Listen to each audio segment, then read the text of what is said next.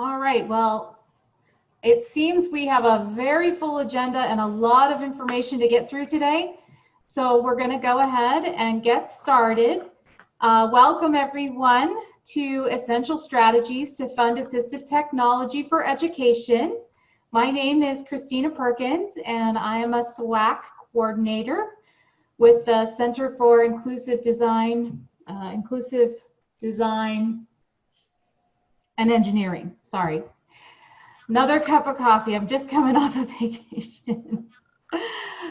We are very fortunate this morning to have two individuals who are incredibly knowledgeable, experts in their field. Julia Beems, who is a co-worker of mine at the Center for Inclusive Design and Engineering, and Christy Blakely, just fantastic advocates on both the state and national levels. So I'm going to go ahead and let them go ahead and talk a little bit more about their experience and what we're doing today. So good morning, everyone. This is Julia Beems. I am the Outreach Coordinator and Emergency Preparedness Program Coordinator for the Center for Inclusive Design and Engineering. And I have been working on funding for over 25 years, helping people locate funding to purchase their different devices that they might need or services. We've actually developed our AT funding sources database that helps people locate funding, and that Christy and I have worked together forever developing that. We won't put out the years. No. But we have developed that since we worked together back at Easter Seals. And so it's a great resource for you all. And then we also have AT Finder that helps people locate equipment.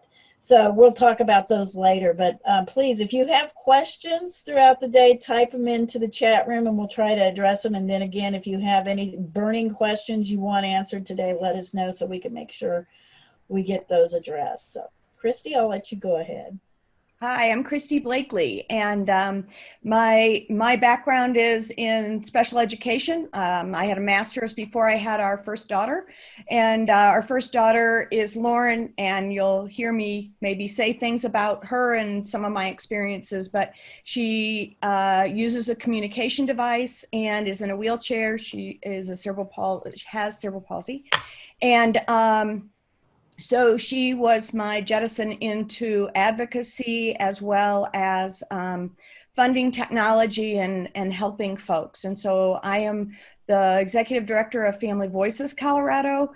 Family Voices supports, answers questions, helps families navigate, but also helps professionals. So if you have questions, we want to let you know that we are a resource, and we get the tough questions, and that's what we're really all about, to help families and kiddos in not only education, but into adulthood. So we're happy to answer any questions. Julia, we'll go. There you go.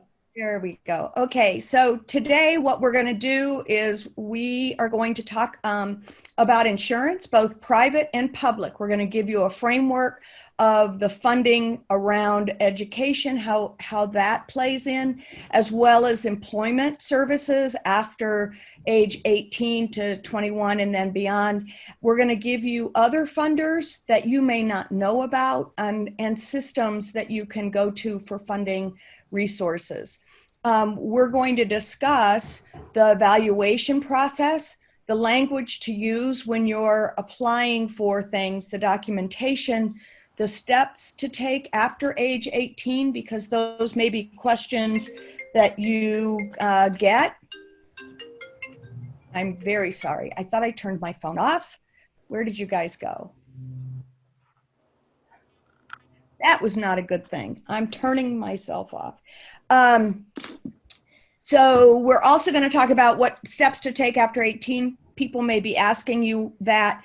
We're going to talk about lots of insurance things and the other funding sources. So it's our hope that you get the questions answered that you came in with. And so my first question to you before we go to some survey questions to know who you are is, did you come in today with one burning question? You have one case and you want to know how to fund or what to do about, or somebody's asked you a question you can't answer. If you have that burning question, go ahead and share it with us and we'll incorporate it, answer it, and incorporate it in the presentation. If you are very specifically looking at funding for X, then we'll build that into the work. So before we go any further, we have built-in breaks throughout the day. So I think we've got them timed for about every hour, because we know sitting here in front of a screen is a challenge in and of itself. So we'll be doing that, and also breaking for lunch. And so we'll, just so you all know that we have those built in. So with that, we'll go to the survey questions. And so the first one is the type of participant you are. So a person with a disability, a family member, or a representative of education.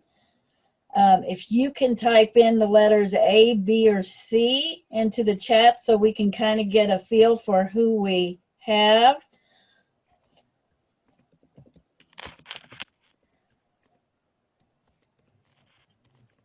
So far we have got all C's, Christy. Oh, we have a B and C, so we have a family member and we have a person with a disability and a C. They're all C's, but they also, we have a family member and a person with a disability. Okay. So we'll go to the next question. The primary age of interest. So early childhood, the 0 to 3, school age, or transition age.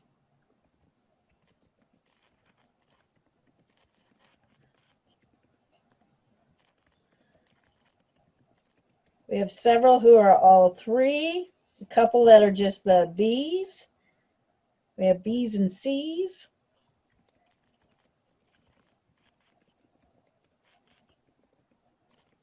Okay, so it looks like most of them, Christy, are covering all 3 age groups. Okay, all righty. I'm answering some of the questions while we're doing this part. Okay, and then the next question is, have you ever applied for funding? Yes, with a positive outcome, yes, with a negative outcome, no, or you don't know.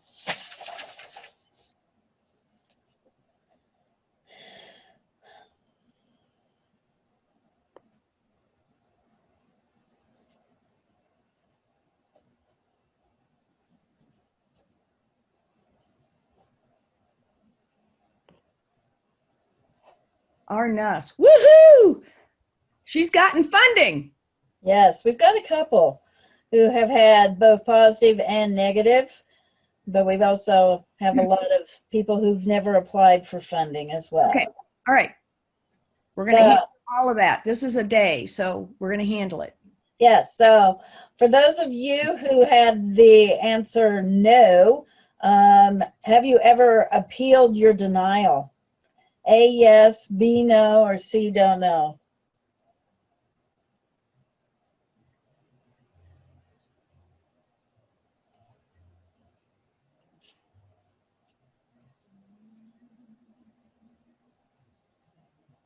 Okay, so a lot of people, it doesn't look like there's one has. Woohoo, Hannah.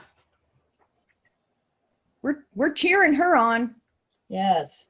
And it's not for the faint of heart, appealing denial. So we'll talk about that, and that every system has that. So guys, funding is possible, and that's part of what we really want to have you take away today, is that it's not impossible. It is a job. There's work involved to it. And every system is confusing, and that's part of it. So we need to reframe in saying, how can we save money? paying attention to the rules, reading the fine print, and really kind of understanding that when you go to the bucket of money, you need to be sure to include everything, because the after the fact adding a mount for a wheelchair or a case or a touch screen or a guard, impossible, really difficult. So you want to go there once and you want to be organized about it. I don't know how to tell you to do the screen. So we've got, this is one of the discussions that we're going to be having today, and that is this educational, is it medical, or is this for employment? And when we talk about a communication device, when we talk about hearing aids, we're talking about medical, even if it's in the school system, because what we really can share and communicate to the folks that are the funders is, if this is medical, then this individual can communicate with their provider. That's going to sell your request faster than saying this is educational, even though you're in the education system. So just really think about this individual as needing the medical piece. Next. So we're going to talk about birth to 3 and what happens at birth to 3. But I'm asking for you to frame in your mind the age. That's the very first question you should be asking or knowing. So birth to 3, there's certain funding streams. 3 to 5, again, different, some the same, some different funding streams. 5 to 18, 18 to 21, and then after 21. We call that long-term. Remember that under the ACA, the Affordable Care Act, we have kiddos can be on their family's private insurance until 26. And then after 26, they can fight or just request a form saying this kid is long-term disabled in some way, shape, or form. We carried our daughter until she was 38 on our own private insurance. And then because private insurance and Medicaid didn't agree on things like enteral food for the G-tube, we dropped the private insurance, but we still keep her on our dental. All we do is fill out a form. We just have to say, this kiddo has long-term disability. So the funding streams that we might look at for birth to 3, we obviously know the IFSP and developmental disability, but we also have first private insurance. Next, we have the Part C, or the early intervention services. We have public insurance. We have HCBS waivers. These are not necessarily in order. We're going to get to the funding hierarchy. And don't forget things like flex or health savings accounts. And then if there's VA benefits, we always need to ask those things. 3 to 5, we're looking at private insurance, and then we're looking at Part B. But we also look at public insurance, the waivers. We have waivers birth to 3, but we also have them 3 to 5 and on. And then when we get into 18, we're looking at vocational rehabilitation. But those flex counts, the HSAs, are still a possibility. And we have to work with the families to figure that out. After 18, we're looking at private insurance, public insurance, and we're going to go over what we need to do at 18, but they can get on SSI or SSDI. We're going to talk about the differences. And then long-term, we have other things like vocational rehabilitation. So there are different funders at different times, stages, ages and stages. Okay, we're going to go on to each funder in our system tends to have what we call I documents, individual plans. And so 0 to 3, we're looking at the IFSP, individual family service plan. But then when we get into 16 to 21, we're looking at the individual plan, or the individual plan for employment when we get into vocational rehabilitation. And typically, none of these plans look at the other plan. So So it's really up to the family and any kind of case managers to really make sure that we're asking for the same thing and going in the right direction. So it's a question you all can ask is, are you getting services from developmental disability? And if so, what is it, so that you kind of know what those services look like. And then in the community center board, as they get older, we have an IP, individual plan, and all of these are annual. But you can go back and tweak throughout the lifetime of the I-document. And then, of course, early intervention, IFSP. So when we go into any funder, we know that they have eligibility requirements. How do we get in there? And private insurance, you're employed, you get this private insurance, therefore the package. But each program, each funding stream has processes and procedures. How do you ask? What do you need? What documentation? What language and terms? Their level, their definition of medical necessity may be different than what you're thinking. So you need to know what their benefits are, what they don't cover, what they do cover, and also the rules that go along with them. There's always an appeals process. If it's a funder, there's always an appeals process. So we're going to talk about how to go about that, but next slide. Part of it is getting that written denial. So if you hear no, you need it in paper so that you can create that paper trail for the next funder that you ask. Look, I've been to 3 funders who have said no. Even though it feels bad when you get a denial, you feel very badly, but it also creates that start of the paper trail of we have tried, and what else can we do, and who else can you send us to? I don't hesitate to ask, is there somebody else that might fund this? So asking for that written denial is part of, then what the denial is not funding, or I didn't say that well. If you get a written denial, then you know the cause of the denial, the reason, and then you have that appeal component to know what it is. We were denied at one point a communication device by an insurance company that starts with a color. And part of it, they said it wasn't medically necessary. So in the appeal, we demonstrated that she was able to communicate a seizure was coming and save the cost of an emergency room, because she was able to say, I'm going to have a seizure, everybody chill, it'll pass. That is medical necessity, and in showing that, we won that appeal and that communication device. Next slide. There is a step-by-step process, and we talked beforehand. Some of these slides have handouts, and we normally will tell you if there's a handout that is associated. But typically what you do as a team is you would sit down, or an individual with a parent, you would sit down and say, what are the most appropriate funding? And we're going to talk about the funding hierarchy, but what is the item? What's the goal? Medical versus educational. As we said, we're really going medical in today's world. But we also have to think, what else in the rest of their life does this impact? And the ability to say to Medicaid, this reduces caregiver time, is huge. Whether it does or not, nobody goes back and checks. But it's huge to be able to say, if this kid can communicate, that they're fine for 20 minutes or 30 minutes, we can reduce the caregiver time.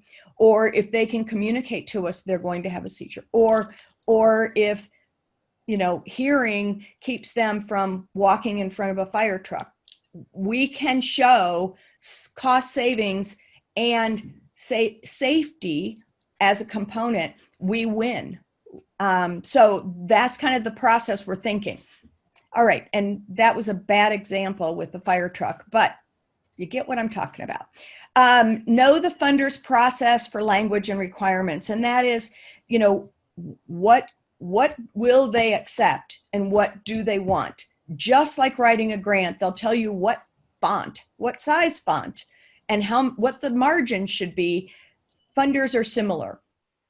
Okay, let's go on to team discussion. I should be getting close to saying, is there a question from the chat box? We did have one, but it was one of our participants has kids with hearing loss, and they don't have the insurance, and they were wondering what other potential funders are out there, and they said we would talk about that under our other funding sources. Yep, we're going to get to that for sure. Okay, so this is a handout, and in that handout, the front is the questions to ask and check boxes and blanks, and then on the back is actually a team planning form so that you can say who's going to do this and by when, etc.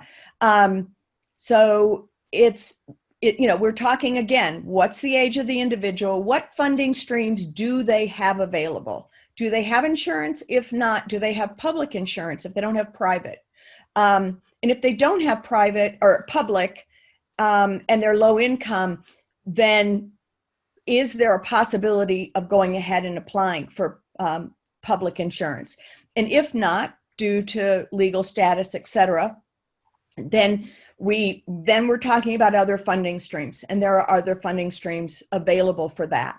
But we need to know if there's going to be an evaluation needed, if it's medically necessary and meets the criteria of the funding streams we've identified for medical necessity, what other documentation is needed, a doctor's letter of medical necessity, whatever.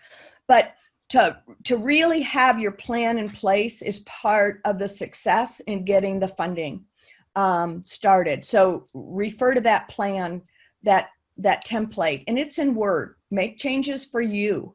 It's a starting document. Okay, funding hierarchy. There's a process to go through the door of funding, and a lot of agencies will say we're the funder of last resort. That means you had to go to XYZ first before you can get what you need.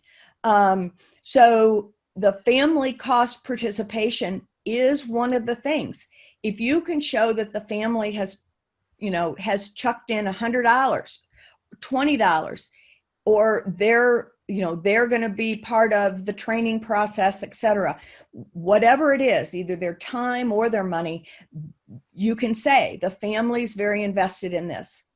But private insurance is always going to be the first payer. And then you go to public insurance, and that includes CHP plus. And then TRICARE, Medicare, if you have a kiddo with Medicare, we're going to go into all this. You're going to know more than most people about this stuff by the end of this day. The Department of Education is part of it with the School of Deaf and Blind, but then we have the developmental disability. I'm going to continue to remind you that some of the community center boards in our state have mill levy money. So you don't have to be in a program, you just have to be eligible for the developmental disability services. And again, it's not just an IQ, it's adaptive skills. So, because we've got kiddos that have poor adaptive skills, but have high IQs. So now we can get some money through that. And we'll talk about how to do that, but blending funding is okay. My daughter is on an SLS waiver. She has every 5 years, $5,000 to spend on assistive technology. We're very careful with that money because that's not a lot, but as we needed a new van, they will pay and help with the adaptations.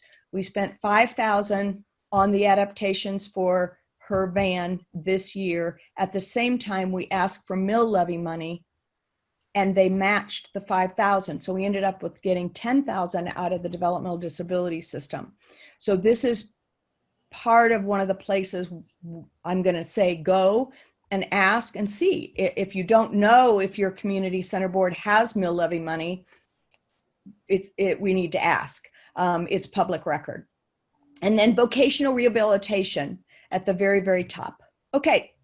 So we have a question. Oh, good. I love questions. Can predictor factors be used to get funding for such needs? By Michael, will you, do we have everybody muted, or can they ask? I'm assuming We can unmute. We can unmute. Yeah. I'm assuming what you mean, Michael, is that there's going to be a need, that the need isn't 100% there yet. Is that what you mean?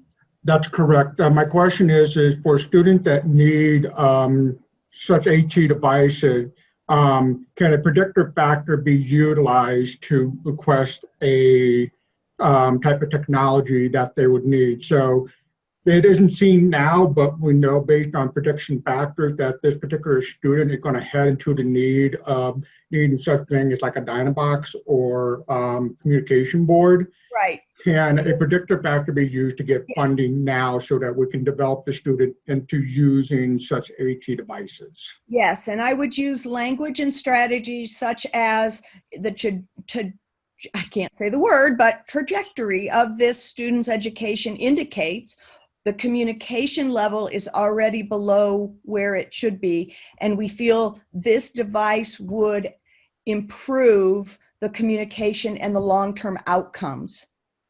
Those are that's the language I would use. I think that's particularly a good point when we're looking at any sort of progressive sort of disability. So hearing loss, vision loss, and it's better to get people trained early on these devices so that when they really, really need them, they're adept at using the technology. So good point. Yeah, very, very good point. Thank you.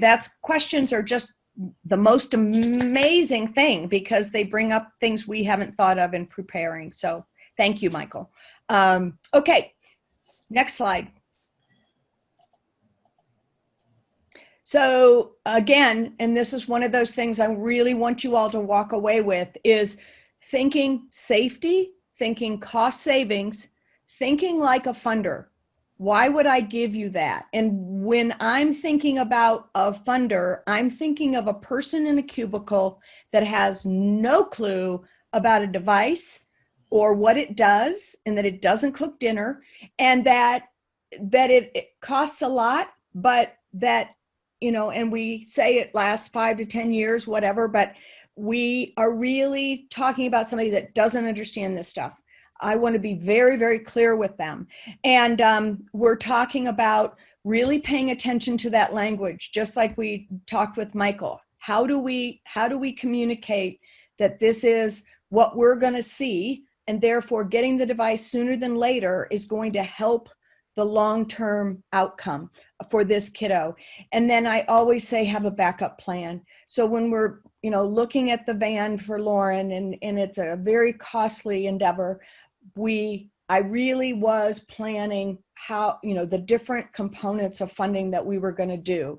We were putting in a good portion for the van part, but I was really trying to come up with at least half of the adaptation costs to offset what we were going to have to do in loan. Okay, so what is the assistive technology that's needed? In most of your minds right now with the kiddo or client you're thinking about, you already have that in mind. And then one of the questions that today Medicaid and private insurance want to know is what has been tried and what similarly has been tried. In other words, Medicaid will tell you, we don't pay for Cadillacs, although I was told yesterday, Cadillacs aren't made as well anymore. So that probably isn't an example I should use. Rabbit hole. Anyway, but similar devices or lower cost devices. You know, can a point board do what an augmentative communication device can do? Well, in some ways, yes, but it can't get your attention the way, you know, teacher can get your attention. So communicating what's been tried and why lower cost or different things don't work as well. And if you are stuck and the family is engaged ask the family, because they'll tell you why. So what I do often is, if a family calls me and says, I want, I need a stroller for a backup for a wheelchair because this is a good example. The playground is rubber and doesn't work with the wheelchair. I need a stroller. I say, start telling me why, and we write the letter of medical necessity from that component, so that family is very engaged. I know that's not the norm, and so I say that carefully, but in writing that letter of medical necessity, I absolutely included what else has been tried, and why is this needed, and what kind of timeline are we looking at? How long does this kid stay in this in the chair? What is, is there any ambulation? All those components, they want to know more today than they ever wanted to know. Who's the most appropriate funder? So that's that process of elimination. And then what are the guidelines, and what else has been done with that individual? And is there a cost justification? And is there a benefit to this purchase? In other words, if we get this communication device for Michael's client sooner than later, we have a better outcome and more communication and time to learn before they completely lose their speech, or before we see the true deficit and we're more behind than we were. Okay. The question everybody wants to know, especially in the busy work environment of a school or a clinic, what kind of time is this going to take? These numbers, I'm sorry to say, have doubled in the past 10 years. They've absolutely doubled. But in our bigger funders, it's going to take you 4 to 6 hours to put stuff together, and in calls and all of that, it's going to take 8 to 10 to go to those additional funders. And these are some of the documents you need. I don't think we have this in a handout, but we could make it into a handout, and you can blow it up to read everything. But I mean, you don't need all these documents, but you may need something. And then in Medicaid world, it takes a number of months to get whatever it is. In private insurance world, somewhere in the same ballpark. Additional funders, it depends on their funding timelines. They tend to cut checks on a regular basis. So if they only cut checks once a month and you come in, just after they've cut checks, it's going to be another month. But and sometimes they have boards that have to meet and vote on things. So all of those things are create part of that timeline in getting something funded. I get to hand it off now to Julia, who gets to do that. Are you going to move the slides yourself? Yeah, I can. Okay. Yeah, give your voice a break. Thank you. All right, so let's go on and talk about the evaluation, which I know a lot of you are already doing, what it should include and who should be doing the evaluations. But let's first talk about what should happen during an evaluation. So like Christy said, this is your opportunity to find out what it is that you're wanting the kid to do, and what does it take for them to actually physically complete those tasks. Are there low-tech devices as well as high-tech devices? We always encourage low-tech backup systems in case your device dies or gets broken. What are you going to do in the meantime? How is this going to help the student participate in the least restrictive environment? Big issue to be considered. How does it fit their needs and abilities? What is it that they're actually able to do with the device that they're not able to do otherwise? And how long is this particular device going to last for that person? So that's a big question that we really want to look at with the older kids as they start to transition. Are you going to get them a device that's going to work for you know, as they transition out of school as well, or maybe to an employment situation. And what training is someone going to need to help the individual utilize the device? That's a big issue that we see over and over with the high turnover of staff in some of the other facilities, is making sure that people have the training that they need so that the student is successful in all areas of their life, particularly families. And so once we start into the training, we always encourage people to maybe videotape that so that there are people who can watch it after the initial training is done. So who should be present during the evaluation? So we get all kinds of people showing up at our clinic who want to be involved in the evaluations that we might do. I don't know, in the school systems, but definitely family members, the teachers, therapists.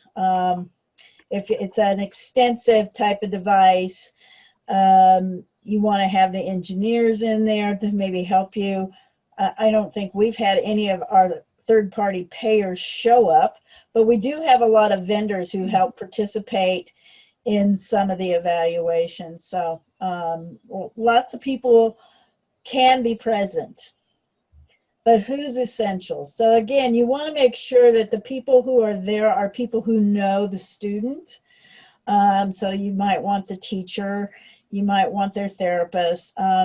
Definitely, if it's a language issue, you want your speech pathologist. Motor issues, a PT or OT. And it's always helpful to have someone around who maybe knows some of the financial resources.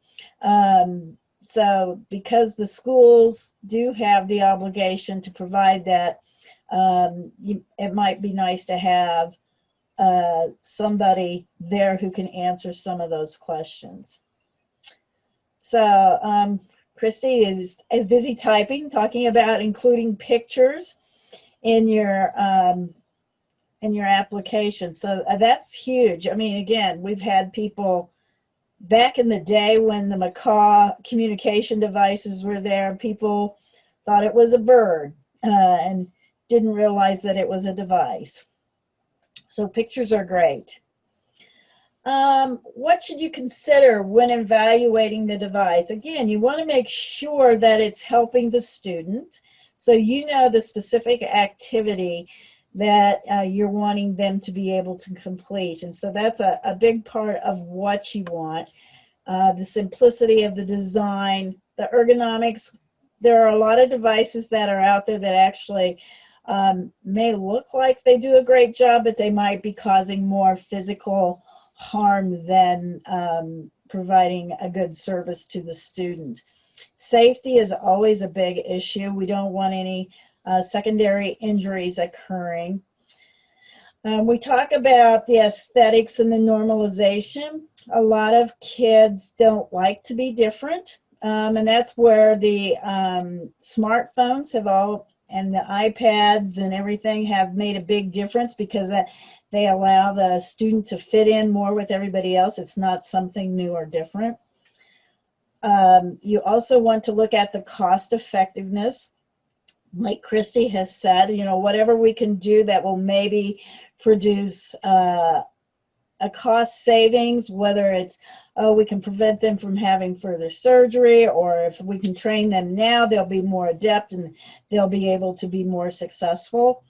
But also you want to make sure that it's useful in other environments as much as possible as well.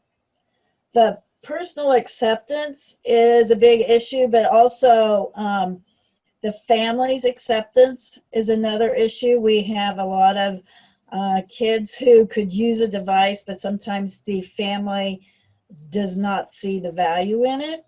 And so we want to make sure that that is all included as well, because if the parents have to use the device at home, you want to make sure that they have bought into it and are able to provide the support that's needed to keep the kid going. So what should be in the final report? So we've talked about all the different things that you need to do, but you need to document how you evaluated that student, what you use. So talk about the different devices that you use. So don't talk about, oh, we just tried this one device. If you tried 10 devices, then you need to include them all. Part of what I do is data entry for all our federal reports. And I get to see what our clinicians have tried with every client. So we get evaluations that have positive outcomes and negative outcomes. So we've tried all 5 of these devices and none of them worked. Or we've tried this one, it didn't work, but this one did. And so that you can show that you tried different things is going to make a big difference. And that what it improved and how successful the student was in using that. So it's a big asset to really document everything you do, which I know takes a lot of time in documenting and writing all that up, but it's going to make a big difference when you make that final request. And again, the cost savings. So if you can talk about the different devices, we tried this device and it worked, but this device also works, but it doesn't quite cost as much. So at the end of the evaluation, there are several things that you should have ready for you to go. So all your documentation, you should have a letter of medical necessity, and depending on what it is that you're looking for, some of the clinicians are able to go ahead and write those letters of medical necessity. I know our PTs and OTs will write those up, and I believe our speech therapists also are helping with that. Pictures, again, like Christy said, before and after pictures are going to make a huge difference. The successes that came out of that, cost with any modifications. And again, when you're looking at a device, you need to make sure you include all the peripherals, everything that you need. So if you're talking about a communication device for someone who uses a wheelchair, have you included the mounting system that might be needed for that? If they have to use switches to access the system, have you included those as well? And why did that? And again, you have to be specific about why you included each of those devices and how you trial different things as well. So again, when we do switches, a lot of our clinicians will look at the different types of switches to see what's most appropriate, as well as the location of where the switches need to be mounted, or so the student has access to them. Okay, so Stacy wanted to know what if they don't have access to trialing different devices? They don't allow access to devices through the loan bank, and the materials we have on hand are very outdated. So Christy, do you want to just go ahead and give your answer? Yes, and I remembered to go off mute. So what I said to Stacy was that I call companies. If I do the research and I say, okay, this is the device I'd really like to try, I call the company and find if there's a rep in the state, and I ask specifically if I can borrow that device. And if there's another professional involved, I'll go through them as well. I mean, my daughter's tried seat cushions, she's tried augmentative devices, she's tried switches, but I tend to call the company and just say, here's the situation. I don't understand. Okay, so Stacy's saying the district didn't want to sign the agreement because of liability and having to replace broken items. The other thing. Do you want me to speak to that really quick, Christy? Yep, please. So Stacy, maybe we should actually talk a little more at some point, but I can tell you that it's a rare occasion that the SWAC Loan Library actually ever sends out an invoice for a piece of equipment that's been lost or broken. And typically, I don't think it ever exceeds much more than $100 if we do. it's usually, you know, a switch toy or a switch or something. But we take into account normal wear and tear. And unless that piece of equipment is brand spanking new out of the box, I think it's more, probably less than 2 or 3 invoices a year. And like I said, I bet it's less than $100 each time. So the other thing, thank you, Chris. And I think the other thing to note is that you can simulate a lot of the devices today, especially the communication devices, on an iPad. And if it is a switch kind of situation, you can I tend to look for my engineer friends that will hook together a toy for me and use the wires, etc. In fact, I've made them myself. Somebody used to have like little clinics and workshops on how to do it. So, so to do a switch interface. So you can simulate and then say, this is what we've simulated because we weren't able to try or loan. But they do like to do the trial. So I would talk to Chris about that liability issue. And Chris can help connect to Colorado sales reps. So getting those. The other thing is families get new things, putting things on social media today, Facebook, etc. And we're going to talk about, you know, use of eBay and other places, but there are, you know, used loan, used equipment access. So getting things, you know, even borrowing it during, you know, during a Christmas holiday or whatever. So we can help you get whatever you need to try. That's part of what we're trying to do here. All right. So we're in questions and almost to a break time. I think we're a little ahead of schedule, which is pretty amazing. I had an example I was going to give, and now I can't think of it. So maybe it'll come to me after the break. Does anybody have any questions? Come off mute. Dialogue at this point. If you have any questions, we're trying to support you all to get the answers you need today, but we are going to go into some heavy duty medical stuff after this and want you to dive into your coffee. Any questions?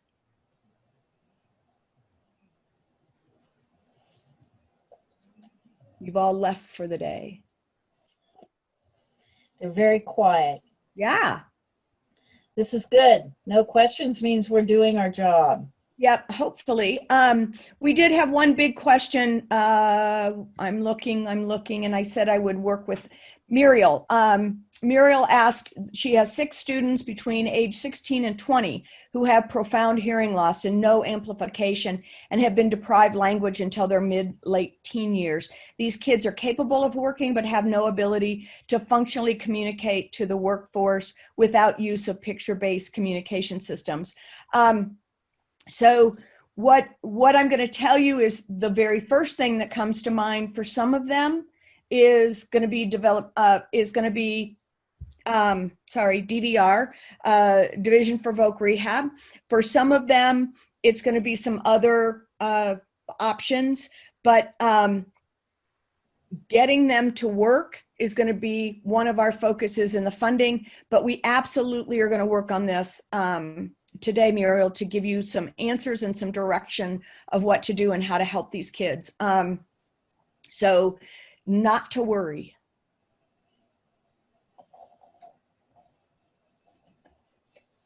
Dive into your coffee, just like I said. So how long of a break do we want to take, Christy? Let's do 10 minutes. Uh-oh. So Muriel, we're not going to give up on that. And there's also supplemental security income for over 18 for some of those kids. But we're not going to give up on the DVR thing. And we've got some other options, some other resources that will get to it. I'm thinking JFK Partners, Julia, aren't you? Well, I was thinking that's something Able Care will cover, as well as variety of Colorado. If it's a classroom setting that you're trying to work on, or if it's individual, that's going to make a difference. So we just need to know more details. Yeah. So we may work on one or two of the kids specifically, and then for the classroom, kind of that kind of thing, Muriel. Right. So yeah. So for the individual kids, yeah, it's like they have to hear all the time, not just when they're in the classroom. Right. And so there are definitely several vendors that I'm thinking of that would actually help purchase those. Some sort of a listening system, but I know we're going to talk about employment first, which is also educating people on the value of hiring people with disabilities. And JFK has the lead in that, and they're supposed to provide the training, but it sounds like they might need to be doing some training with Voc Rehab. Again, this is where that appeal comes in. We need to know why they said no. And it could be because the kids were still too young. I know the federal law says that Voc Rehab should start at the age of 16, and a lot of the schools don't start that, or at the age of 14, and a lot of the schools don't start that young. So that could be part of that. But again, when we talk about Voc Rehab and some of our other funders, I will make sure that you get some resources that will work for you, because we have plenty. If we can get the applications in before they turn 18, there's a lot of good funders that are out there, and it depends also on the types of devices that you're looking for. Yeah. So all right, we're going to take a break. Let's come back at the top of the hour. So 10 o'clock, that's a few minutes short of an hour, but it, okay. Thanks, guys. All right. Okay, should we go ahead and get started? Yep. So did people have other questions that they thought of?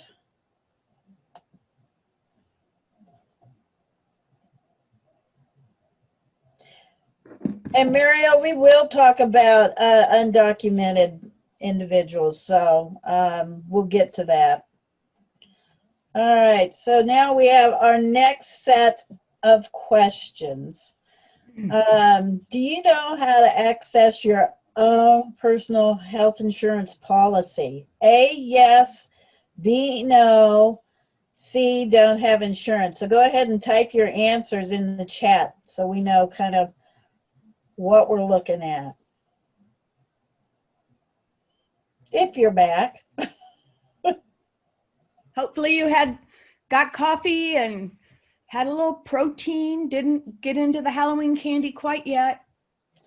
Okay, so most everybody said yes on that, which is a good thing. Okay. Let's see. I've moved things. I hope here. Let's see. Got to find the right button. Okay. Do you know what type of health insurance you have? Is it commercial? Is it ERISA or self-funded? Is it public health, or are you unsure? A, B, C, or D?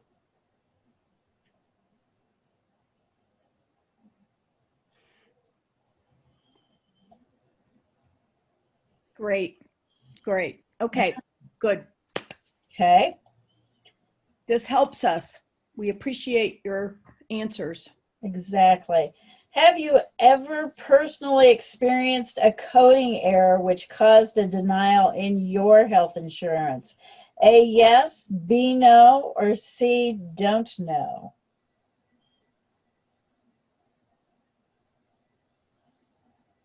Okay, so we had a couple of yeses there. Okay, good. Which, good answer, but sad to say that's not the best thing to happen. Have you had prior training on medical necessity? A, yes. B, no. Or C, not sure. A lot of no's. Okay. So that's good for us. Yep. Okay, we're ready. Here we go. Put your seatbelt on, people. We're gonna have some fun now. I know. I am so fun at cocktail parties. Let me just tell you,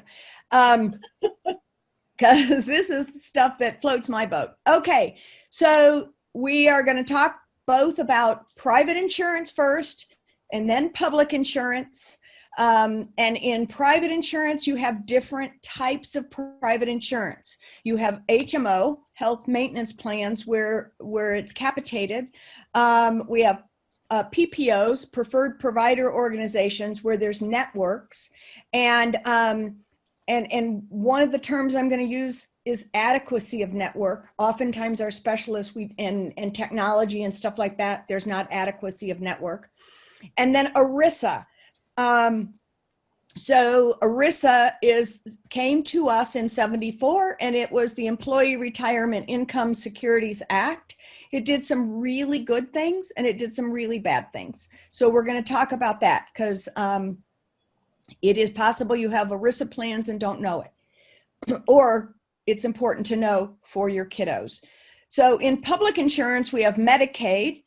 We also have CHP Plus, the Children's Health Plan Plus. Some states did those two separate, and our state kind of put them together but kept them separate. So it's an income, but they're very different plans. We have Medicare, and then we have TRICARE. So we've got all those kinds of insurance. Okay, types of private insurance. We're going to go in commercial insurance. If you have commercial insurance, you will have the term DOI, or Division of Insurance, on your insurance card. And if that's the case, then you are overseen by Colorado Division of Insurance. The reason I'm telling you this is because if you have a kiddo with commercial insurance that has DOI on their insurance card, then we know that they get so many therapies in the first years of life. They get therapies, and the appeal rights are here in Colorado. So any laws that we've passed in Colorado count for that.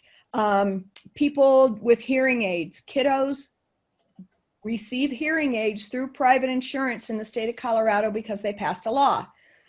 If the kiddo has commercial insurance, then they should be able to get hearing aids from their private insurance.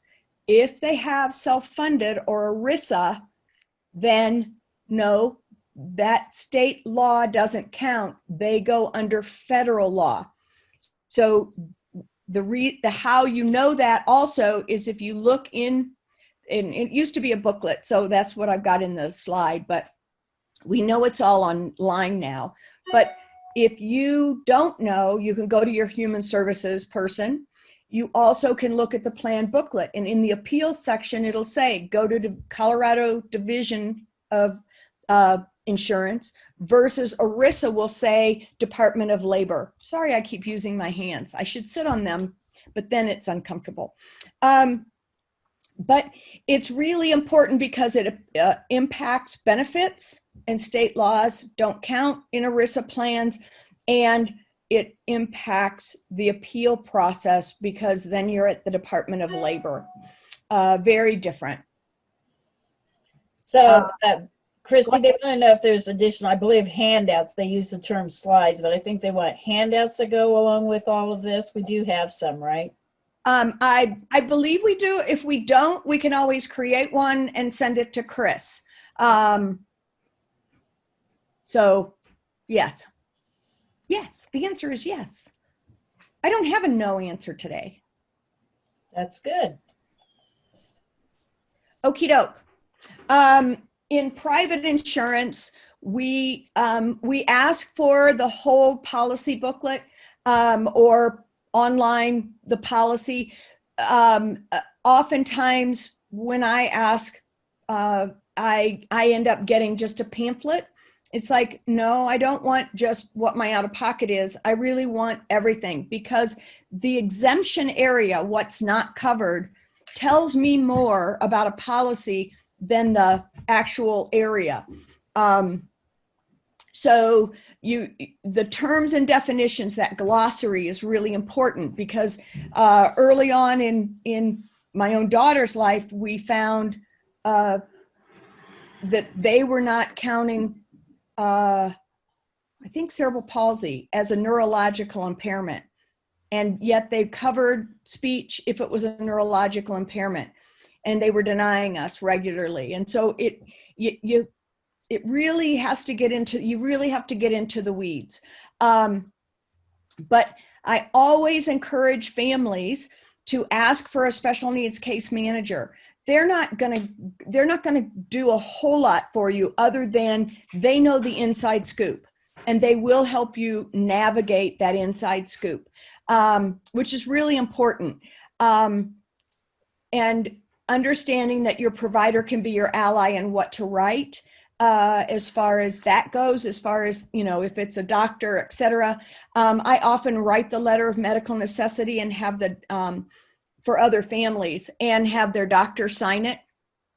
I do it in Word so they can change it. It's not a PDF, but allowing them to make changes.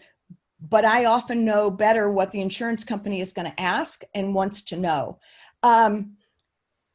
If you have a broker, that's one of the places to go for resources. Most school districts have an insurance broker that sells the insurance to the school district. In our world, we have a broker.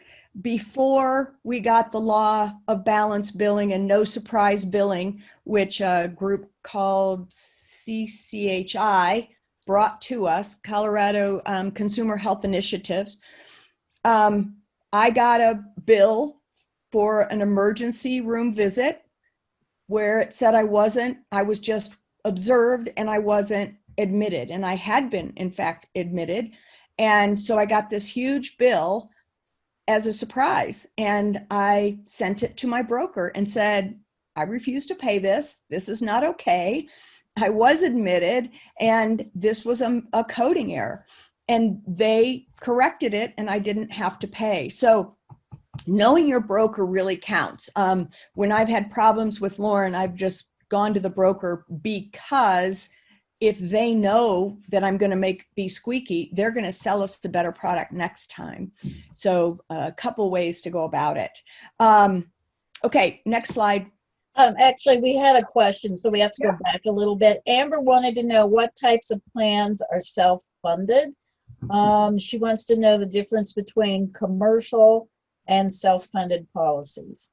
Okay, so so they may look the same on the outside. They may have the same benefits. They may have the same deductibles and copays, all the things that go along with insurance, what you have to pay out of pocket. What the ERISA plan does is it sits under federal laws instead of Colorado commercial, which sits under state laws. So they may look the same, and the best way to figure out what you have is to go either to the benefit book and look under the appeal section, or look on your insurance card. If it has DOI on the card, you're in a commercial plan that is under Colorado law. So they're both private insurances. They look the same. The appeals and what the oversight ruling is very different. I hope I answered that. Did that help, Amber? Yes, no, maybe? Yes, okay, good. Okay. And then Alina, okay, you got your screen fixed. Okay, just wanted to make sure. We're all right. All right. So in Colorado, and again, some of this is different in other states, but in Colorado, under the Affordable Care Act, we added an exchanger marketplace, which was a requirement of the feds and of the federal government. We could either create our own as a state, or we could go under the federal exchange. Colorado, because it's Colorado, said we're going to do it ourselves and we're going to do it our way. And so we created a health exchange, and it's called Connect for Colorado, or Connect for Health. And We currently have open enrollment. The federal exchange does not. And what that means is we don't have to wait for a special date while it's open and then they close applications. You can go enroll today if you don't have insurance for an insurance plan, a private insurance plan. And that link takes you there and you put in your zip code because it's all by zip code. Typically, they are commercial plans, but they do have some ERISA plans. So there are some self-funded plans, but typically what Colorado is selling on the exchange are Colorado state plans. You tend to see the ERISA plans in very large companies that run in multiple states. Why? Because they tend to not want to have their, I'm sorry, the word just escaped me, their employees have to have different benefits under different state rules. So they go to a federal plan because they are acting in multiple states. I hope that makes sense. I don't even have an example for you in my brain, but I don't have an example for you in my brain. But that gives you kind of a little bit of information. So each coverage is for a year in Colorado Marketplace, but if you, but there are some very reasonable plans for individuals. And for example, I had a dad call me recently. Kiddo had autism, and the kiddo was 26. Dad had lost his job due to COVID. So the kiddo, who had been on his insurance prior to this date, and this was, I think, last month, had insurance, and suddenly kiddo and dad doesn't have insurance. So we went to the marketplace for dad's insurance. We applied for the kiddo to have supplemental security income, which comes with Medicaid, because he was not able to work at a competitive rate to self-sustain. So the exchange is a place you can go at any time, unlike our federal exchange right now, which is closed and only opens for like 3 months or something like that. All right. Because you all are in the jobs you are, families may ask you, like, I need to buy insurance. I don't know how to look at different plans. This is a handout that will help you answer some of those questions. Things to think about for a kid, especially with special healthcare needs of any kind of disability or, anything that is out of the norm. To verify, how do I choose insurance to make sure it's going to cover and do what I want? So the very first thing I look at is the exemptions. I can tell by the exemptions if it's going to work for the kid or not. If therapies are not covered, or if technology is not covered, or any kind of durable medical, then it's not going to work if the kid is having other needs. I look at the exclusions. I look and calculate the co-pays and deductibles. This example that I'm using right now on the co-pays and deductibles, you may want to go to the next level of plan. It may be cheaper and a better benefit package, because once you put out the co-pays and deductibles, you're actually more money out the door than your benefit plan. So going to the next level. This goes for Medicare as well. If you have anybody in your life that you're helping figure out the Medicare plan or their supplement plan, go to the next level and do the calculations. I happen to have 2 very old people in my life that I have to help with that insurance thing. So are your providers in network? Is there a distance exclusion? And this goes especially for you all that are maybe in rural Colorado. If the family is saying, oh, we go to Children's for XYZ, then if there's a distance thing, that says you can't get services outside of 100 miles, let's rethink that, because if they're going to Children's, that's not within 100 miles if you're in certain areas of Colorado. Does the plan cover evaluations? That's really important for most of our kiddos. And what kind of referrals and what kind of time does it take? That's why PPOs are so wonderful. You don't have to have a referral for some of the things. Are durable medical? Are your specialists in network? And this is a handout. What's the maximum out of pocket? You know, if it's $5,000 and the family doesn't even, you know, if the family can't afford that, then we need to rethink, because if they can't afford the first cost, then it's kind of worthless. They really don't have insurance that they can use. And will they cover services in different settings? And this goes for the 18-year-olds that need their wisdom teeth out, but have special needs and need to be under anesthesia.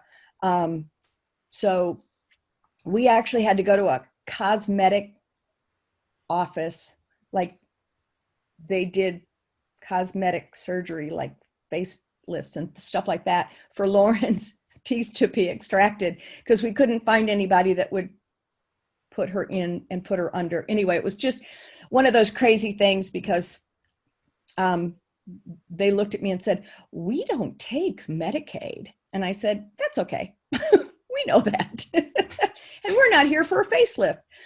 Okay. All of this language is so complicated, and it is difficult for all of us. And we call that health literacy. And we really do know more about our car insurance most of the times than our health insurance until we need it. My mother always said we should live our lives backwards, and then we'd know what we need. I kind of like that thought, and that's really goes for this insurance part. So in private insurance, you have different language than in public insurance. Again, one more step of why it's difficult to have both private and public, but oftentimes it covers more, and we'll get into that, but the coverage is really much better if you have both. So deductible is what it's, I'm going to say it's skin in the game. Deductible is they want you, and copay is kind of the same thing.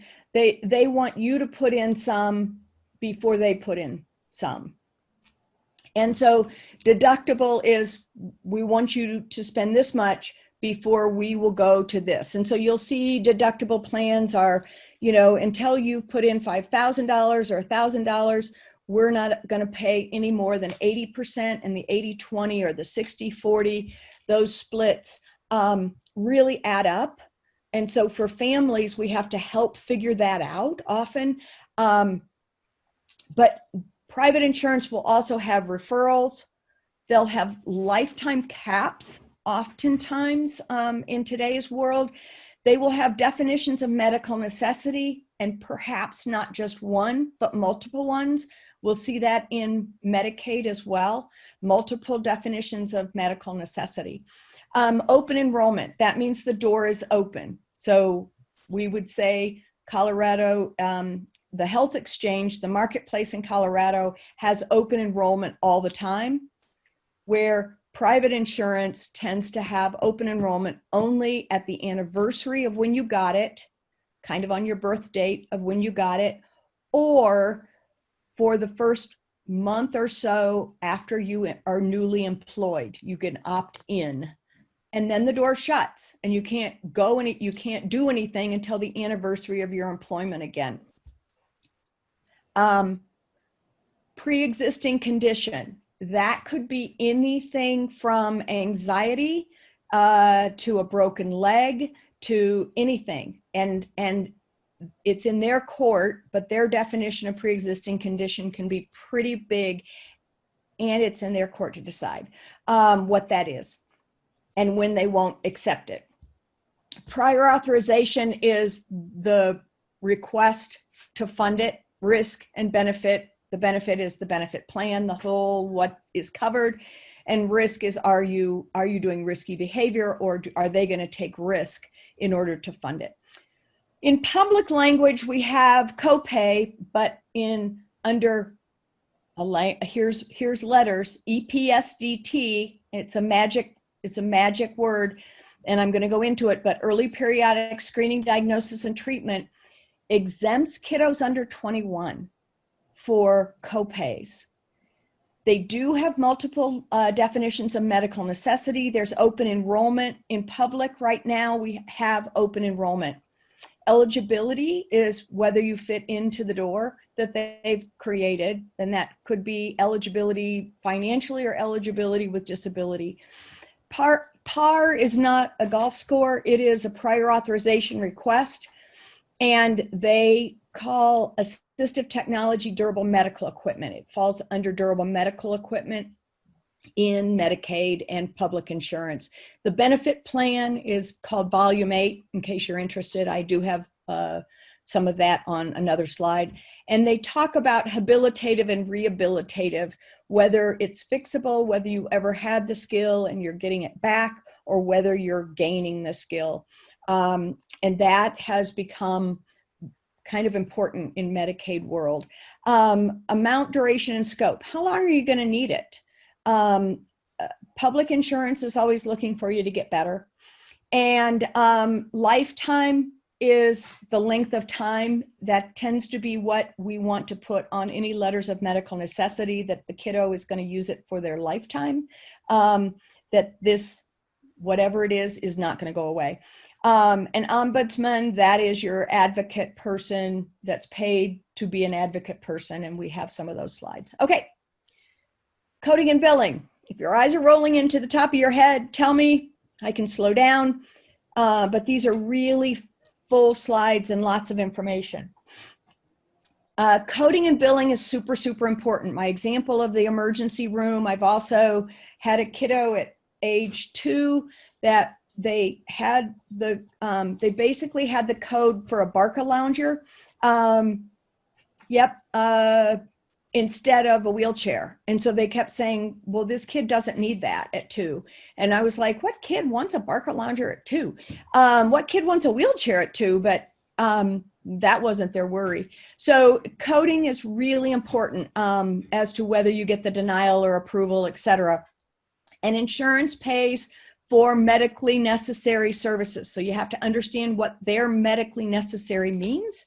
But you should know all the kiddos' diagnosis codes, what's covered, what's not covered. We've gone through that. But check the codes. There are different codes. So we're going to go through this. HCPC codes. Yes, that's what they call them. HCPC codes are what they use often in Medicare and also Medicaid. Those are the codes for products and supplies and procedures and everything else. However, in private insurance, next one,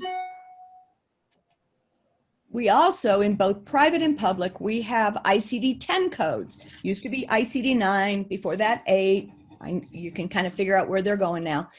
About every 10 years, they change the coding because different things come up. So these are the codes of what the individual has.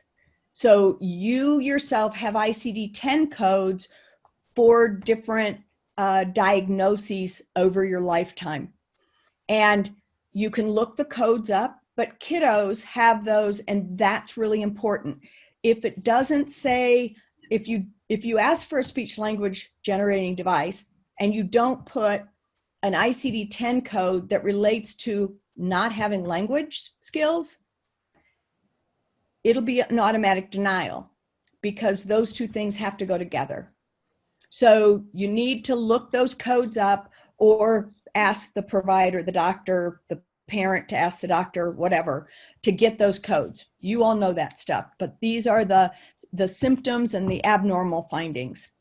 Next, we have CPT codes. CPT codes are what they do to you. So CPT codes, current procedural terminology, are what they are actually doing, what's been performed in the office, etc. So oftentimes therapists in an evaluation will use CPT codes, as you all do, but you also have to have the ICD-9 code of what the kid had so that those go together. Because if I have an ICD-9 code of I have an ache in my elbow, and I use a CPT code of my knee was worked on, we have a problem and there'll be a denial. And codes are the primary reason for denials. Coding errors are the primary reason for denials. Okay, assistive technology codes, let's go. All right, I don't expect you to see this because it's ant size, but we made it into a handout because these are all the codes for assistive technology. Again, giving you resources in your tool belt so that you can do a better job of asking for funding. So I'm not going to go through them because I can't read them either. But we've given you a whole lot of information here. Okay, next. We're going to go back to the team conversation about planning. And if you have your team working on getting a device, or if it's just you, then get a spiral notebook or print off some questions about timeline so that when you start calling people, you have a tracking of who you talk to.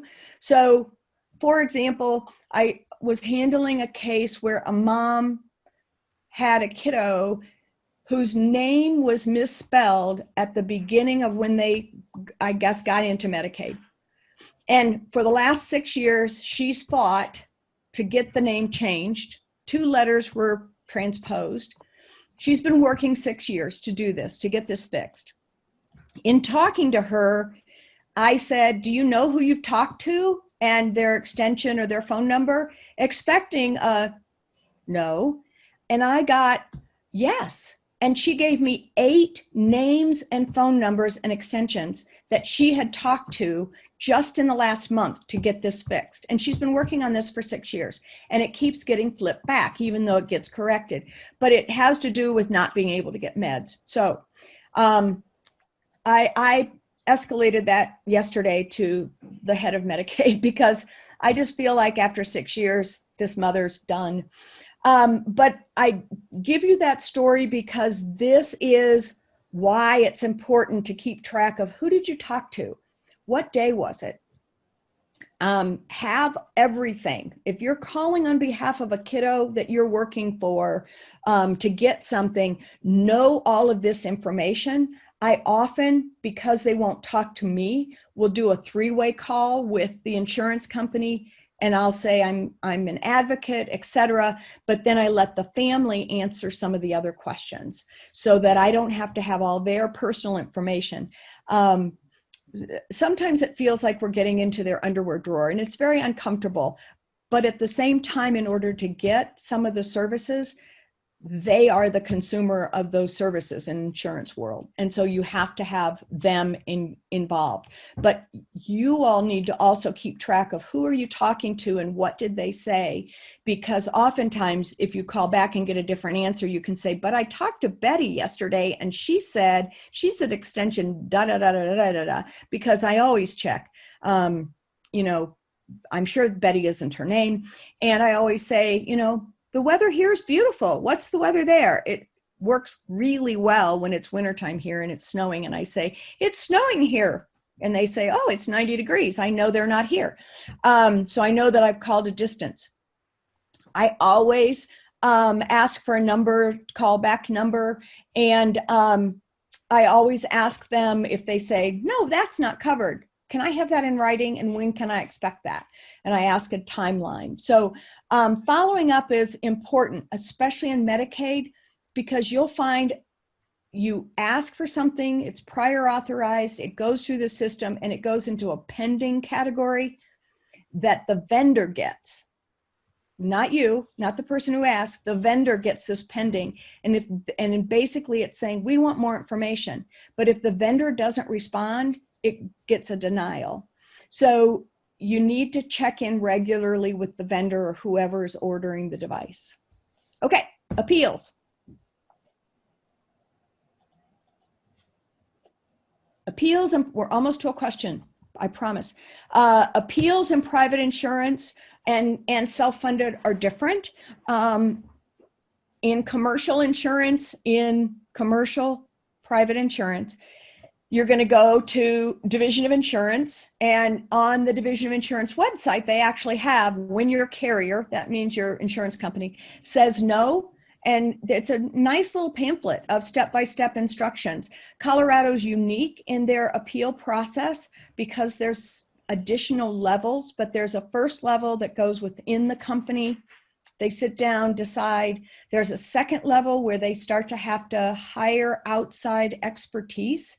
And according to a new law in Colorado, it also has to be somebody that is in the same area. In other words, they can't get an OB-GYN, a baby doctor, for a communication device. They have to get somebody in that other world. So it's important to know. And then there's a third level that's an outside appeal. But the higher the level of appeal, the more cost it is to the insurance company.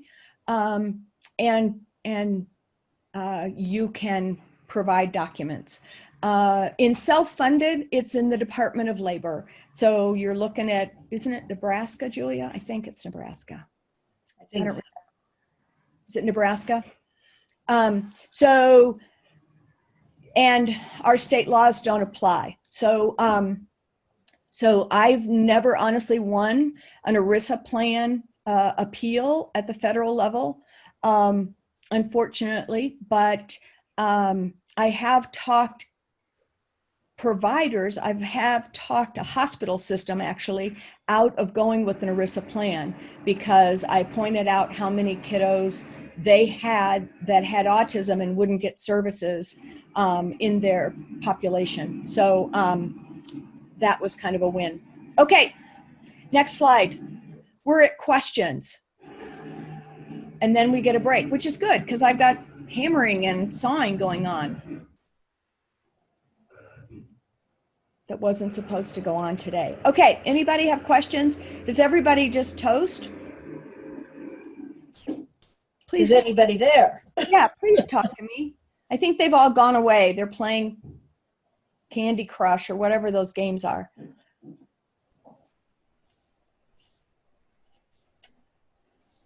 They're there. No questions. Amber's here. Amber says everyone's here, but at least we know Amber's here. Okay, Carrie doesn't have it. Okay, good information. Thank you. It's a lot of information, Michael. Yes. Heather, I'm happy to teach you about appeals. There are two family organizations, individual organizations that do appeals for families. Family Voices is one of them. The other one is CCDC, Colorado Cross Disability Coalition. They have attorneys on staff, but their non-attorney advocates do it. I do not have attorneys on staff. I am a non-attorney advocate. Yes, it's a ton to process, but thank you for responding, guys. Otherwise, it just feels very overwhelming. And to give this much information, and we still haven't done Medicaid yet, it is very overwhelming. And yes, it does feel like a foreign language if you haven't played in it. That's why I started off by saying I am so fun at cocktail parties. Not that I go to a lot of them, but probably because they don't want to hear all this.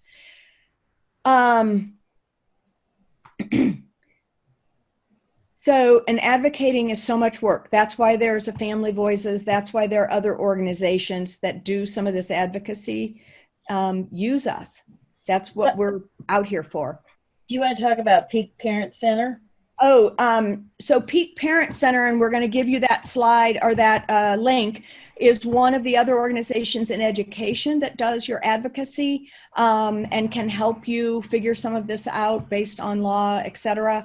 But they come to you through funding through IDEA. But Peak Parent Center, every state has one, and it's a parent training institute. I think that's what it stands for, PTI. Every state has a PTI. Every state has a protection and advocacy organization funded by ADA.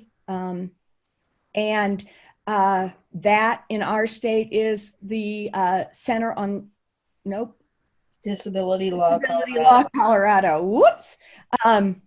So there are funded essential ombudsmen or advocates for each of these systems. So, and having somebody in Medicaid, there are other people that are supposed to be the point people in case managing some of this. In private insurance, you're kind of on your own. So we'll get into Medicaid after the break.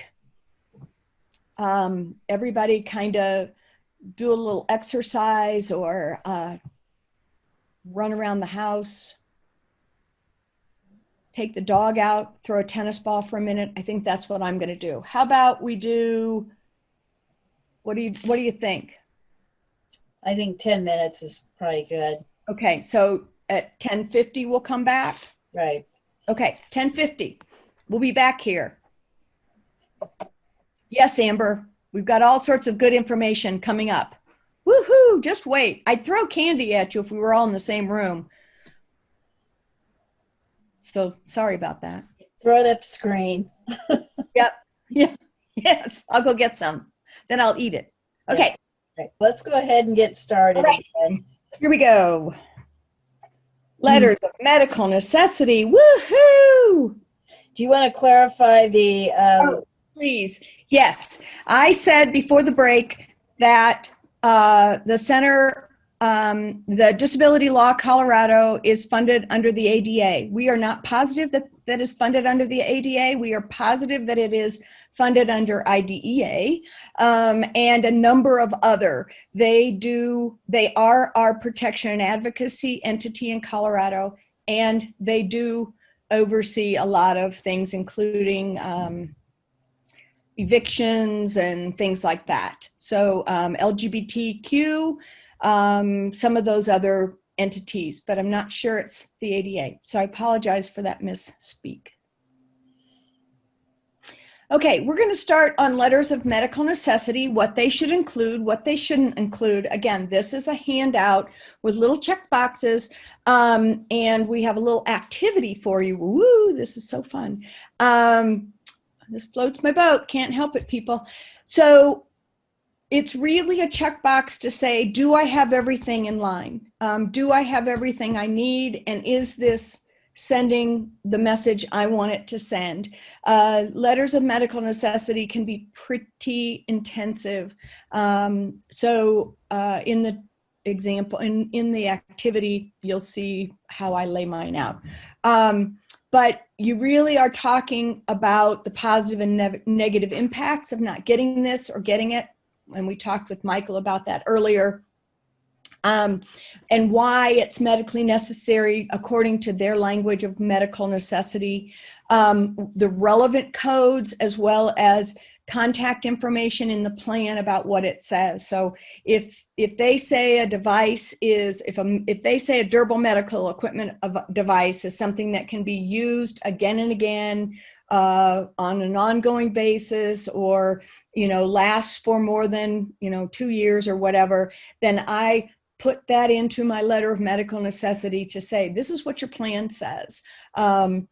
And so this fits that definition. So I show them their language works with what I'm going for. But at the top, I always include, the names of everybody, including the insured, the ICD-10 codes, and all the numbers and information, date of birth, current age of the kiddo, all of the things that are relevant, so that they can get, so that they don't have to look anything up. And I'm clear about why this is important to get. I support it with supplemental documents, including letters from doctors or research articles, that it's not investigative or exploratory. I show them product information. pamphlets, things like that, so that they know I've done my homework. And at the bottom of the letter, I always say, if you don't fund this, I will appeal it. It lets them know I already know and I'm already in the next step.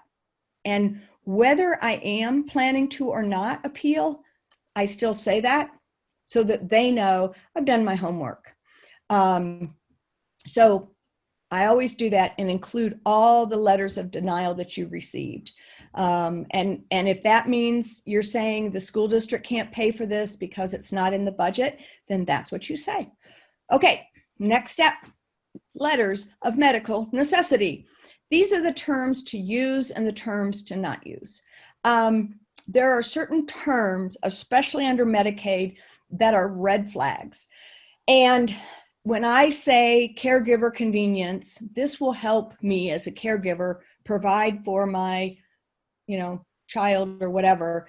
They're saying that's not medical necessity, that's caregiver convenience. So we have to use things like, this is medically necessary. This is clinically based. This is promoting independence. This, as we said earlier, this has a trajectory to have a better long-term outcome for this client. And you can say medically, even though we're talking educationally, because if I have communication, I can communicate better with my providers. Therefore, I can get better medical care. Insurance company wants to hear that. Cost effective. Safety. If that communication device can call 911 and that kiddo is more safe, then we need to say that. So as we get into some of the other funding, we're going to talk about safety in different ways, thinking different ways. But we really want to prevent that secondary disability. So the things we want to avoid are custodial, that we're going to rehabilitate, developmental delay or disability. We want to put either an ICD-10 code to that, or we want to say specifically what that deficit is. This is a genetic, or something that goes along with the developmental disability or delay. Speech delay. We want to use aphasia or something that says why this speech is delayed or impacted, because speech delay isn't necessarily as medically necessary as we need it. They could get it back is always what the insurance is thinking. Caregiver convenience is the biggie though. I said one time, and I didn't realize Lauren was listening, but I said, she was an adult now. But I said, if I had a dime for every time I've had to fight that she's still disabled, I would be a very wealthy woman. And so she buzzed her way in her wheelchair. She's not a good driver, so basically it's bumper cars. So she buzzed her way into a Social Security office, banged into the guy's desk, and on her talker, she had developed a speech that said that she was Lauren Blakely and that she had quadriplegic cerebral palsy, and that it wasn't gonna go away because she'd heard me say that. And she wanted to communicate to this man that her disability was staying with her, and no matter what they said, it was not going to go away. So we've had some fun experiences like that where she gets a mind of her own. Okay, we're going to test your skills. So you have to blow this up on your screen. I think you can do that. And we want to know what's missing in this letter of medical necessity. What's there, what isn't there?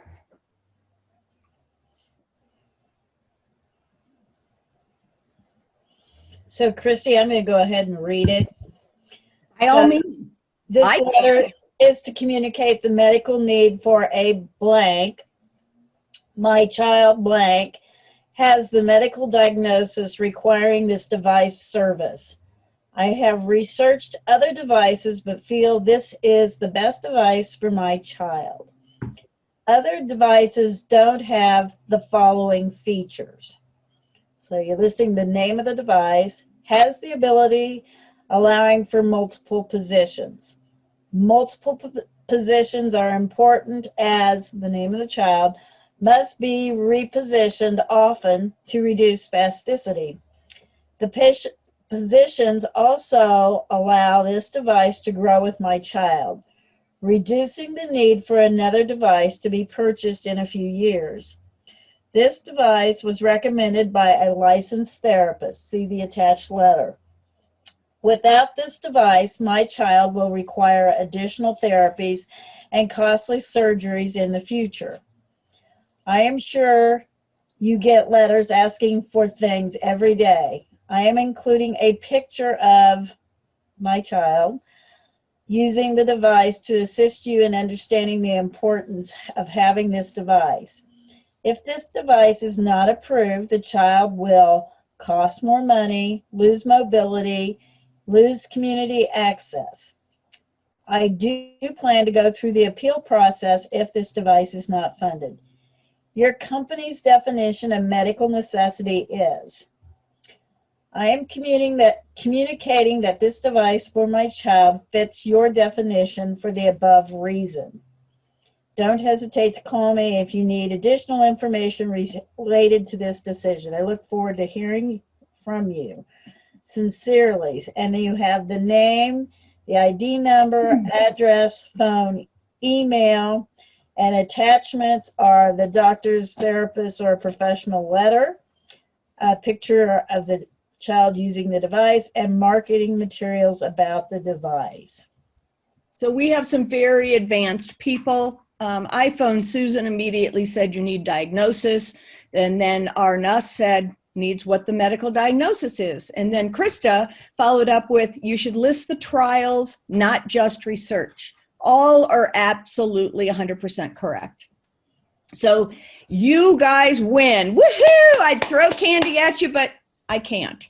I think this is a really good example, though, of a letter of medical necessity, that it doesn't have to be harsh. It can be very friendly.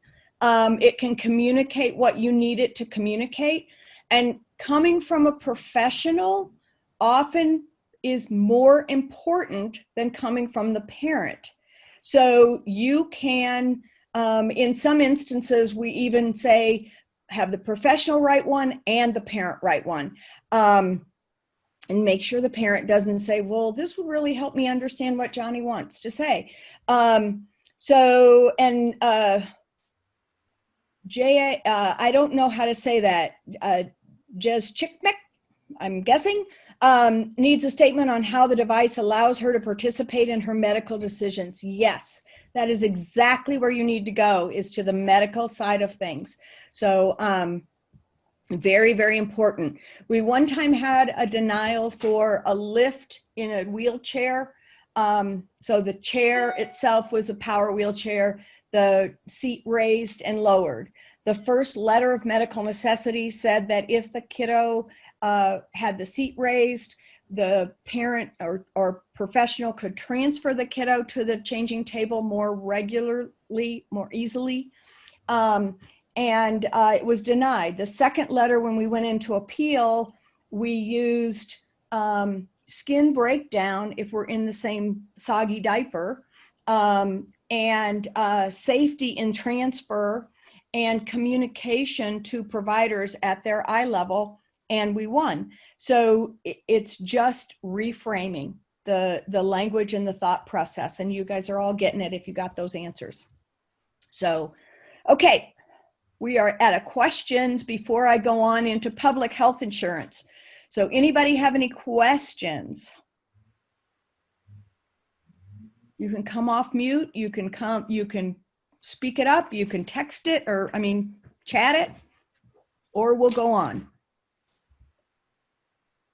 Okay, so we do public health programs before lunch because you'd sleep if we did them after lunch. So I will zip through these the best I can. Julia, can we blow this up at all? When I'm getting old. I think my eyes are going. When we make it bigger than Then we lose stuff. We Okay. lose stuff. So that's Okay. why I go back to. All right. All right. So we make this as complicated as possible. I often just think about how crazy this is, but every system has a different name. So Medicaid recently, about a year ago, changed its name to Health First Colorado. It hasn't really caught on, but that's what they call themselves. So Health First Colorado is our Medicaid program in Colorado. And it is a public health program, and what that means is the federal, there's a federal match to what they spend. So essentially in Colorado right now, it's a little higher because of COVID, but we spend about 25 cents to 50 cents on the dollar, and the feds put in about 75 cents to 50 to 75 cents per dollar of what we pay. So that's what makes it a public program. And that's the link for when a child is born on Medicaid. And this is one of the questions I'm asked often: how do we get into Medicaid? You know, and I always think of Medicaid as a house. There's doors and windows. Some are the more obvious places to get into the house, and others are where you go if you're locked out. But a child that mom is on Medicaid at birth gets Medicaid, Health First Colorado, for the first year of their life. They get that. And then the family is reassessed financially as to whether they might still be eligible under the federal guidelines, income guidelines for Medicaid at the year. So why is it a year? That's part of the federal state plan. And often our kiddos miss any kind of 1 year evaluation, screening, well child check, because if they wait till after their 12 months, then they're in that reassessment and they may not be able to get into the doctor. So just FYI. SSI and SSDI, they're different programs, even though they sound the same. One is SSI, and we have a slide on this, but SSI is Supplemental Security Income. It is for people with disabilities that are going to last a while, long term, and they have not worked yet. And that's supplemental security. And that program comes with Medicaid. That is what they should apply for at 18 if they have not worked. If they have worked, based on how much they've worked, they go for supplemental security income or disability, SSDI, disability income, because they've worked. What they've worked calculates into their long-term benefits, and they get a supplemental payment monthly along with Medicaid. Temporary aid for needy families is another way to get into Medicaid. And you often see this in times like these. We go to TANF, that service. TANF also pays for childcare, rent, food stamps. They connect with WIC, so early diapers and formulas and things like that. So another way to get into Medicaid. Oftentimes people don't know how they got into Medicaid. Families are getting more savvy because they need to be. And then another optional way that they can get into Medicaid are Medicaid waivers. And we're going to go into each of the waivers, but our state has some of the most waivers in any state in the country. But we have children's waivers and adult waivers, and I have all of those, all that information, including the chart. CHP Plus is another public health program. If a family is over income for Medicaid, they may be put into CHP Plus. If the kiddo has special health care needs, that program is built like private insurance. It's not as robust a program benefit-wise as Medicaid is for our kiddos. So in Medicaid, we get augmentative communication systems. We get wheelchairs when they're necessary, medically necessary. We get all those things. In CHP Plus, it's much leaner. It's not as robust a program. Cover Colorado is one of the places that we go for people that are not, that can't get insurance anywhere else. It is less important these days because we have the exchange and we have the ACA, because that brought us the ability to erase pre-existing conditions. It used to be if you had a pre-existing condition, I happen to have arthritis, I wouldn't be able to get insurance because they'd say you're too expensive because you have arthritis. And then Cover Colorado served people with pre-existing conditions. It still exists because there are still insurance companies that don't take certain, like cancer, they'll jack up the rates. I shouldn't say it that way. Increase. Okay. And then Colorado Indigent Program, CICP, and there's also, there's another one, COP. I can't remember. I'll get it. But if they're not legal, so they can go to clinics and it is funded, it's paid for. The problem is they can get health care. What they can't get are some of the extras like we need, the communication devices, the hearing devices, the things like that. But they can definitely get health care at our federally qualified health centers. So if you have a student that isn't getting care, that's the place to send them, to your federally qualified health center. And there is funding that's covered. So then we have TRICARE. So if you have any kiddos in military world, TRICARE is the military benefit, and it is a public benefit because it is subsidized by the federal government. But they also have supports in place financially in the military system to fund things like, especially in early ages, communication devices, assistive technology. Okay, next. So doesn't matter that we're in public programs and that it's federal money, we still have eligibility requirements. How did we get into that Medicaid house? The language, terms, and definitions, as well as what the benefits say, the rules. And the rules are in what they call Volume 8. Very difficult to find on the Healthcare Policy and Financing website, but Healthcare Policy and Financing is where Medicaid sits in Colorado. And those rules are very legal. They read very legal. But those are the rules that they cite in an appeal. And so then you go in and say, okay, what did they say? Why is it denied? Oh, they say the kid isn't eligible for this program. And then you are arguing that the kid is eligible for the program. There are laws and rules and guidelines and the prior authorization process for certain things. There's a precedence. What's been asked for in the past, what has won in court of law, and then the appeals process. And in Colorado, the appeals process is through the administrative law judge. And we have a slide on that. Okay, next. Prior authorizations. So certain things require prior authorizations in Medicaid. So if you are providing anything like audiology, durable medical equipment, physical therapies or occupational therapies, speech therapies, and vision services, those are prior authorized. And so you have to go into their website at this website address and go through Colorado PAR and and essentially it's a mother may I.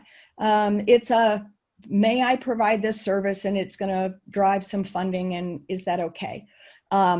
They are checking to see if it's a licensed person, if they're contracted through Medicaid. In other words, I can't just go to anybody to service, to order a wheelchair for Colorado Medicaid. They have to be contracted with Medicaid as a vendor. Otherwise, you can't provide the service and you can't get the service. Okay, next. In the website, you look at a document similar to this, and that and you fill it out as best you can. In the box that says, and I think it's that box, it says, how long are you going to use this? Just put lifetime. And there used to be a box that said EPSDT. I do not know if that still exists, but under 21, we're going to say that it's EPSDT. So you just want to make sure you're saying that. Okay, okay, next slide. Prior authorization requests. So these are the types of PAR requests that we have to have. We have to go through eSolutions, EQ Health. They've been real difficult because see where they are? They're the contractor. They're the one that says yes or no, it's going to get funded, but they're in Florida. So they don't understand necessarily how we do things in Colorado. And so we right now have a huge issue with private duty nursing, one of the ones, 3 from the bottom, because they think private duty nursing should be technology dependence. And we have not gone by that definition, although they are now doing that definition in Colorado. We had a large number of denials, and we have issues right now with EQ Health Solutions. Their contract is due to expire, but was extended because of COVID. They've done a lot of work on their noticing because some of their notices were not legal. They would say you're denied, and they would say, why are you denied? Because you're denied. Clearly not legal. They have to cite what it is that is the denial reasoning. And in my last appeal, they cited on the letter 1, volume 8, about the kid not being eligible for the program. And then in the appeal to the judge, they cited about 8 more citings. And I said, Judge, you cannot accept those because those were not in the notice. Therefore, the family did not know those were the reasons. They only put X. You can only view X. And so we have issues. It's not an easy, I would much rather do on the front end an appropriate, winnable funding than have to go through an appeal. But so Christy, because we have different definitions, would you say that on all the PAR requests they should cite our definitions? Yes, that's a great question. Thank you. So EPSDT is and you see it there, 4th down, 5th down. EPSDT is in Medicaid, a federal mandate, and it's the children's benefit package, which is more robust than an adult benefit package. In other words, children can get their teeth cleaned. They can get multiple, pairs of glasses, things like that, because of EPSDT. EPSDT has their own definition of medical necessity. And so I would use that definition, but I would also go to the durable medical definition and use that one as well and say, see, under both definitions, this is cost saving and XYZ meets all of these. Because they're looking at both definitions as a reason to deny. It didn't used to be this difficult. I wish it wasn't anymore, but it is. And we continue to advocate to make it go away. But anyway, okay, next slide. So under healthcare policy and financing are all of these programs, and Health First is the Medicaid, CHP Plus, Colorado Indigent Program, as well as developmental disability services and home and community-based service waivers. So this is the phone number for them, the fax number, and their website. And they have provider portals, provider information, as well as consumer information. So if you're looking for EPSDT, put in EPSDT in the search. They have a very robust search. They also have a language translation process. So yay. All right, let's dig a little deeper. So navigating the Medicaid benefits are in volume 8. and they're very, very wordy. If a kiddo has Medicaid and private insurance, they may qualify, and I say may, for what they call health insurance buy-in, HIBI. And they call it HIBI. It's a program that says, oh, this family has private insurance, therefore the provider makes more. The Colorado state doesn't have to pay as much because the private insurance pays more and pays up front first.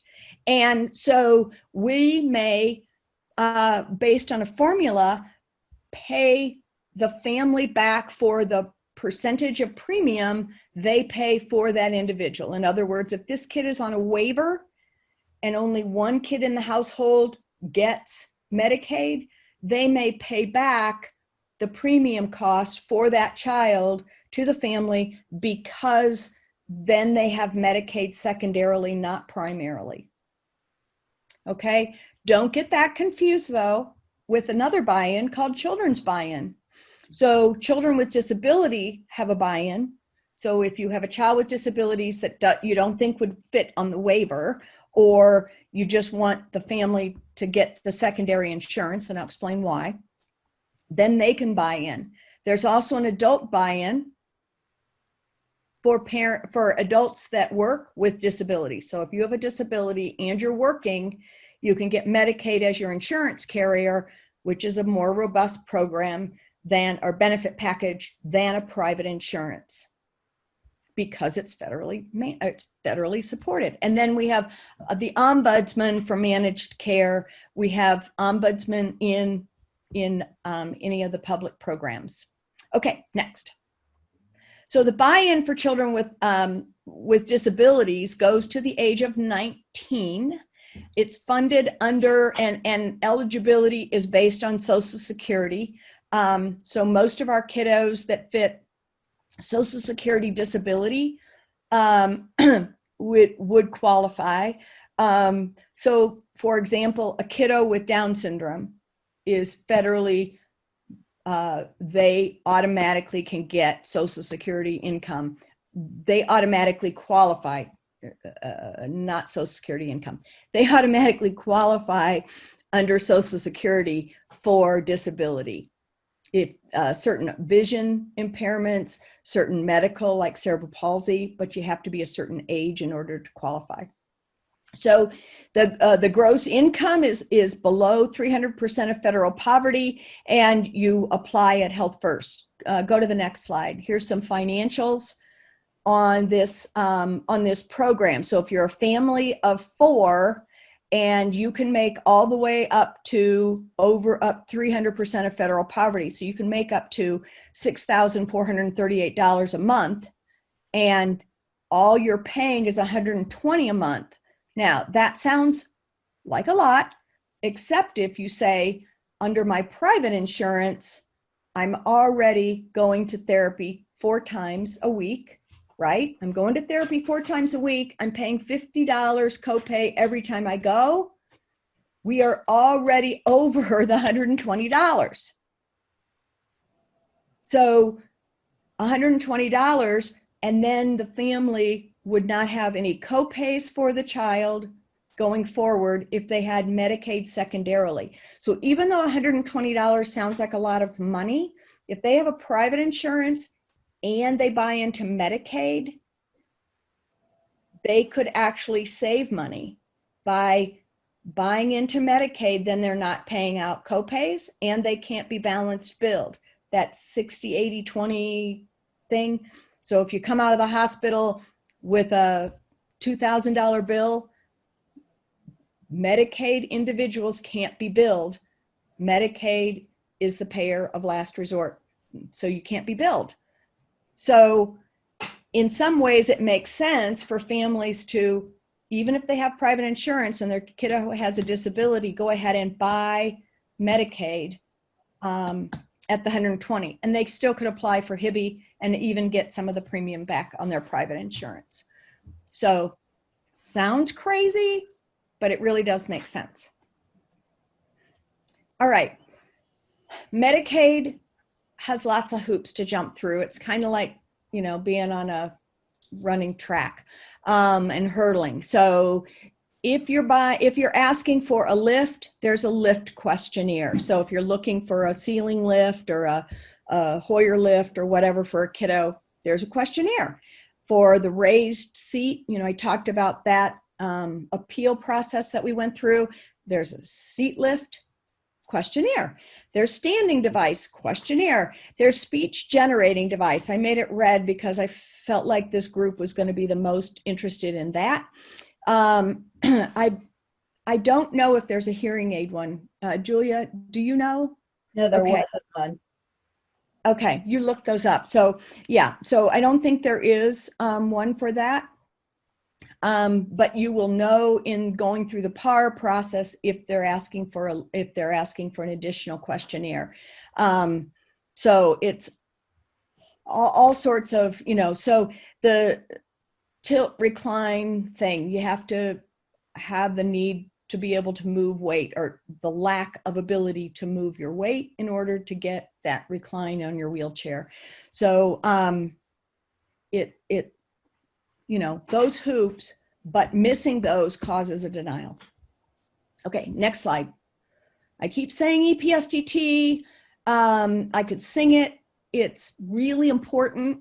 It sounds like a motor oil, but it's not. It stands for early, assessing and identifying a problem early, because then that's cost savings to Medicaid. Periodic, checking that child's health periodically.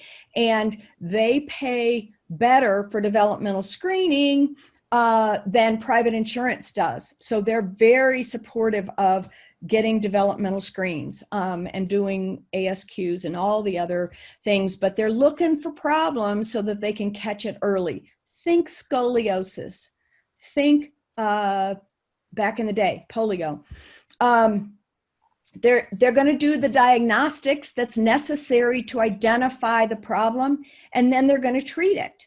A few years ago, our legislators in Washington thought they could do some cost savings, and so they were going to knock out the T of EPSD. They were going to go, yep, we're going to early assess it. We're going to periodically check it. We're going to screen for it. We're going to identify that it's a problem, but we're not going to treat it. And they got a lot of backlash because we know that kiddos, especially in low-income families, need to be assessed early and often, that things creep up. So some of that is due to health and food sustainability and things like that. But it is a federal mandate. And the reason I say that is because if you go to another state, EPSDT exists. Whether they identify it or not, it exists. So EPSDT is federally mandated, so states can't just say, oh no, we don't listen to this. EPSDT is a component of Medicaid that's very critical, especially for our population that don't always fit normal circumstances. Okay, next slide. We, at one point in the state of Colorado, had an autism waiver, primarily to give families ABA or behavioral services. A lawsuit ensued and a discussion that EPSDT should cover behavioral services in Colorado, and so now it does for all children in Medicaid. So you can get behavioral services in Medicaid if a kiddo has a need. And I say that they also have a list of providers, because that's one of the network adequacy issues, that we don't have enough providers, but and they've increased the reimbursement rates. So we do have behavioral services, but we don't have an autism waiver anymore. Okay, next. EPSDT goes through 20. This is important, especially for the gal that said she had kids through at the age of 20, because at that point, they go through their birth year of 20. So the day they turn 21, I often use the example, they can go drink, but they no longer can have their teeth cleaned. That's not true anymore because we added a dental benefit in Medicaid for over 21. It's limited, but you now can have your teeth cleaned in Medicaid as an adult. But 21 is important because for those kids that are in transition that go up to 21, we want to go ahead and get as much equipment that they're going to need lifelong before 21, because after 21 it gets a little more difficult because the benefit package isn't as good. So getting that augmentative communication system so that happens, and getting a wheelchair or getting, whatever it is they need so that before they age out. So this would be a good place to get a personal amplification device for those with the significant hearing loss. So I would start with EPSDT and get denials from them if they're going to give them to you for those kids. So EPSDT allows us to, if you have a kiddo that tends to pull glasses off and throw them across the room, or you can get more than one pair of glasses in a year because of EPSDT. It understands that children tend to do things like flush them down the toilet, just an example that in my own life.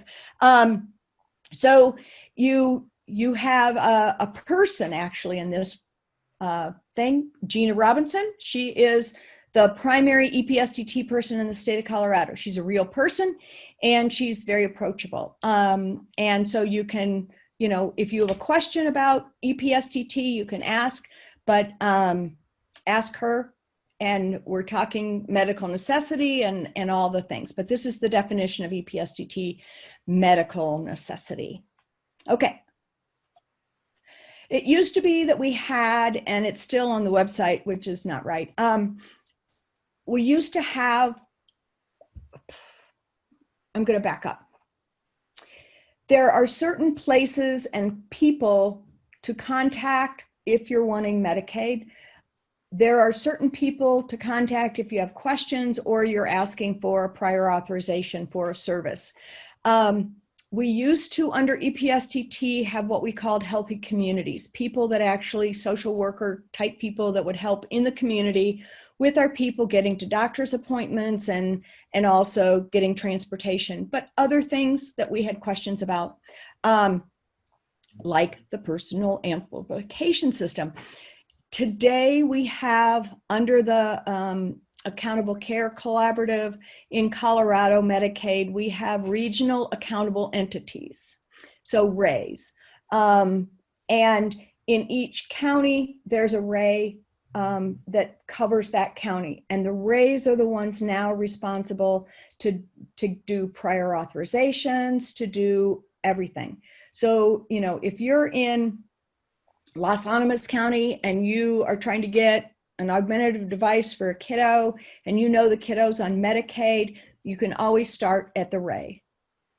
If you don't want to start at the RAE, you can call me, but or Gina, but that is one place to start the process. Okay, next slide. Another place to start the process is the single entry point. The single entry point is one of the areas, one of the contractors of Medicaid that does case management, care planning. So I said I have a daughter on SLS, Supported Living Services. Her significant other, Mitch, who's also in a wheelchair and nonverbal, and she lives with, is not on SLS. He's on EBD, Elderly, Blind, and Disabled waiver. So they're both on waivers, so they both have a single entry point case manager that comes out and checks and looks at our iDocuments and figures out what we need for the next year. How are things going? They want to know if we've been to the emergency room a bunch of times, because we're on a program that we shouldn't have to go to the emergency room a bunch of times. So those folks check in on a regular. And so any of the waivers, they tend to oversee. Some of the waivers get overseen by developmental disability, your community center board. So the next slide is going to tell you who are your single entry points in which counties and who to go to for each thing. And these are current because lots of things changed in July. Every, I think it's 5 years, they go up for RFP, request for funding proposal, and they put in a bid, and they change. So this is very current information. All right, next slide. You also have community center boards.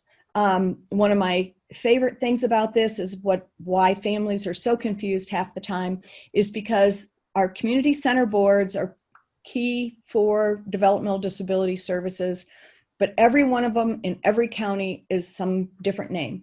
So we have Blue Sky, and we have Imagine, and we have Inspiration Fields, and we have, it goes all over the place. It's very confusing for families because they don't know. They want one door to go into, and we give them 20, and we're not clear. And oftentimes what we found is that families will call and say, do you do waivers? And the main person will say no and just hang up. And the families don't go to that door very often because they feel like they're going to get shut down. They're scared, especially if there's any legal components of their presence. Okay, next slide.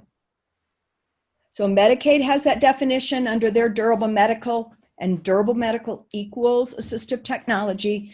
Their definition has to do with the purpose of it, its intent, the cost effective, that it's safe.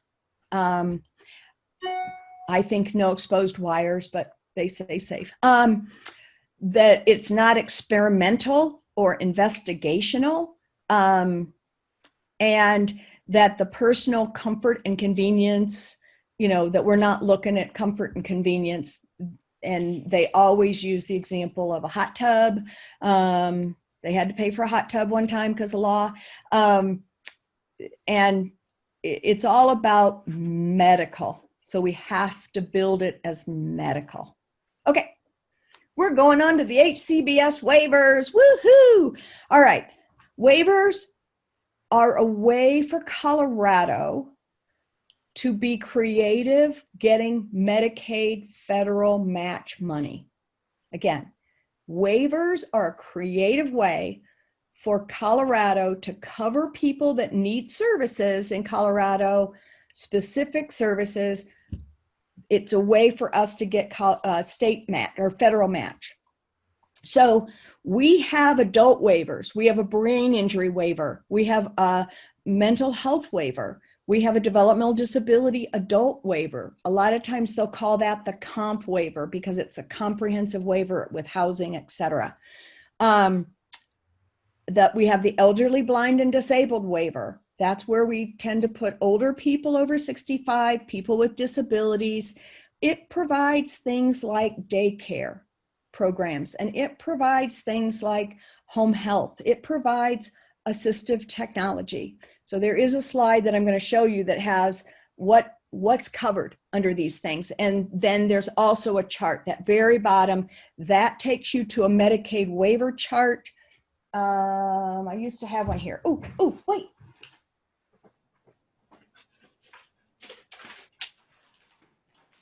It looks something like this. So it's hard to read, but across the top, it's the different waivers.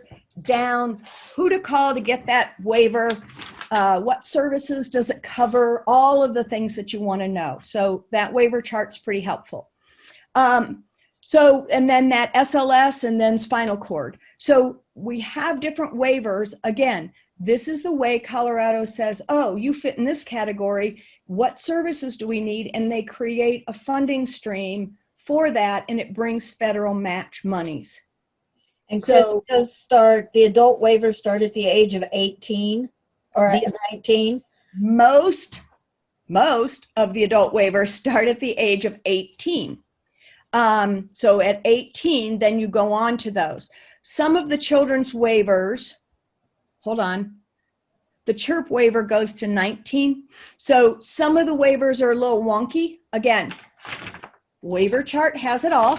And if you go to that link, there are some flow charts to help you figure out which waiver your individual may need. So, but if you have questions about that and you want to figure that out, I'm happy to answer those questions as well. Okay, so SLS is puts people into the community. So versus the EBD that says we'll send you to a day program, SLS says we'll fund people to take you into the community. So a little different value statement there. So in the adult waivers, you do get into some value statements about where is this individual going to be long-term. In the children's waivers, we have a children with life-limiting illness. That means a doctor is going to say they probably won't see their 18th birthday. There's no hard and fast on that. So you could get a kiddo with seizures on that waiver, but typically it tends to be kiddos with long-term disabilities that are pretty finite. And it provides services like bereavement counseling and family counseling and movement therapy and music therapy, things like that, massage. The Children's Extensive Support Waiver is our behavior waiver for kiddos with line of sight requirements, as well as they don't sleep through the night. And so families often will say, but we give the kid, melatonin or something else stronger, and that will negate them from being in the program. So when they're looking at that program, it's pretty strict requirements. That program, that waiver, at the 18th birthday or just before, they say, do you want to go straight on to the DD comp waiver, which has a waiting list of about 5 to 6 years at this point, unfortunately. So the DD waiver, the kiddos from CES go straight over to that if they want that waiver. Let me see. Oh, the CHIRP waiver has had a lot of changes recently. It used to be your kiddo had to be in foster care and we had to have the kid out of the home. Today's CHIRP waiver does not necessarily mean that. So it's changed significantly because it was underutilized, because families didn't want to give up their kid. They just wanted the kid to have habilitation. So, and then finally, the children home and community-based service waiver. Sometimes you hear it called Model 200 from people that are old like me, because we remember when it was only 200 slots.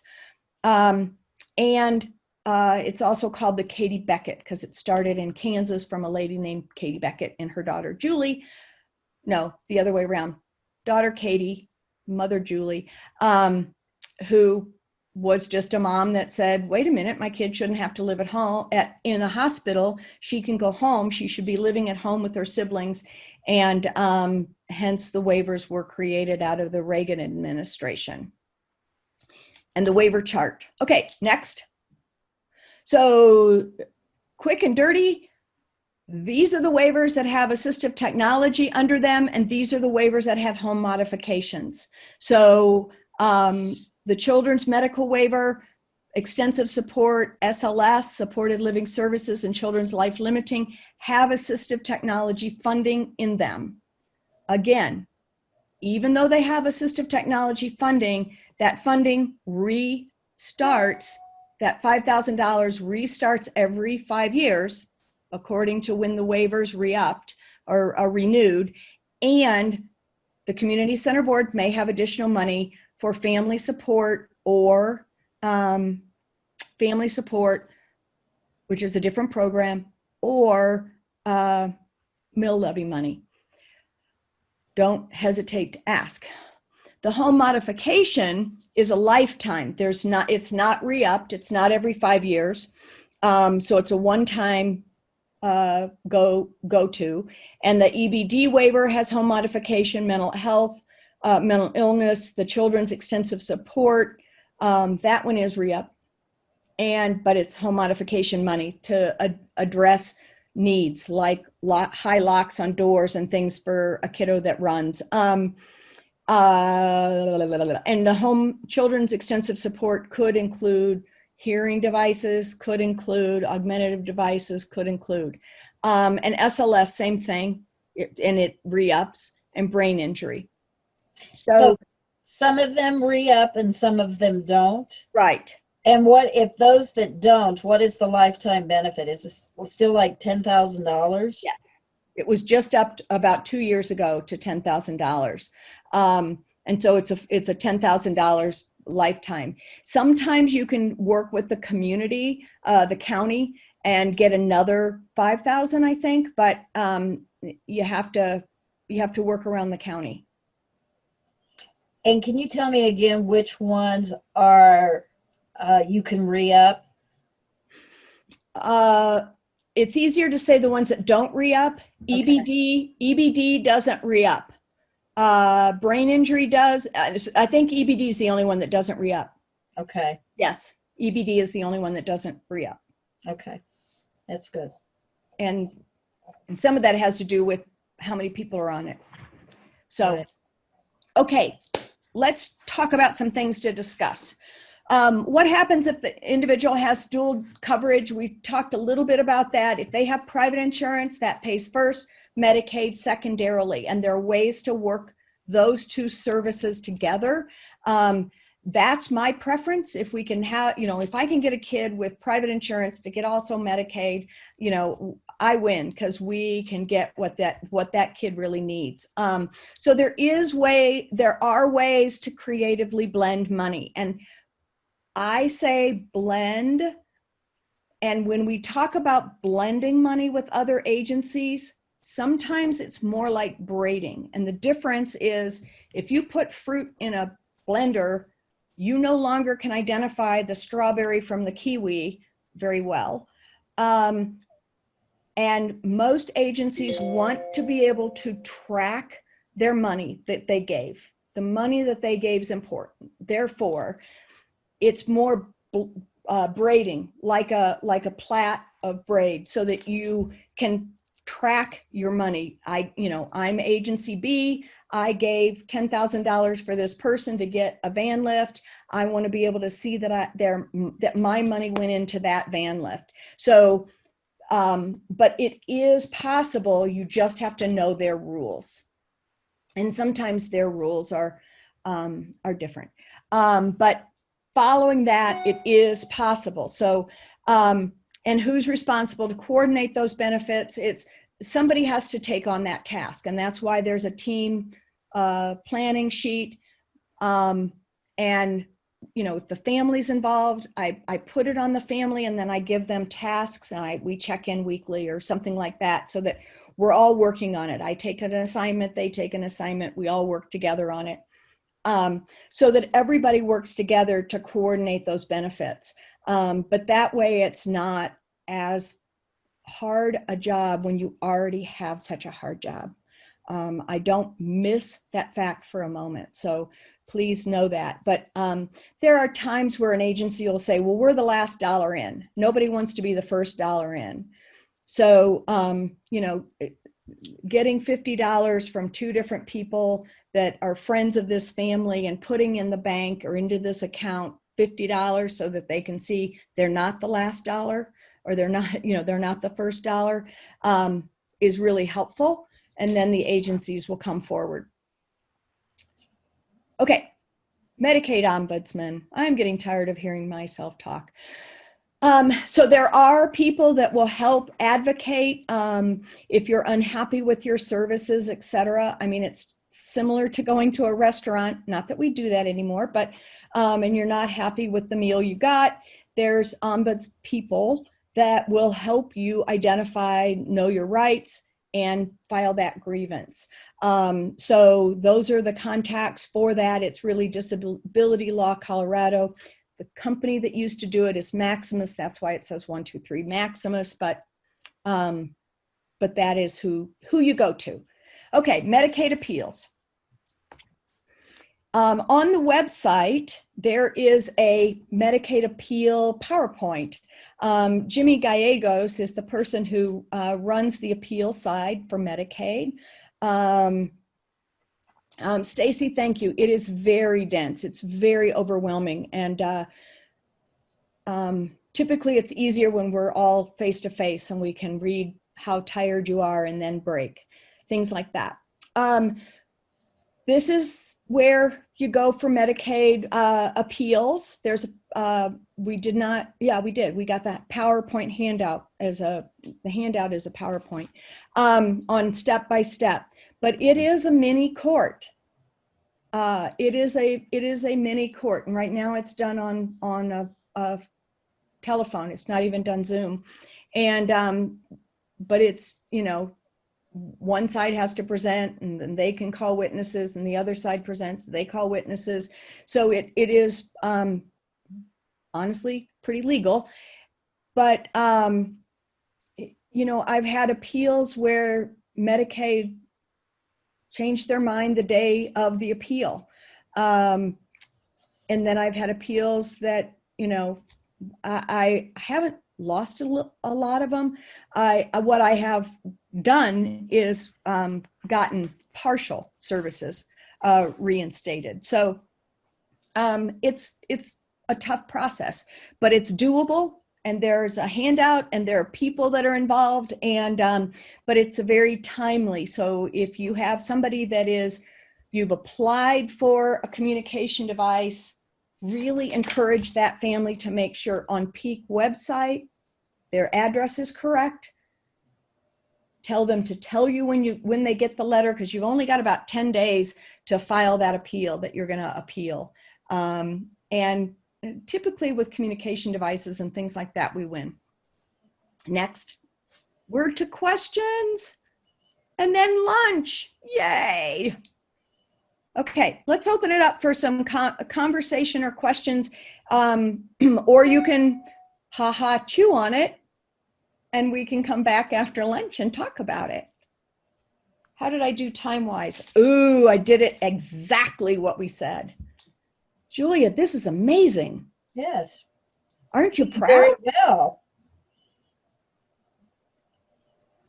Okay, guys, we're halfway through. The next part is not quite as dense. We've been through the hardest part. If you are looking to get a device for a school setting, do you need all the insurance information? Yes, unless the school is going to pay for it. So, and chances are the school isn't going to pay for it. So yes. And so that may put you off. We have ways to get the information with the family so that we can do it. So if it's private insurance versus public insurance, we can get the device. Did that answer your question? Alina, yes, thank you. Okay. Was the 10 days to file appeals a timeline for Medicaid? Yes. And of course, all appeal information is on the back of the notice, what they call notice that comes, and it's in shaded font, not easy to read, and tiny. So they don't make it easy, but we know that it exists. I think that's why school-based SLPs tend to wait and hope the clinical provider will take this on. Yes, but if they don't, and you see the need, you all tend to see the need before the clinical provider, because the clinical provider is in a clinic setting, not in the real world, and you guys are in the real world. And I say that from experience. It was the school person who told me first that Lauren was going to need a device, and I literally came unglued and went to my Easter seal provider and said, you know, why haven't you said this? And am I supposed to believe her? And all the things that a parent would say. We did end up getting the device. Our first insurance denied it, and we had a private donation. And we still, to this day, don't know who that was. So I agree that it's in the school setting, it's awkward asking for private insurance or Medicaid information. But it makes sense because it should be owned by the child and the family, because that's where they're going to become they're going to own it. They're going to come to understand it's part of their lives. And in today's world, my daughter texts me on a regular basis, some things that I don't want to see, some things I do, but that's how she communicates to me. It's the most real-time communication I've ever had with her, because she's a very slow typer.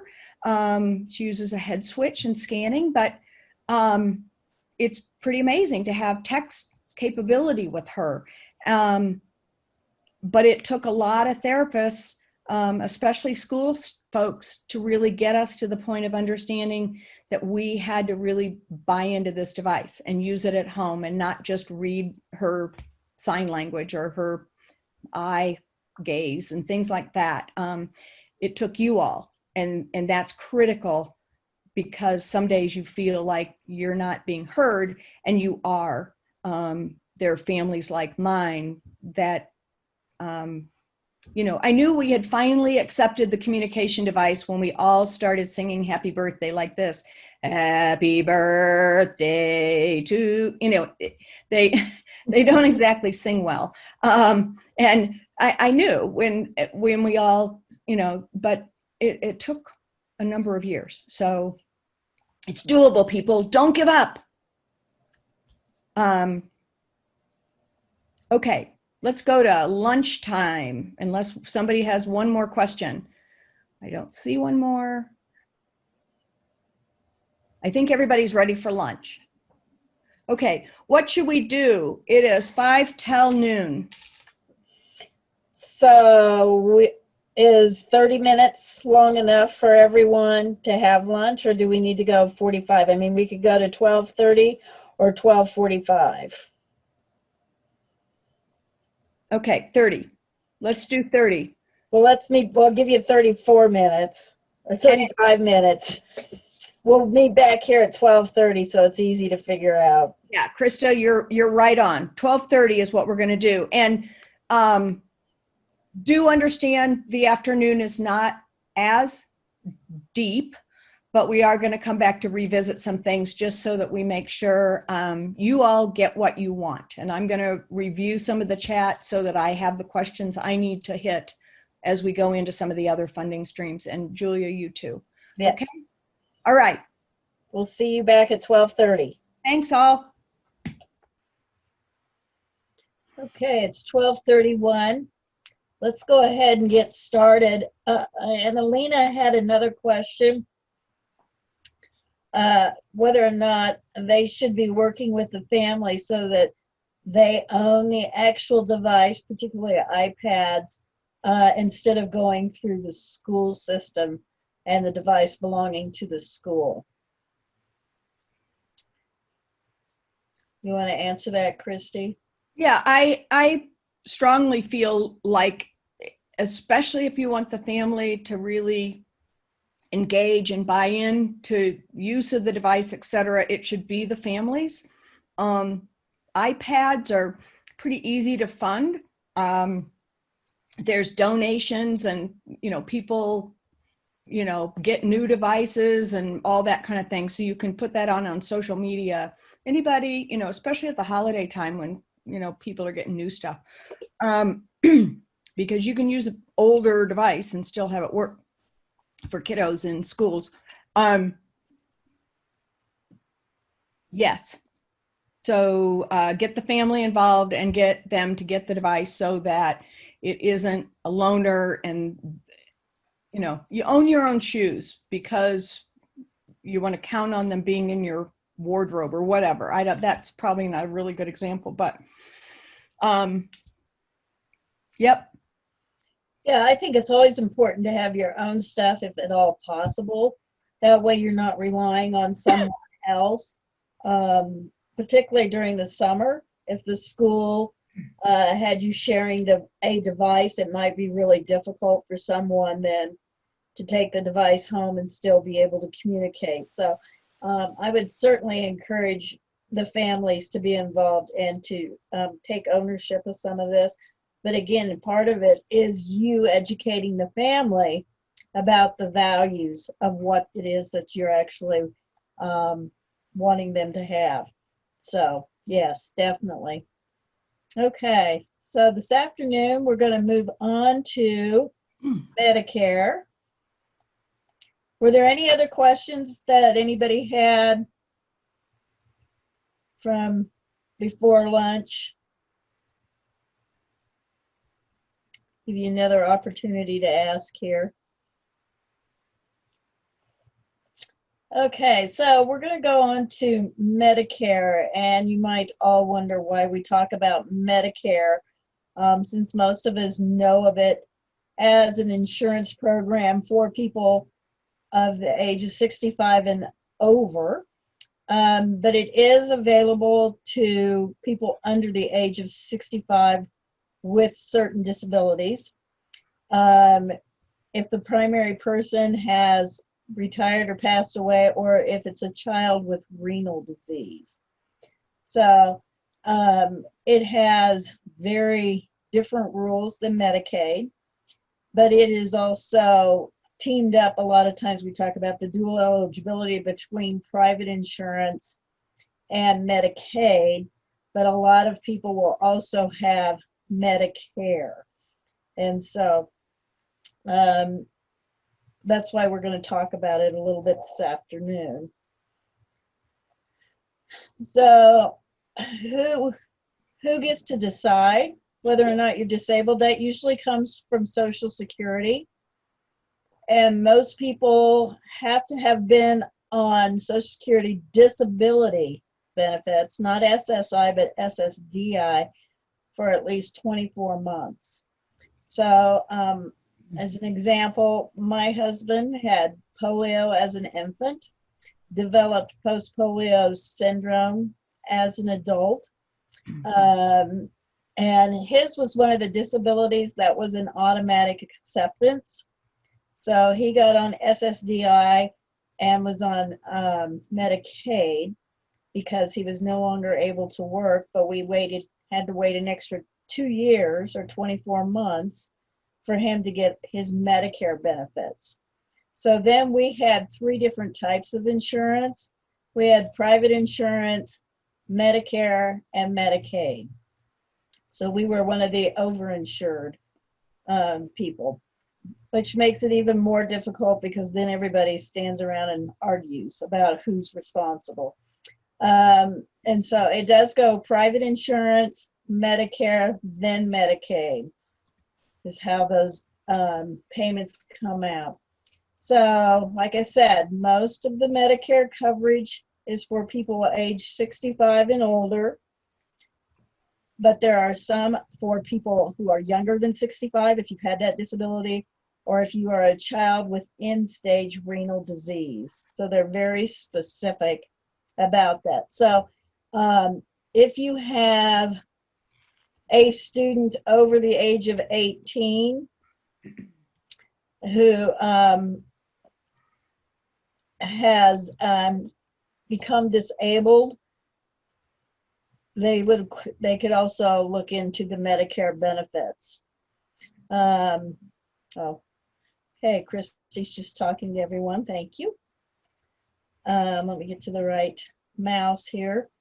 So the inability to work. So you have to show with your disability that you are no longer able to work or expected to last at least a year, or it could result in death. So in my husband's case, he was no longer able to do his job. It affected his ability to lift things and to walk. And so it became a huge issue for him. It could also be as a result of blindness.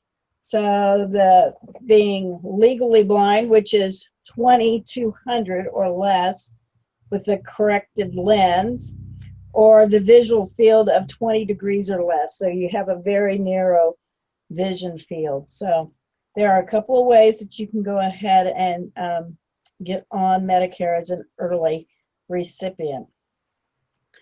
So Medicare Part B is the area that we like to be concerned with because it does cover the durable medical equipment. So in Medicare, you have Part A, Part B, Part C, Part D. So if you watch TV, you see the ads for Medicare all the time now. And Medicare is a given. When you sign up, that's your hospital services. The Part D is the out of hospital. It's your other medical services, and that's where that medical equipment falls. And so you do have to pay a monthly service fee or a monthly fee for Part B. So these kids are not going to be on the Advantage plans or the Medigap plans, and so they would actually have to pay to have their medical devices or durable medical equipment covered. Okay, Christy, you wanted to talk about SSI versus DI? Oh, I do. I'm so excited about this. So Social Security Disability Insurance and Julia just went over, you have to have worked so many units in order to access SSDI versus SSI. And these get very confusing. And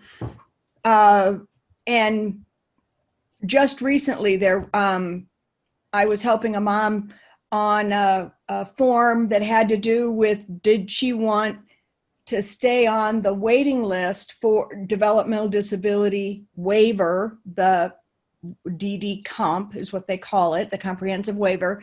And it said, are you receiving SSDI or SSI? And she said, I don't know the difference. And so one is if you've worked, and one is if you haven't worked, but you are going to have limited resources and limited funding, then you're going to be on SSI. So that is what we do when a kiddo turns 18. Now, one of the things I also want to point out,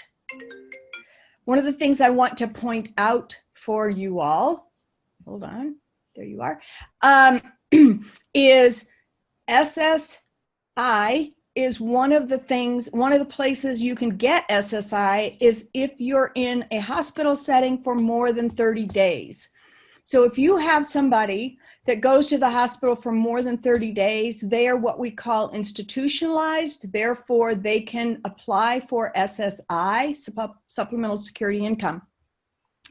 If a baby's born below birth weight, a low birth weight, they will qualify for SSI because we know the baby's going to need to be in the hospital more than 30 days. This can help families not end up coming home with a balanced bill, a big balanced bill out of the NICU, neonatal intensive care unit. It also can help families then transition over to one of the waivers for children so that they don't lose eligibility in Medicaid while they're transitioning from hospital to home, because their home may be over income for Medicaid. So, but SSI, SSDI, let's go to the next one. What happens at 18? And this happens, I get calls every week on my kiddos turning 18, what do I do? In today's world, you have to wait a month and a day past the date of their 18th birthday to apply for Social Security or Supplemental Security Income, SSI. And then that comes with Medicaid. So any kiddo at that age, we need to start talking about transitioning from an HCBS waiver, but we also need to talk about they become emancipated. So if there's any concern around guardianship, if they answer a door and don't know to buy whatever that person's selling, and that there's a, cause and, money out the door if they buy it, then we need to have that guardianship in place. If they're just at risk. So that happens at 18 because they become what they call emancipated individuals in their own right, even if they're living under the parent's roof. So at 18, we change waivers to the adult waivers. And remember, if they're on Medicaid, they keep EPSDT, but we apply for supplemental security income, which comes with that Medicaid. This is a list of link for a list on what you need when you're applying for SSI, but you can do it online these days. And it's really important for families to make this leap at 18. When they get the supplemental security income, they then are paying the parent some money for rent because everybody has expenses. But it's really hard for families, especially when our kiddos have developmental disabilities or special health care needs, that 18 suddenly, oh, you know, the kid I've been playing kid is now an adult. So that all of that happens, and families are very reticent to kind of do that. They kind of sit back, and somewhere around 26, ran into a friend just the other day. Her daughter's 26, and she said, "We've got to talk to you." And I said, "Well, does she have any insurance?" "Well, yeah, she has our private insurance, and then she has Medicaid, only because she's poor." And I said, "But is she getting anything else?" "No. We've never done that." And so it's about 26 when parents are tired of being supporting at that level. And so we need to move that up and really use transition time to get families to really make those changes so that when they're 21, it's all in place. Okay, next slide. We know that there are transition services. Every school district is different. Every county is different, how they go about it. But families can qualify and ask, you know, for their individual, their loved one to stay in school and either go to community college or be trained for employment, learn independent living skills. There is a program through Peak Parent Center, and that's the STEP program, the Supported Transition Education Program. They call it STEP. So that's a resource you may not know about, but we really encourage families to have a plan and start really thinking outside of the box. For my own daughter, we did had a group meeting with friends and parents of kids of friends of ours, just a group to really help us think beyond ourselves of what we saw for Lauren, but what others saw Lauren able to do, and ask her to really stretch. It was facilitated, and really stretch and say, what do you want? Where do you want to be in 5 and 10 years? And what, you know, what are your hopes and dreams? And really get those out above and beyond what the parents' hope and dreams are, because it's a grief process. Accepting a child with disabilities is a piece to the grief process. Letting go is another piece, and letting go is super hard. So knowing and helping families do that, and you guys are in these amazing roles to help these families really come to understand that this kid may not live at home forever. It was always my goal to get Lauren not to live with us forever. And I'm happy that I'm successful, that Lauren is living on her own with Mitch, and they have a team of amazing caregivers. Dreaming that dream was a great dream, but it also came with my husband and I having to relearn that we didn't have to always tag team, that we could actually go to the store together. Not that it was fun, but we could. He still goes down the wrong aisles, but anyway, that's a whole nother Oprah. Okay, next slide. So in education, there are definitions in IDEA, and I'm pulling from IDEA. So we're in the education side of things at this point, and we're sharing the resources that we know. We're not going to tell you step by step what to do for funding in the school district, primarily because you all have different ways of doing things.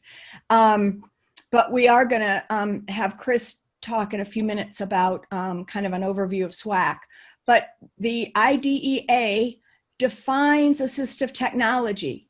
So education is no different than any other funding stream as far as they have language and definitions and all for what, you know, what they will and won't fund. Education is, let me put it this way, IDEA is a federal mandate that came with no money. So unlike EPSTT, a federal mandate under Medicaid that does come with money, IDEA said school districts, you must, but there's no money to do it. So that changes what we can do in buying equipment, et cetera. And that's why we're talking about all the other funding streams, because we know education doesn't have unlimited resources, et cetera. But there are some very specific languages and rules in IDEA that say it should be covered. So it's really a sticky wicket. It's really difficult. So we often say, let's see if we can get it somewhere else. Let's see if there's other ways to go about it. So that's what we're talking about, but it is purchasing, leasing, otherwise providing the acquisition of whatever's needed, selecting, designing, fitting, customizing. I mean, it's pretty hefty language to say, yeah, if the kid needs it, we should be getting it. The problem is it came with empty pockets, and that's the difficulty. Okay, next slide. Oh, so Stacy's saying, is someone working with pre-K? Is that what PK is? Yes and no, Stacy. We're going to get to some other things. You may be looking at recreational. You may be looking at some of the things that kiddos need more so. So this part and the voc rehab, probably not so germane, but you may find it interesting for the rest of your life. Other people that you may run into, or kiddos in your own life.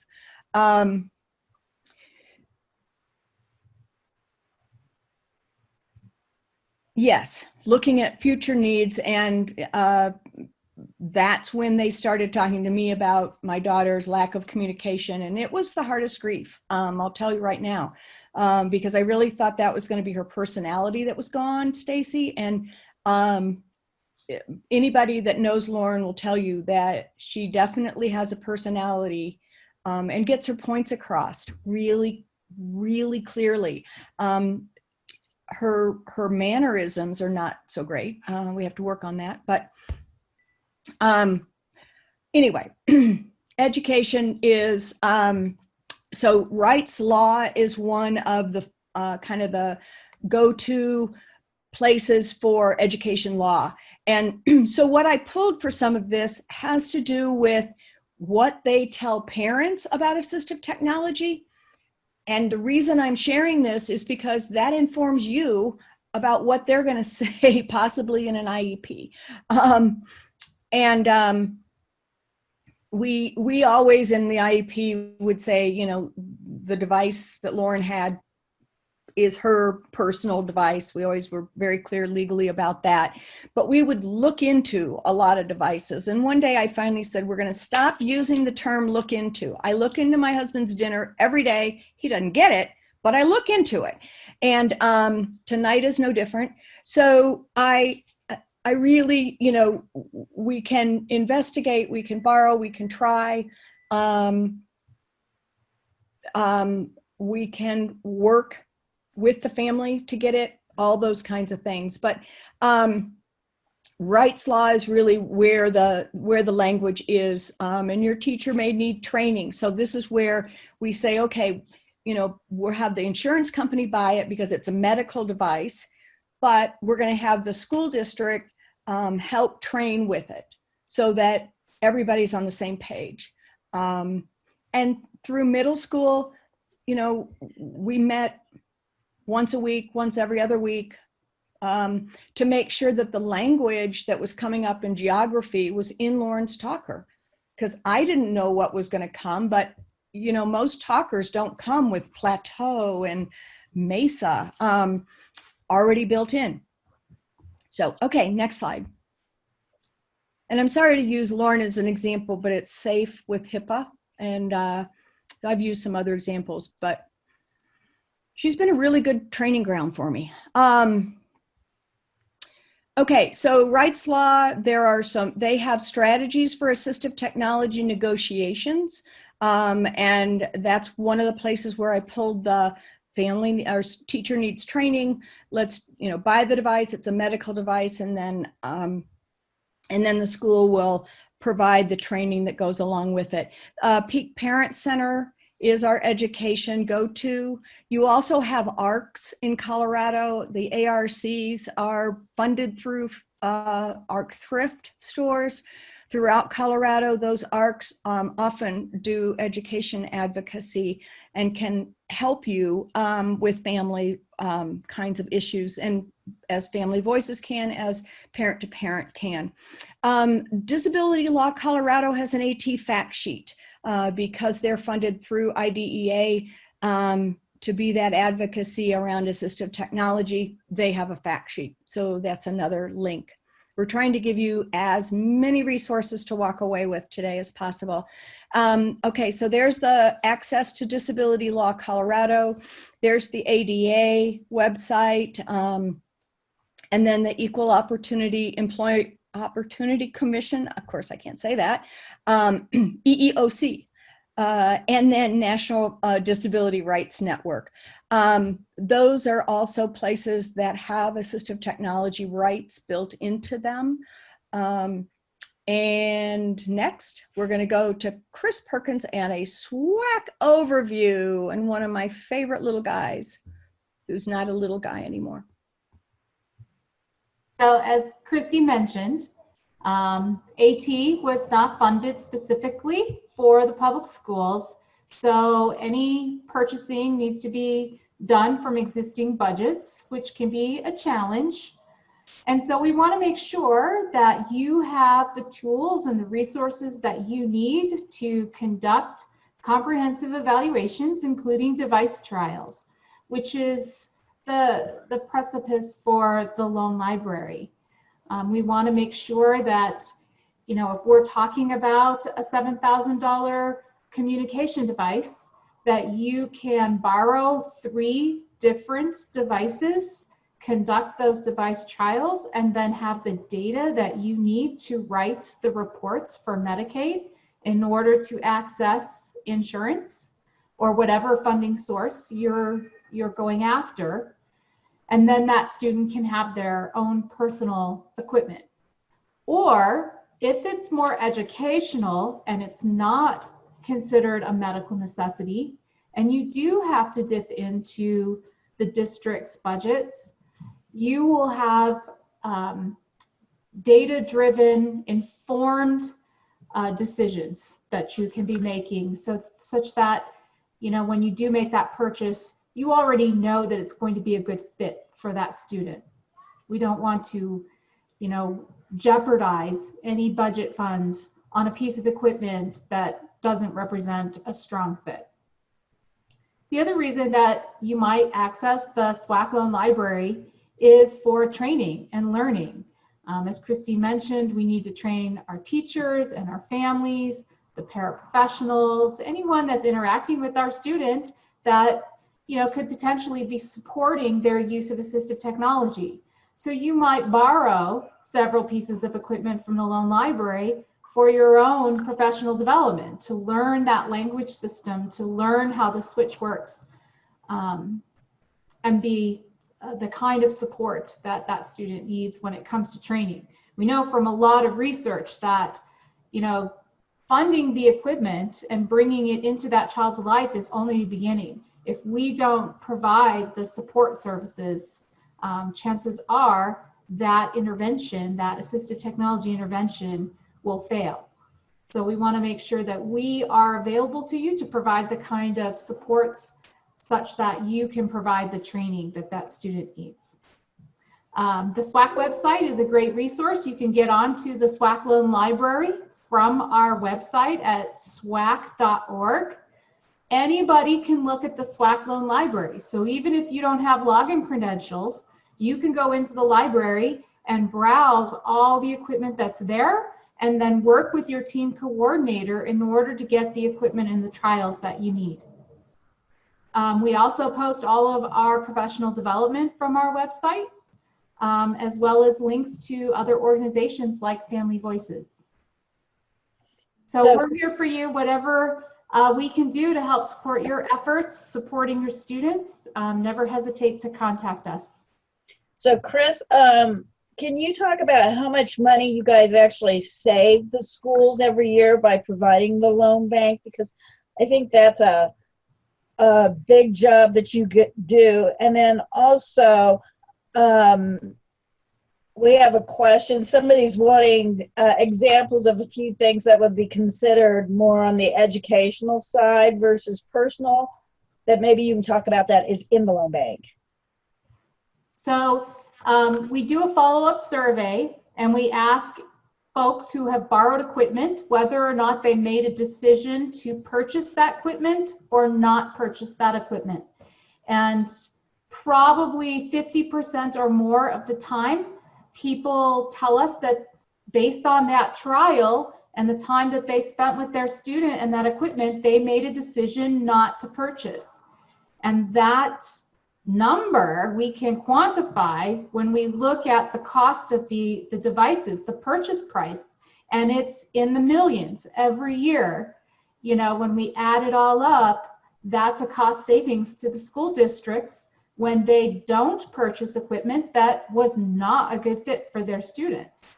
So we definitely see how we're saving districts money through the use of the loan library.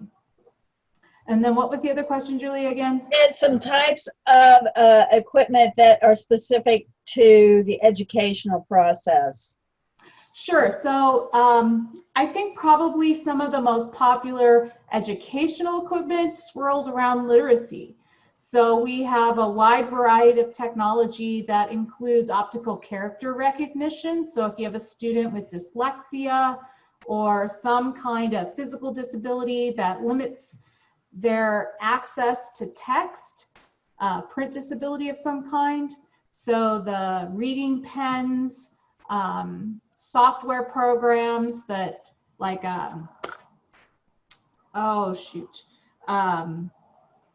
Google Read and Write,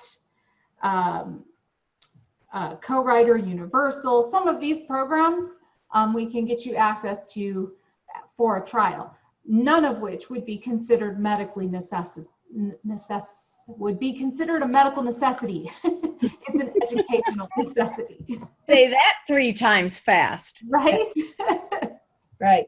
I answered Mario by saying equipment for learning, typing, reading, or math applications on a computer. Right.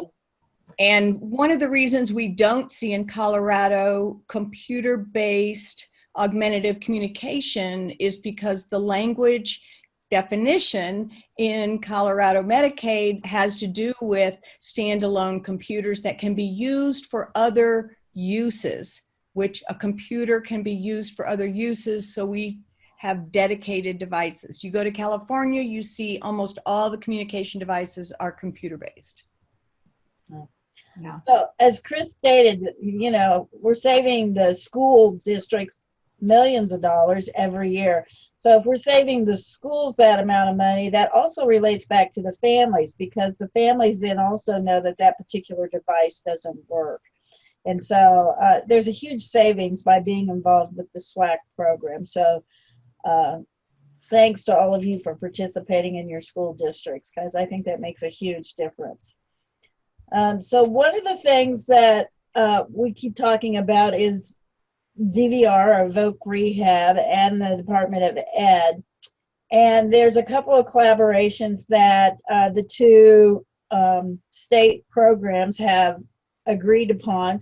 One is the transition of equipment. So a lot of times school districts will buy a piece of equipment when the child is a little bit older, about ready to graduate or move on or transition out. And then Voc Rehab will they will buy the device, and the Department of Ed will agree to the school to provide all the training that someone needs. So then at the device can actually go on with the child as they graduate.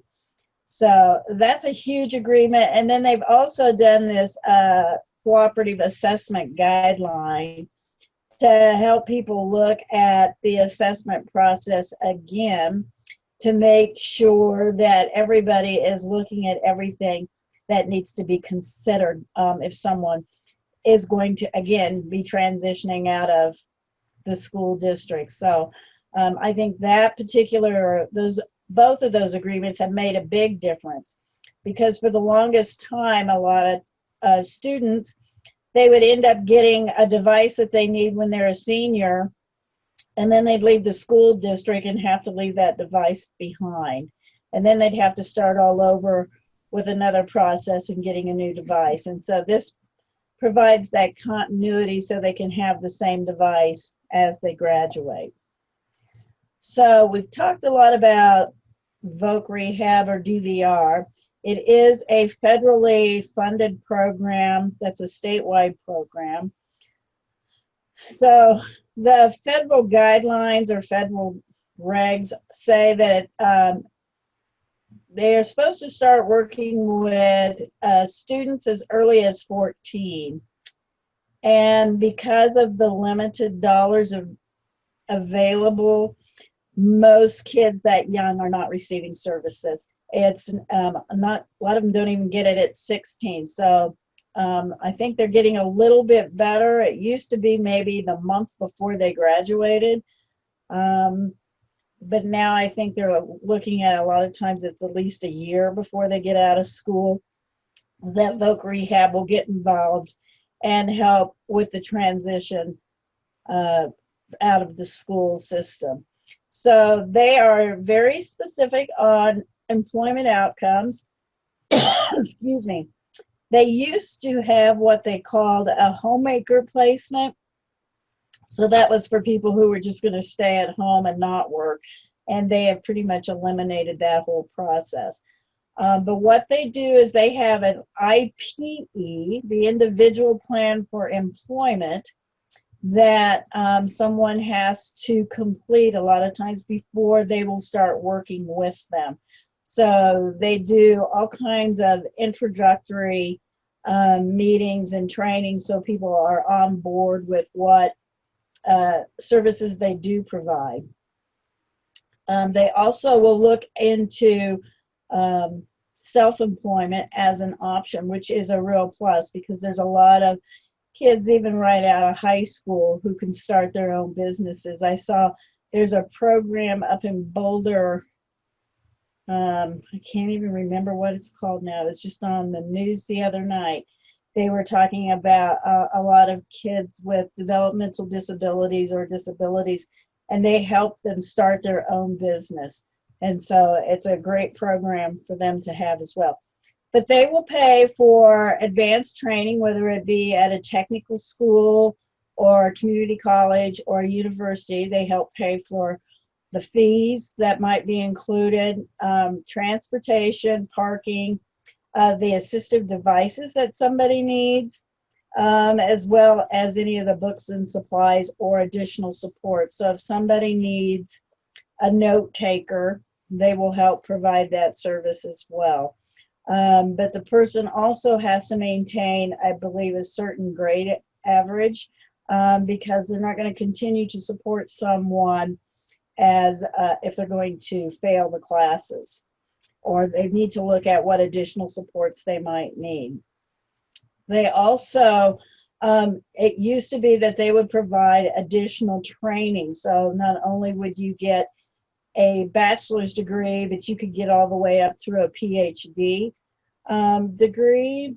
And they have stopped that because people were just staying in school and getting more and more degrees and not actually moving into the employment field. So it's become a much tighter program, but it's a really great option for a lot of people. So what they do is they believe that all people can choose a career path leading to meaningful employment or independent living. So again, it's like whatever someone wants to do to be employed, they're more likely to help pay for that. They want to make sure that the person has the knowledge, experience that they need to be in the work field, and they want to help people reach their highest potential, so that they can be a successful person in our community. But they're always working with other people and other programs to make all this happen.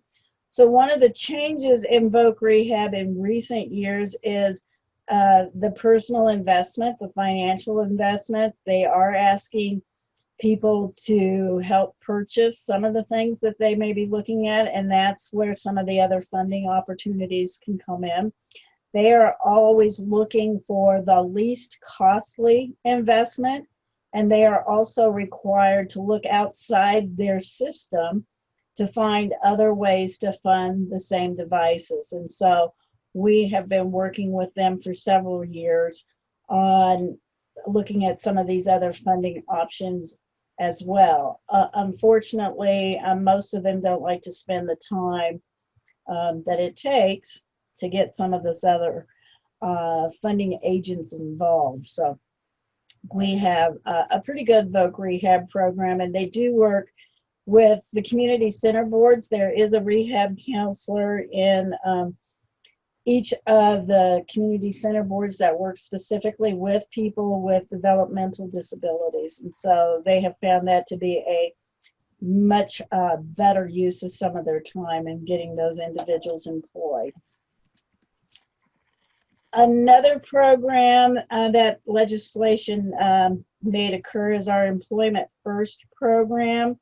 It streamlines some federal dollars down to the state level. And I mentioned before that this is managed by JFK Partners, a program out at Anschutz Medical Campus. And they are to provide training to different agencies, individuals, families on the value of actually going and getting to work. They like to make sure that people understand what assets or strengths people have to offer, but they're trying to make sure that everybody understands the benefit of employing people with disabilities and that they are an asset to every community. So they start out making the minimum wage, or at least pushing for that, and help people figure out the value of actually just going ahead and becoming employed. So they have their community integrated employment, again, which works to get them with a competitive wage. And Voc Rehab does the same sort of thing. But they want to make sure people are interacting with the non-disabled community as well. A lot of times we would see people put in sheltered workshops or a business that only hires people with disabilities, and that was not really considered community inclusion because you were still separating people out from the general community.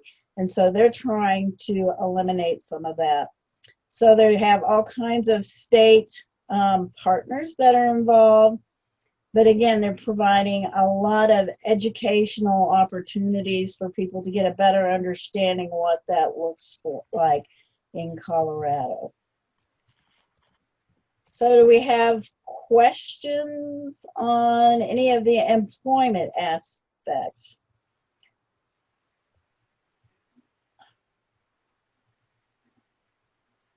So, yeah, with the, Mariel, you were the one that was asking about the kids with the hearing loss. Voc Rehab might not be going through the main office, but like Christy said, the community center boards might be better, but I still think if they're under or they're eligible for the EBSDT program, that might be a really good place to start first. Again, it kind of depends on the equipment that you're looking for. Certainly, communication is a developmental process that I think the EPSDT would provide. But like I said, I'm not exactly sure what you're looking for those kids? Excuse me, she talked about applications. She also talked about amplification. And Right. I just asked Chris Perkins, there are amplification systems, personal FM and sound field systems in the loan library. Right. So, you know, I think that's a good starting place to do loans and see what works. No, not amplification, picture-based. Picture-based, yeah. So there's all kinds of the AAC programs that are all picture-based that these kids could use that would actually help speak for them. But again, I think the EPSDT program would work. I know Voc Rehab has actually purchased some of the softwares for people. So again, if these kids are getting to the point where they're ready to start transitioning out, if the kid has their own iPad, or you could get Voc Rehab to buy the iPad and the software, then that way the school could be working with them before they graduate so that they become very adept in using that program, and maybe get it programmed so that it's specific to the type of employment that they are looking for. So, and trying to work on some of those basic needs. Getting DVR to the table, getting Division of Voc Rehab to the table is difficult. It's difficult, and they don't always see the ability that we see in some of these kids. I'm going to say it nicely that way. But honest to goodness, the first time our Voc Rehab counselor met Lauren, he suggested a monkey. Not kidding. After that, we just called him Monkey Man. Oh, Monkey Man's coming this afternoon. And all I could think was, about the time she bit down on Monkey, you know, hand, it was not going to be pretty. And I didn't know how the Golden Retriever was going to react. So all said, Voc Rehab doesn't always see what we see in capability and potential. So helping them and getting somebody that gets it is really important. What I do know is Medicaid has been working really hard with Voc Rehab to do a better job with the CCBs and a better job of seeing the potential in many of our kiddos. And just because you have one counselor, you've met one counselor. So finding somebody that sees the value is part of what's so difficult. Okay, Muriel's asking, Voc Rehab doesn't work with kids that are not documented. That is a conundrum. That is a conundrum. Right. So there are other programs that are out there that will pay for devices for the kids who are undocumented, and we'll go through some of those when we talk about some of the other funders that are out there. If the kids are undocumented, but they are part of a migrant family, I know they have a migrant program, and so that might be something else. But I also know Rocky Mountain SER, S-E-R, is a employment program specifically for people who speak Spanish, who works with people who are undocumented. And so there are other programs that are out there, and I know they used to pay for a lot of the training. It's SER, so Rocky Mountain SER. And so they were always another good resource for us. But yeah, so Voc Rehab, you know, bless their hearts. They have had some challenges. It used to be that you had to be a certified rehab counselor, and that's what I know I have my master's in, is in vocational rehabilitation with an emphasis in the evaluations. They have since stopped hiring people who have been educated in the field and certified. They now are hiring a lot of social workers. And so They just can't find the people to take the jobs, plus it's hard work. They have major caseloads. I'm not defending them because I'm probably one of the biggest complainers about their program. But they definitely have had issues about providing services equally across the board. So there, like I said, and if you don't, they too have an appeals process.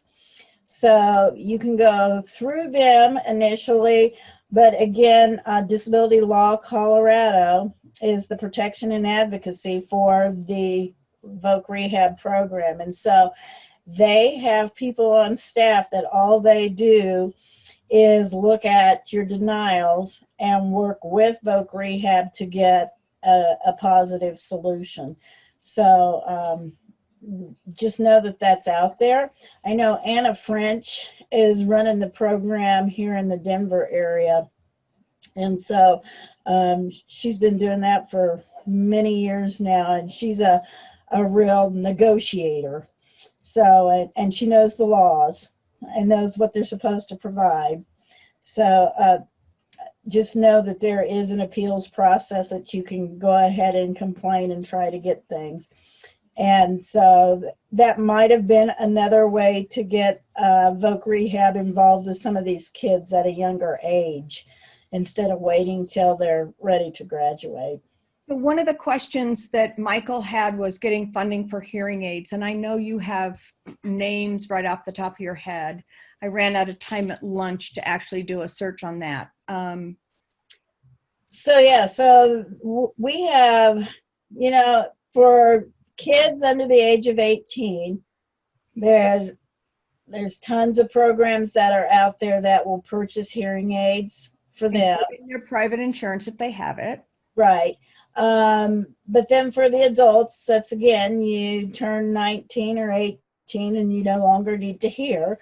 So they're fewer and far between. And so there are different programs that are out there depending on the type of hearing aid somebody's looking for. If you are behind the ear hearing aids, a lot of people can get some of the recycled ones at a reduced cost.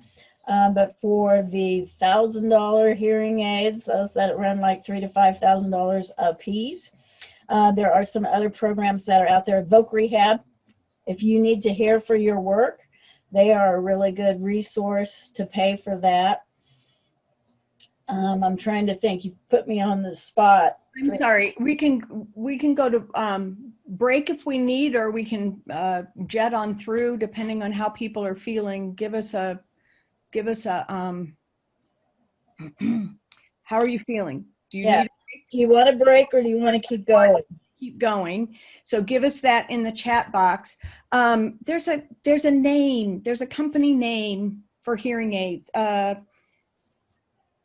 can't remember the name. Anyway, I was going to look it up. Keep going. Let's keep going. Yeah. So, another big issue is for people who are needing or wanting the cochlear implants. We have all kinds of funding resources that will not only pay for the surgery or the device. Surgery would be probably your private insurance or your insurance, but the device, and then there is extensive training that happens after you get an implant. And so we have agencies that will help pay for that as well. So there are multiple resources. The Lions Club. Your animal organizations. That's right. Lions, your tigers, your bears, your water buffalo, your optimists, your Sertoma. The Lions Club originally was only doing vision, but they have now expanded and do vision and hearing. The Quota Club is an organization that's here in the Front Range, and they focus specifically on hearing loss, or individuals with hearing loss, and providing funding for them. The Sertoma Club is the Service to Mankind. They are a good one. The Rotary, the Optimus. Again, these guys are all, you're not going to get $5,000 from them, but they will pay for smaller portions. of that device. And so a lot of it is learning how to pool different resources together to get a device. And most of these agencies that are selling, most of the vendors, they're all used to that, because I can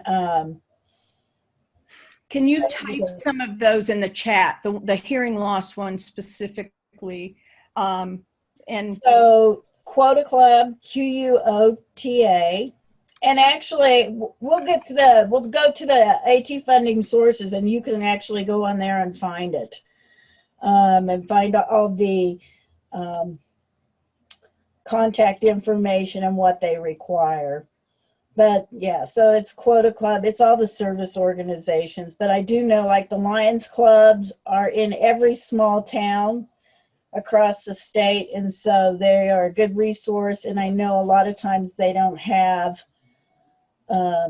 enough things to spend their money on, so they have large bank accounts. So yeah, so those are a couple of them. So I have a question, and that has to do, and it sounds super morbid, but there isn't a recycle with people that pass away. And sometimes their hearing aids are perfectly good because they have gotten them through, you know, Medicare or somebody. And their hearing aids are perfectly good. And yet I don't think anybody like says, oh, let's recycle these or turn them back or to an audiologist.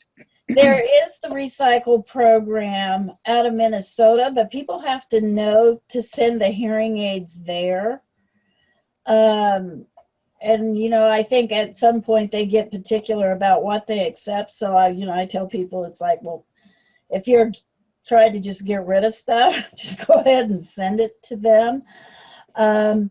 But there's no local place that does that. The other problem we have is people will buy less expensive versions, and so they're going to Costco and Walmart to buy their hearing aids.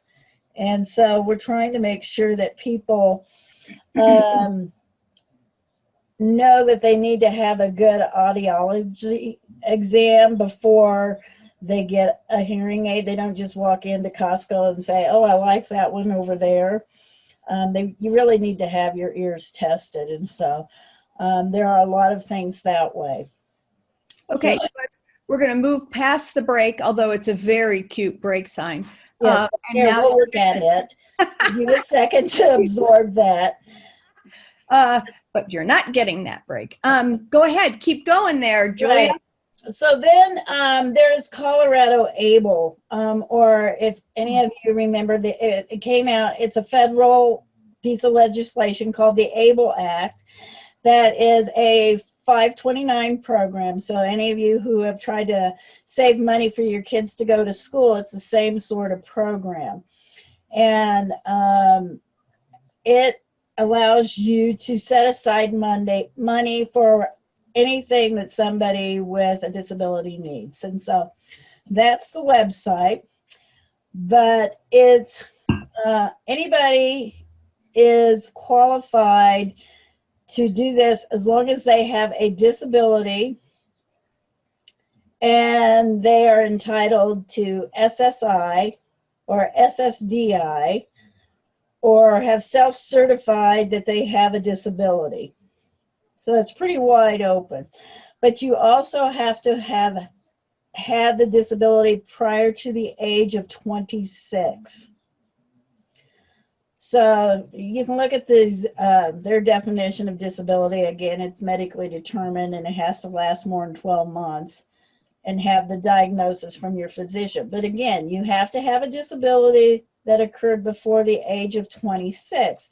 And so if you have a small child who's born with a disability or gets a disability early on, you can start this program. I'm just typing and keeping people happy. Okay, you throw me off there. So we're just trying to make sure these kids can start putting money aside every month from the time they're little that would go towards whatever they need between now and whenever. So again, it's a 529 program. You're able to donate money. You can have your friends, family members, everybody can donate to somebody. They do have a limit of $15,000 a year, but you can start with your initial investment at $25. So it's a really nice program that can help pay for transportation costs. It can pay for education. It can pay for any of their assistive technology that they need, any of the training that they need for that. So this is a really good way. So you can put money in and take money out whenever you want. So yeah, they can give you a debit card, which is kind of nice, but it has to be a qualifying expense. If you do purchase something that is not on the list, then you do get penalized. And so again, you can pay for exercise equipment, housing, transportation. If you have to pay somebody to help manage your finances, the employment and training. So, and even at the end, funeral and burial expenses, you can spend the money on that. So this is another really nice option to buying hearing aids or whatever types of devices somebody might need, those communication devices that somebody might need. So the ABLE account is a great asset that I think people need to know about. The problem with our ABLE account is it's kind of like Christy was talking about one of our health programs that's located down in Florida. These guys are located in Missouri, the ones that provide oversight to the Colorado ABLE program. But so just know that they are out of state, but they manage specifically the Colorado ABLE program, and so they know all the Colorado rules and definitions. So, Christy. Okay, so here are some helpful hints along the way as you identify. So you've kind of got your team together. One gal, Amber, said, you know, I'm in a small district, but I'd like to figure out how I can help with funding. And you could be the point person, or you could be one of the team members that communicates and does kind of the negotiation about, we're going to call this person first, or we're going to send letters and an application for this first, and then second, and kind of go down the list. I always say, keep your eye on the funding stream. Ask, you know, how long do you think this is going to take before we hear something back, so that you're not forever and then realize that it was denied, but you never really heard and you thought that was going to be an option. Don't assume, again, they're in a cubicle, they know nothing about your world and the technology world. So don't assume that they know what this device is or it does, or how it interfaces with a computer, that, you know, that it really expands a person's environment or interactions.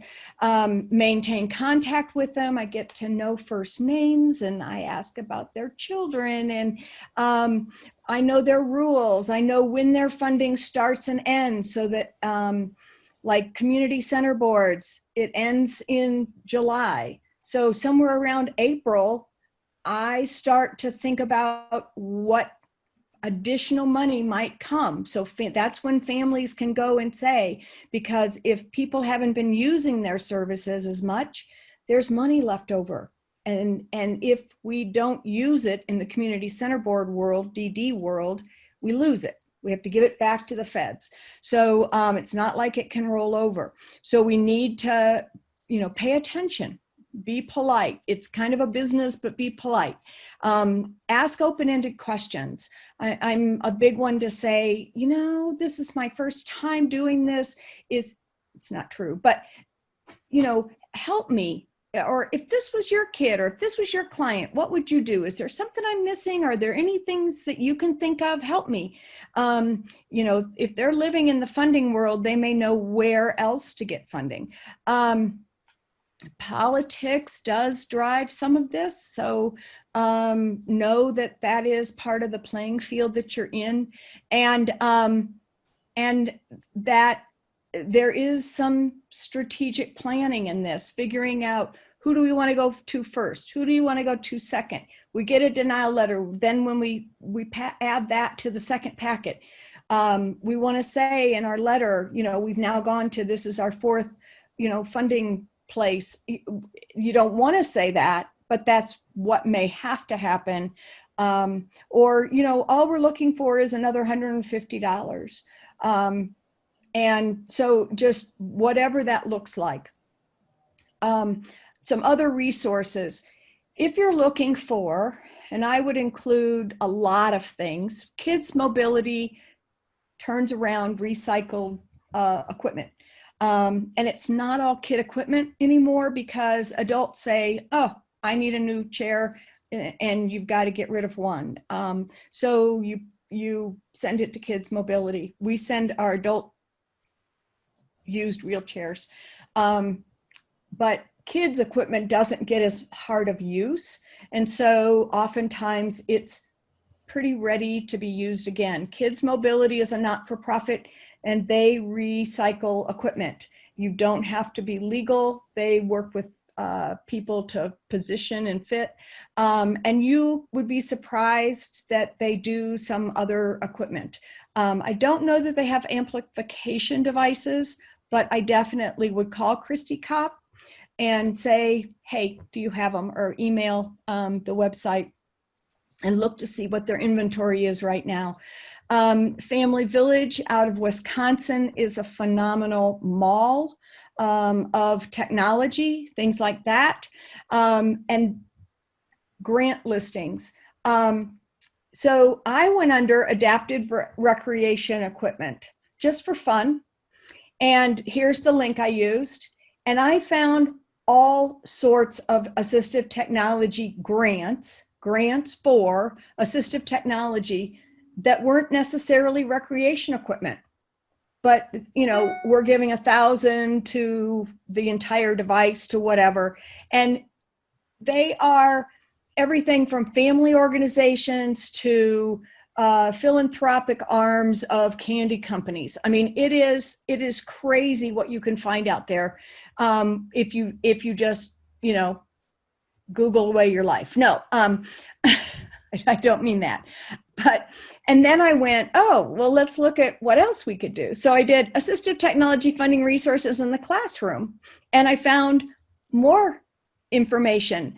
And that was everything from the reading, writing, and arithmetic applications and iPads and things like that to full systems for classrooms, reading systems or whatever. So it was pretty amazing what was there and available. So, you know, don't miss looking in some places you don't expect. But wait, there's more. It's afternoon and I haven't had any coffee. Right. So Chris added the Good Health Will, which they have offices in Greeley and Loveland. Yes. And they recycle pretty much everything. You could find power chairs, manual chairs, wheelchairs, walkers, canes, beds. They have different supplies. They have diapers. They have food, all kinds of things. And you can go up there and get things at like next to nothing. And so I would recommend people checking them out. And I know, because I've been through their warehouse and it's just like more stuff than I've ever seen.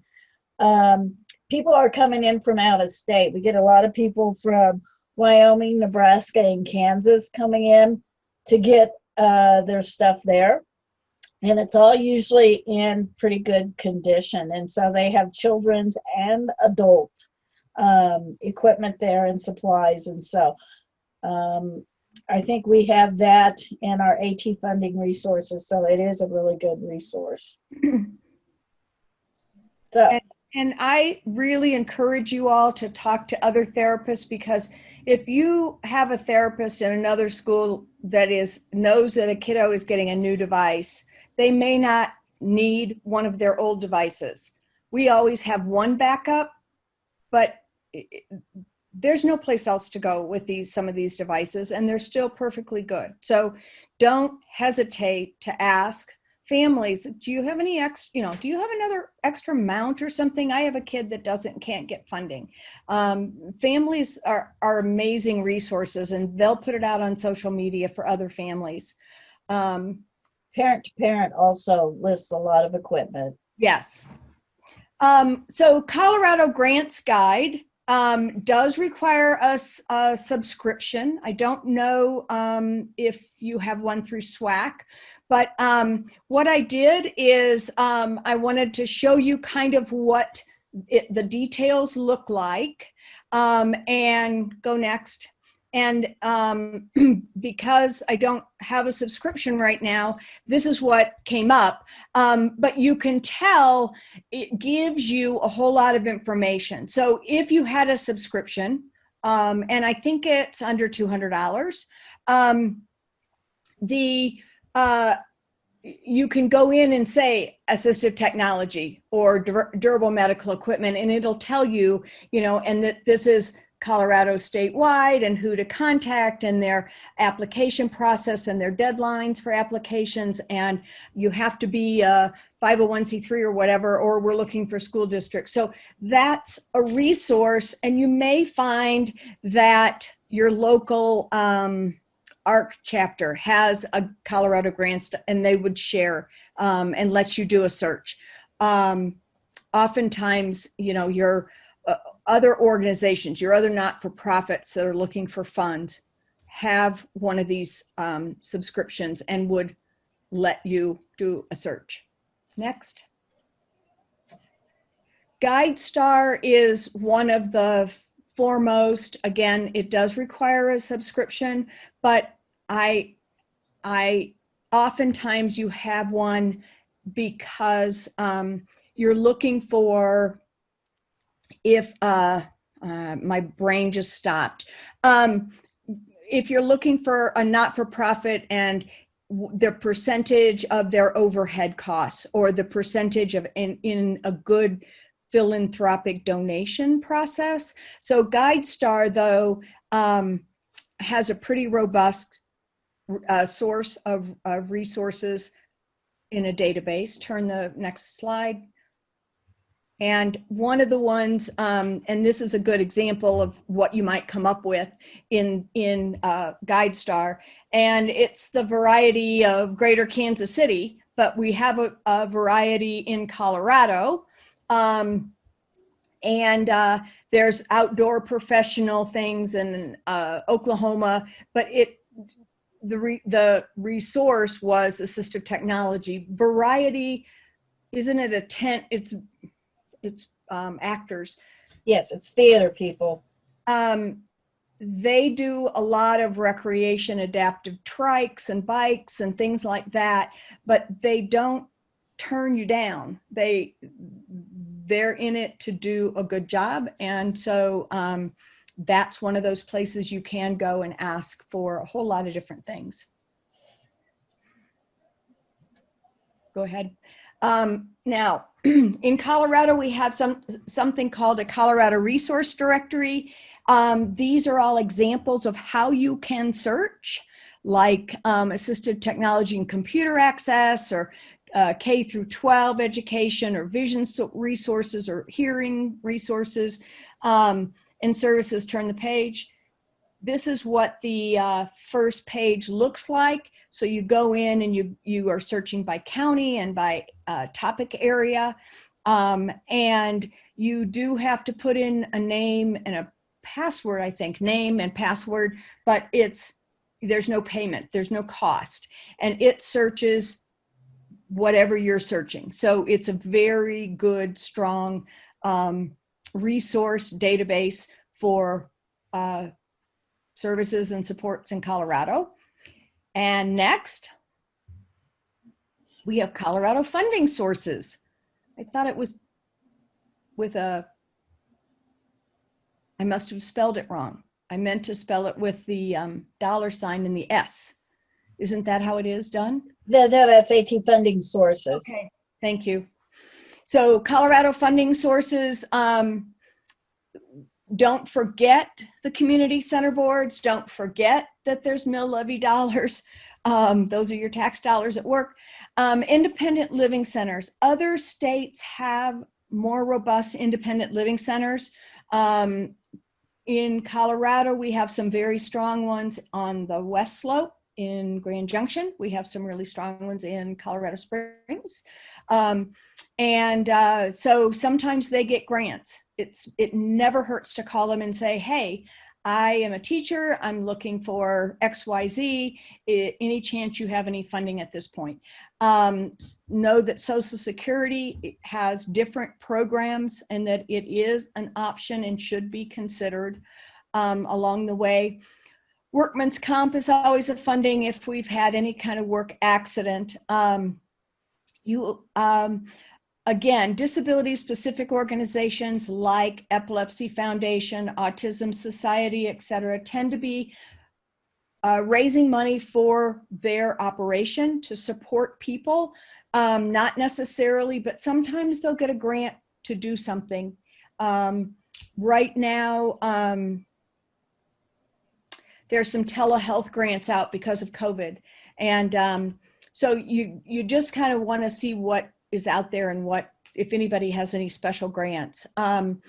Advocacy organizations sometimes have special grants. Again, faith-based church, and we haven't talked much about faith-based, but the faith-based groups, if a family is tied to a parish or a community or a church, it doesn't hurt to go and ask. Oftentimes, for their parishioners, they will have discretionary funds that could assist you. And I don't hesitate to ask.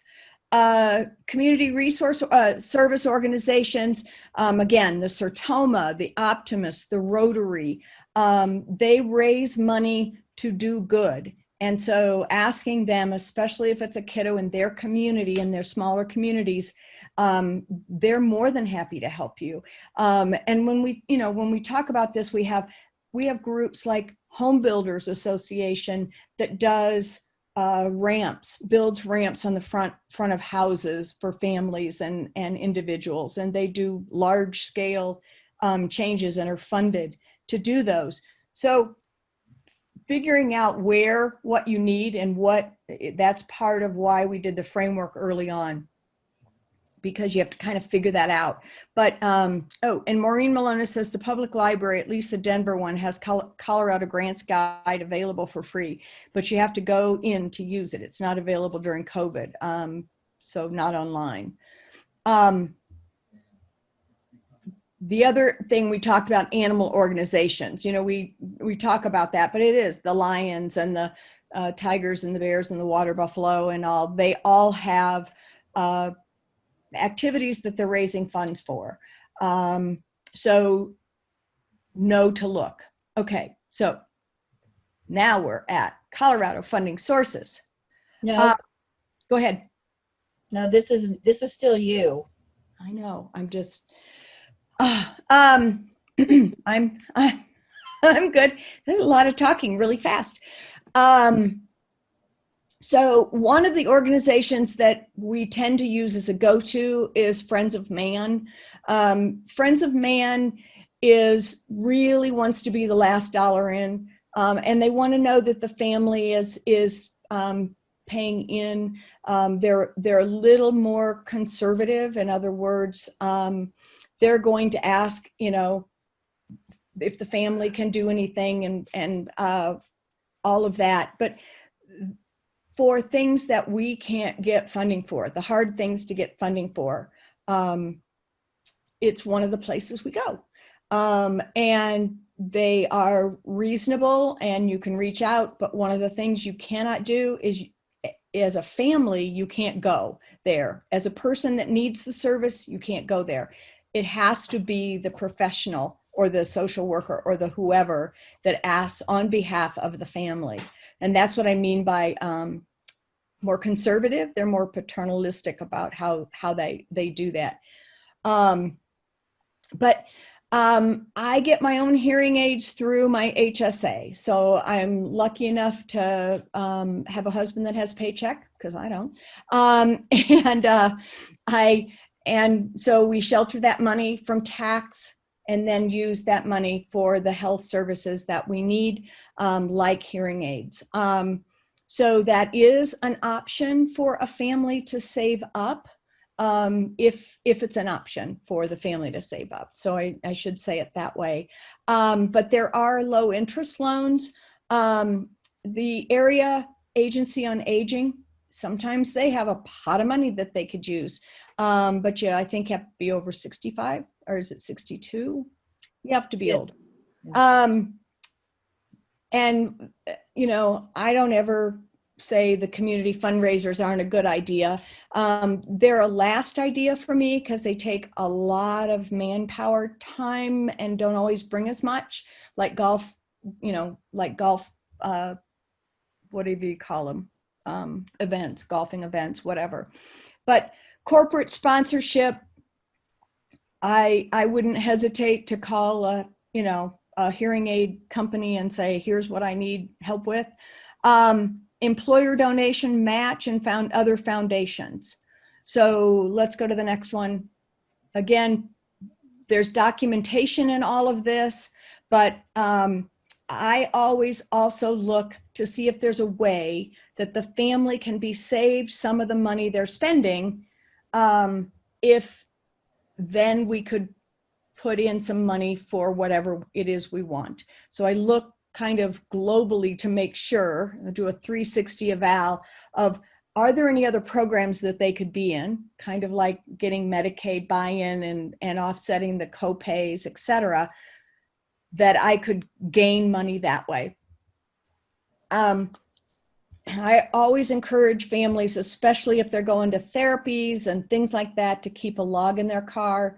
You used to be able to write off so much more, but if they are doing not a quick tax, but a itemized tax, you can use the write-offs from that.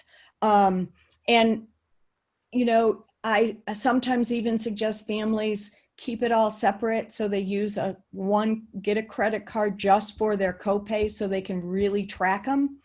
Again, in Medicare after 65, Medicare, you have to track what you're spending. They're not going to come say, oh, you just met your limit. They'll let you go way, way over.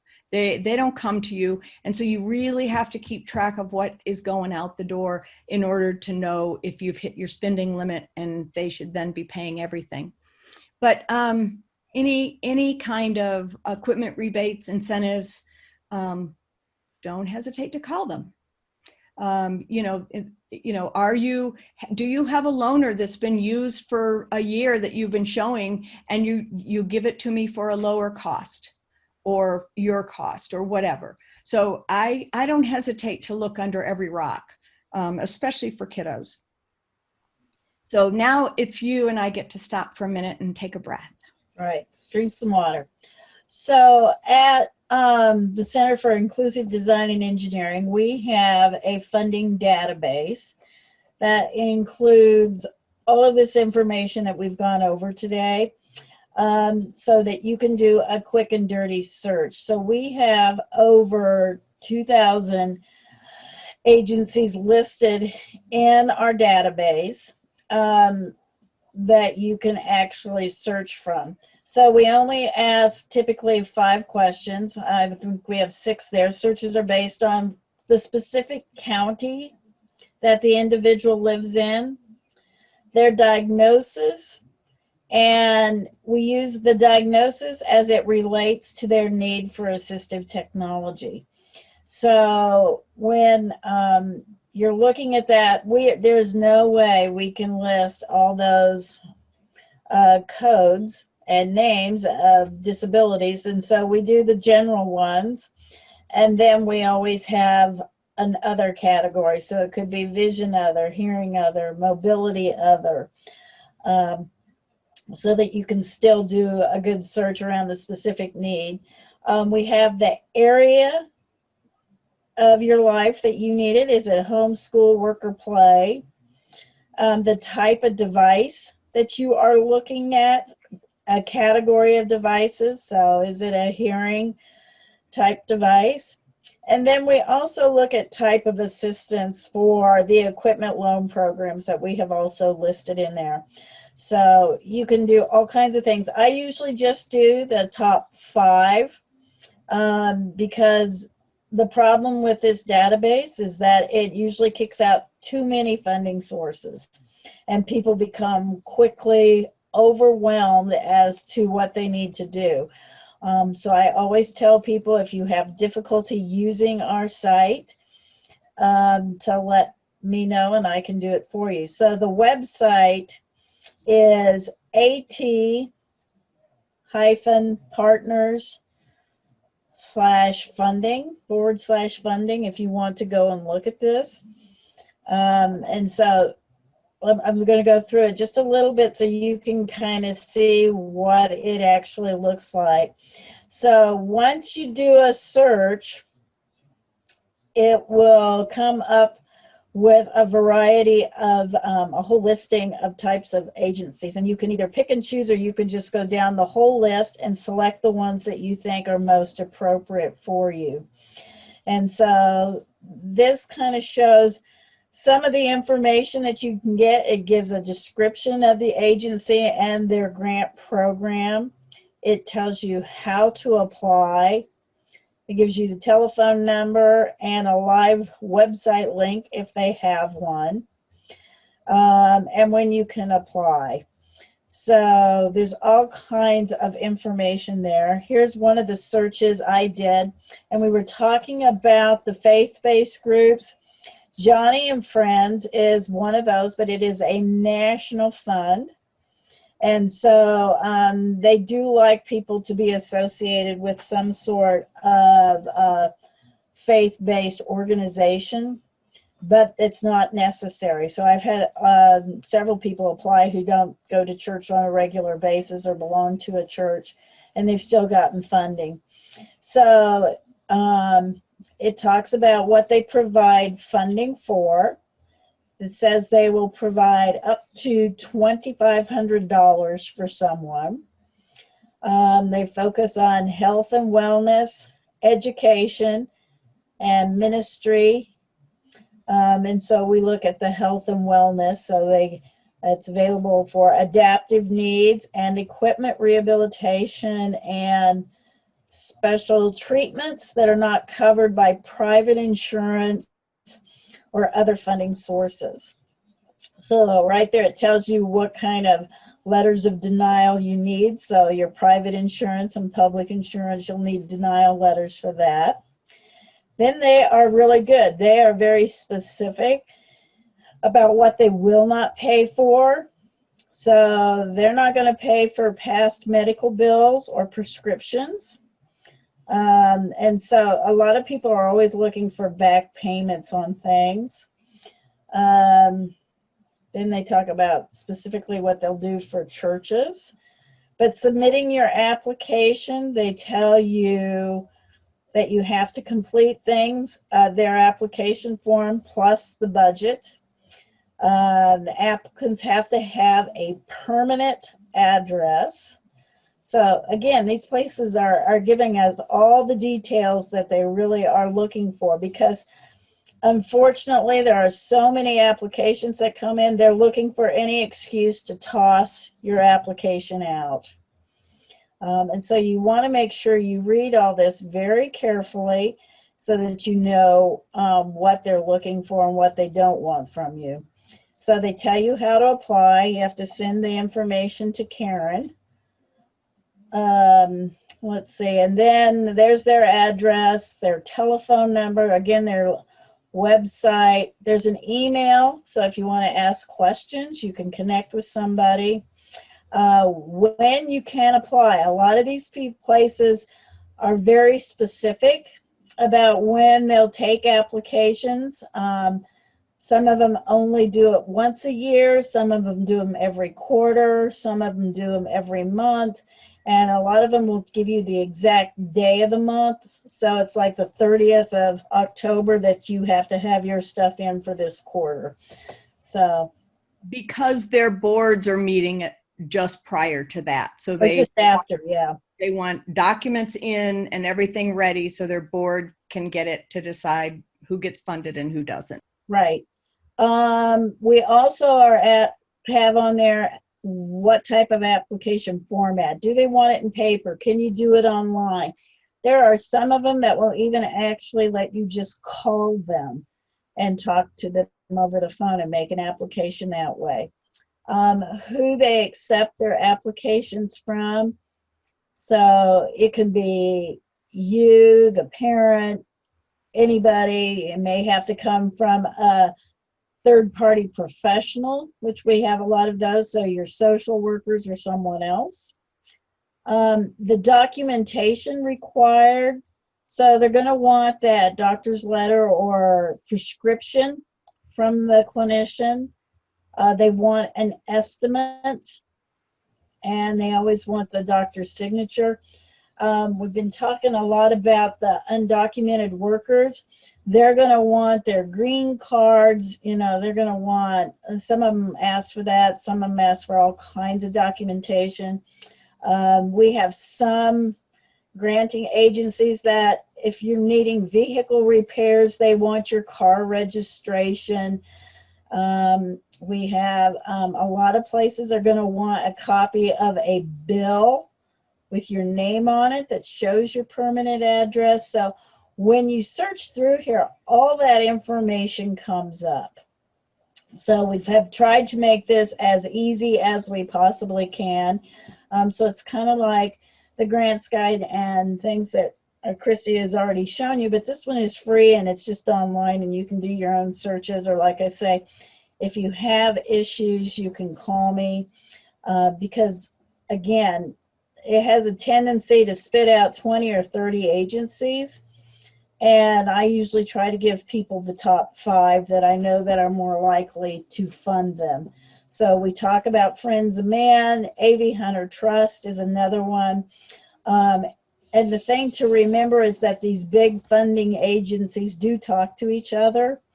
And so they're going to know if you're applying for through all of them. And so they all don't want to give you the same dollar amount. And then you take the extra cash. So you need to just make sure that you're asking for appropriate dollars. Friends of Man, Christy was saying they want to see the family investment. They actually require letters from family members. And so if families are not able to provide funding, that's fine. You just have to have that documentation, that letter that says, you know, why isn't grandma and grandpa providing funding? Well, they can write a letter. It's like, well, I've got 10 grandkids and I'm on Social Security and, you know, I don't have that kind of money laying around. So you just need to be able to document who's given money, who is putting money up, or who's not and not capable of doing that. So AT funding sources to me has worked out really very nicely. And there are national, state, and local grants in there. So we do have all the Lions Clubs listed, all the Rotaries, Optimists, Elks, all those community service organizations. We also have all the veterans groups out there, so all the American Legions and VFWs, because a lot of times they are a good local resource to help pay for things of kids who are family members of a military person. But yeah, we have the equipment loan banks that are around the state that are in different churches or other organizations. So you can search for a lot of different things within this database. And then we have also developed another search engine, AT Finder, that helps locate equipment that may be used or at a lower price. And so that's at atfinder.org. And you need to put very specifically the equipment that you want to put in that you're looking for. Because as you see here, I've got a Pride scooter. So if you put in the word scooter, a lot of times you come up with small motorcycles, or you'll come up with kids' tricycles.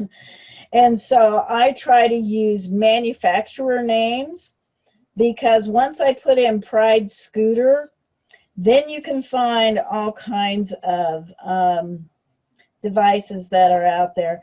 And we weren't going to go live. I did this earlier today, and I think I came up with 68 different scooters.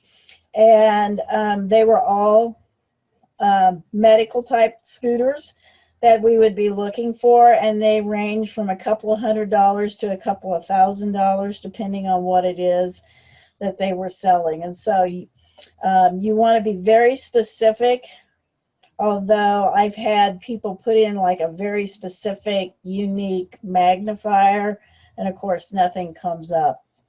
And so that's where you have to look at some of these other options. But you can put in the number of miles away from your home that you're willing to look for, your zip code. We have the reason for your search, because we do a lot of this for our federal annual report. And they're always asking us some different questions. And so we have drop down. So why are you looking for this? Because you're looking for an affordable option.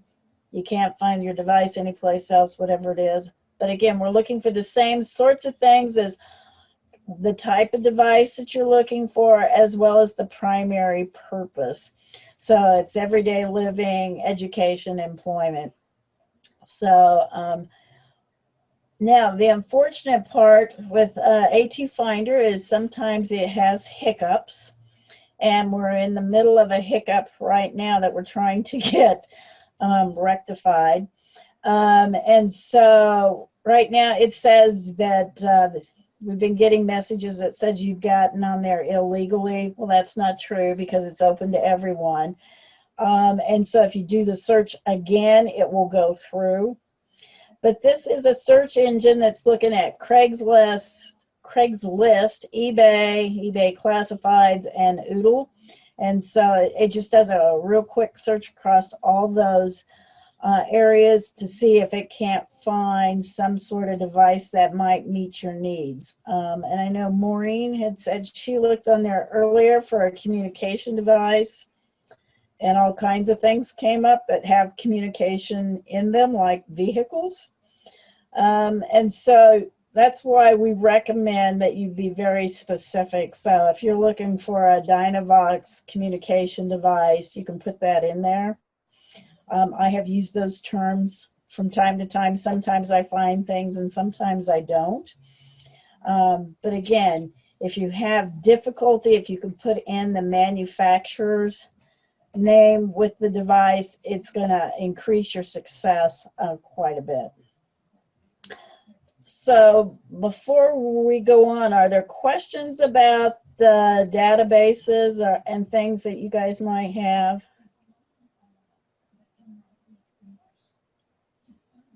Have any of you tried our databases?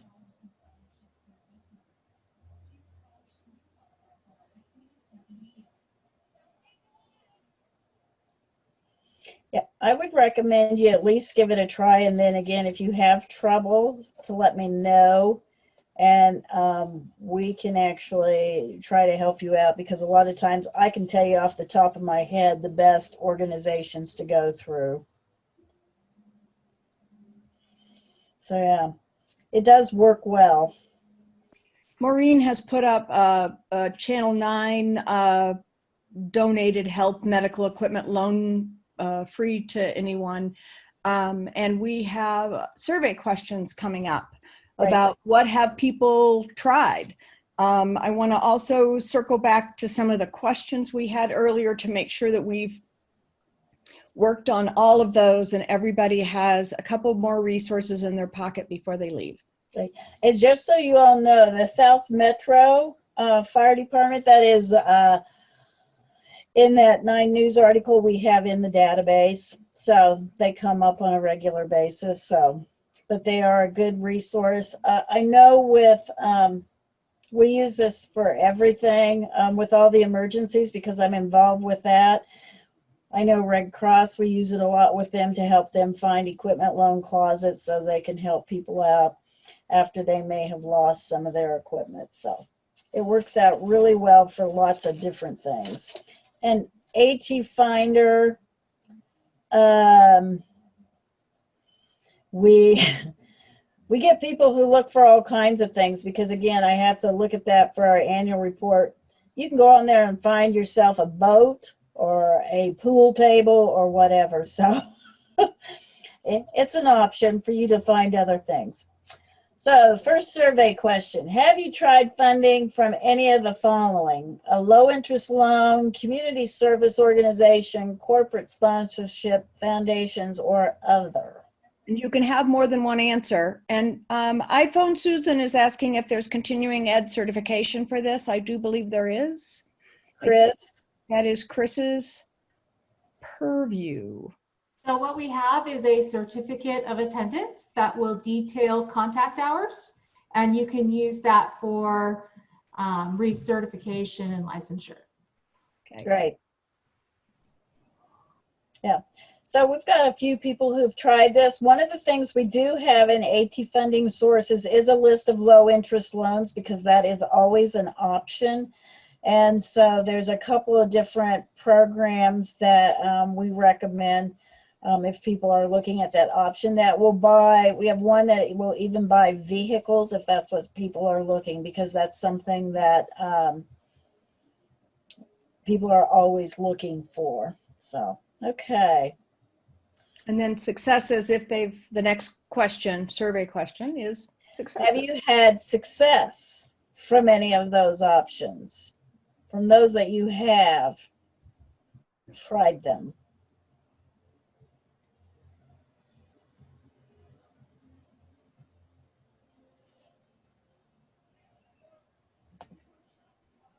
I think not. I think not. I'm thinking not. Okay, so what other questions? Robin has. She got something. Good.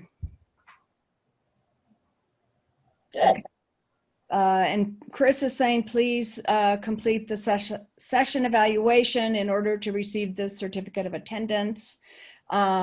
She's found a charging source from a community agency. Good job. Good. Yay. So before we end completely, we can go ahead and put up our contact information and resources, but Amber's question in a small district and really wanting to help folks, I think being a part of the team or even being the conduit to keep everybody together and keep everybody moving, when are you going to do this by and all, being comfortable. Oh, our local tribe foundations are often willing to purchase for our tribal kids. Yes, that is absolutely true. And I believe they're getting some of the telehealth funds as well for purchasing access to telehealth. So Amber's question, getting involved, and thank you, Robin, for sharing that.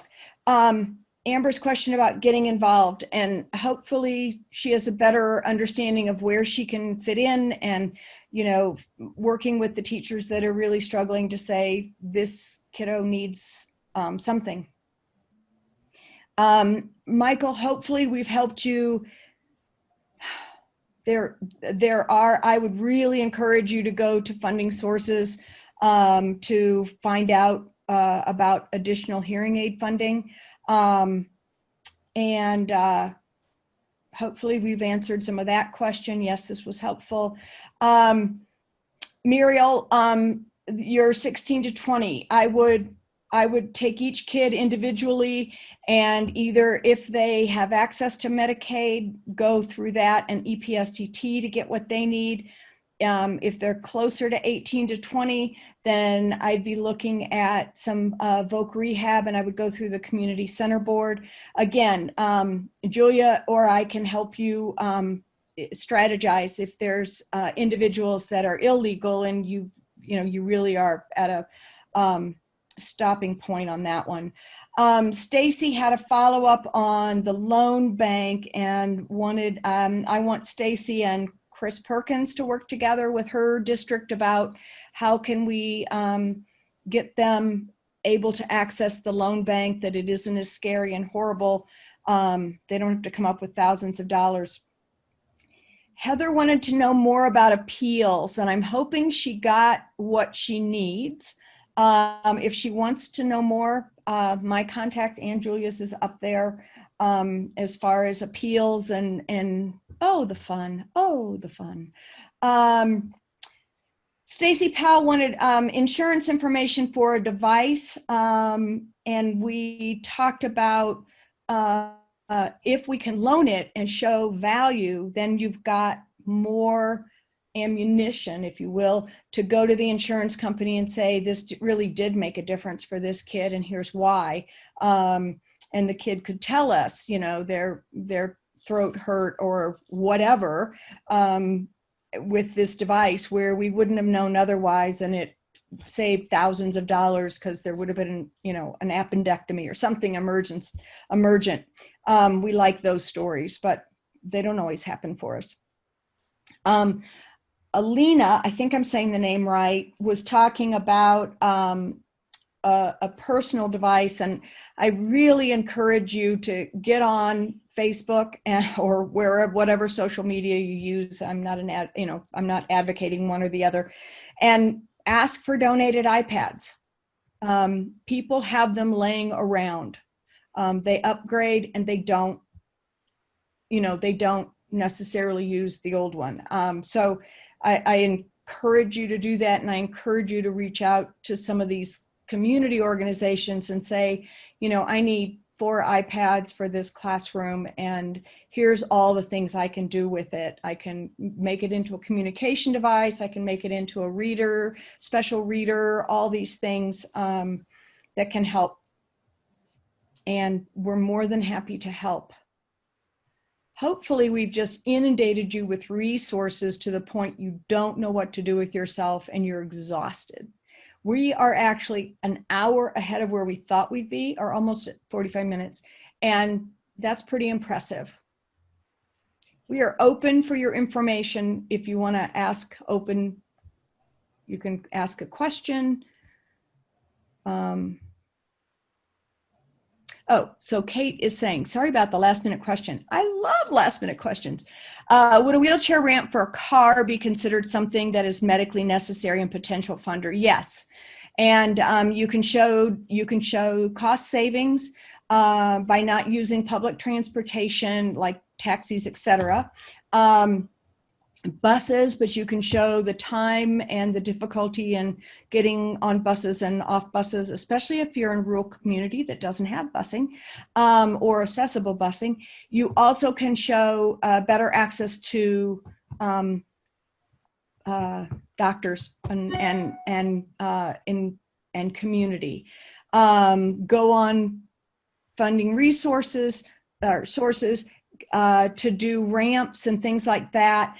Voc Rehab funds that. Our Medicaid does not. We have not had a law case yet that went all the way through and won. Some states do, like Wisconsin, but we are not one of them. But they will pay for the adaptations. So I can help you. The CCB is also a really good resource with assistive technology funds and mill levy dollars.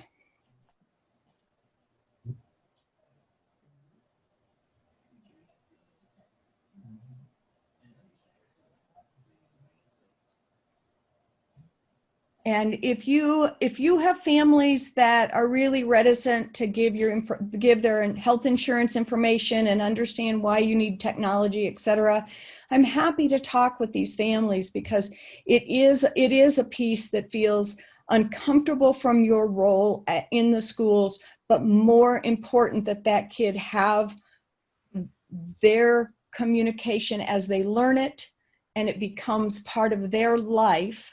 And it is a language where they go, everywhere they go, that it doesn't change configuration and they don't get used to it, et cetera. So happy to have those conversations as a parent that's been through it, as well as connecting families to other folks.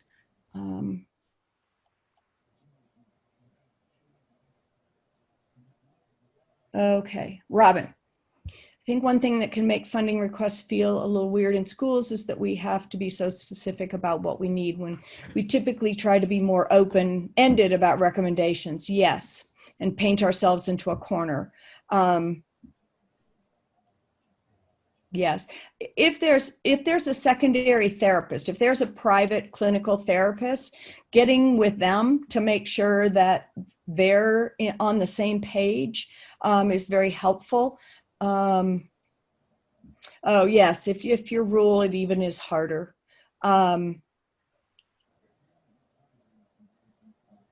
Okay, I think I'm missing a piece of the question. Hold on.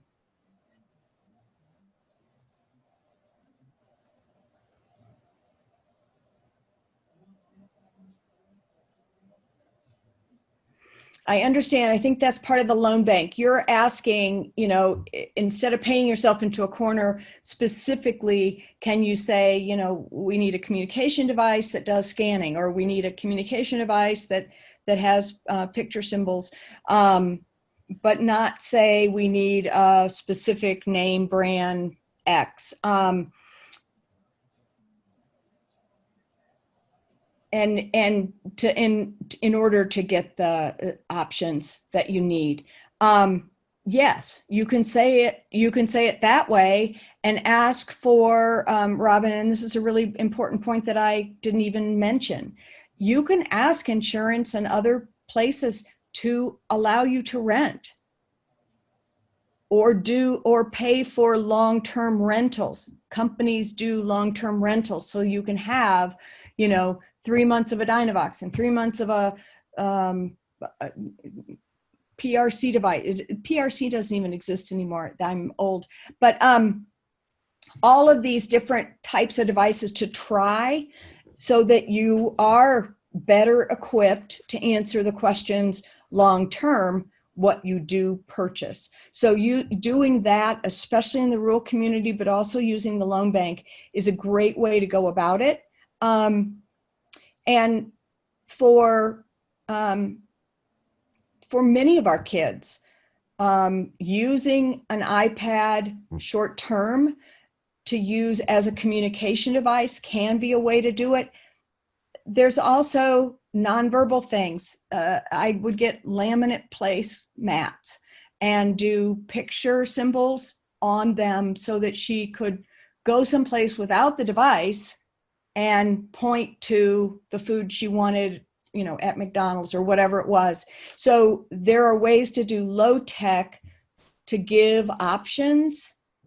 And one great way to get families ready for assistive technology, in more ways than one, is to do a battery operated switch fan to blow out birthday candles.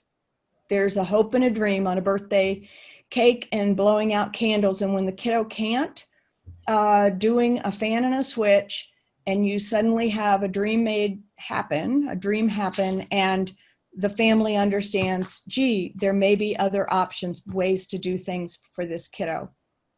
And it really can make a huge difference for families. So utilizing the loan bank, but other options in the yeah. I would do the evaluation, Robin. I would do the evaluation, but want Julia to weigh in too. I would want to do the evaluation and at least get down to, I need a device that does X, Y, and Z, or, you know, switch access or big screen buttons or whatever, so that I have the option. And these are the devices that do that. And I'd like to long-term try them, or work with the sales reps to give you, you know, a couple of weeks. We've done that too, with many, many, many children. Just said, you know, do you have 2 weeks where, in Christmas vacation's a great time. They're not working as much and showing the devices. There aren't any conferences, and they'll let you loan a sample, a loaner device for like 2 weeks to try it.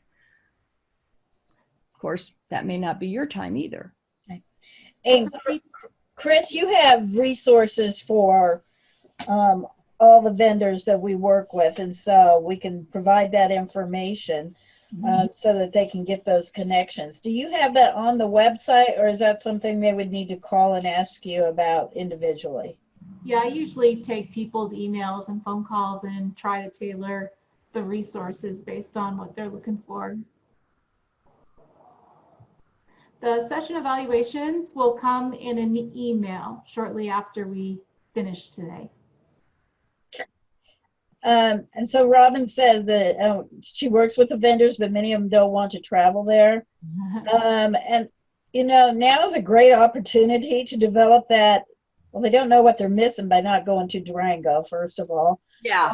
But now the prime opportunity with COVID that everybody's doing everything virtually.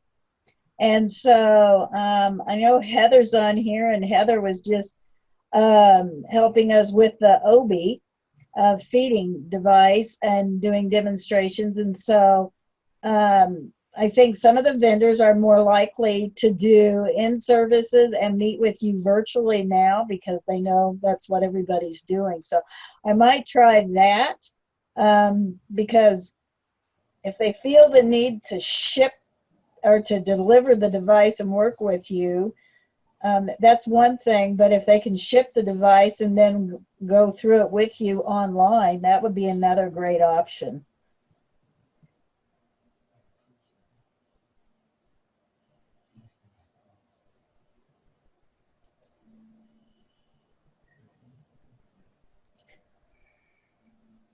Other questions or concerns?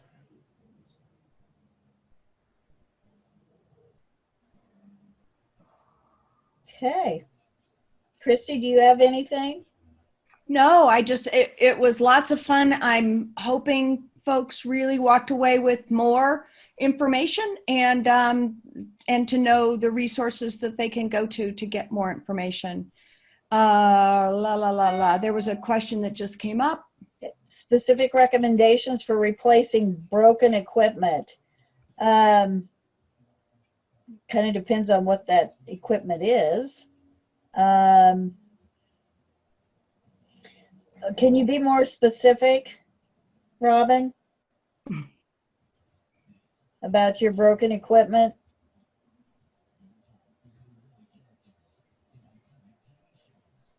Ooh, Stacy's going to recommend us to a bunch of people. That sounds like fun.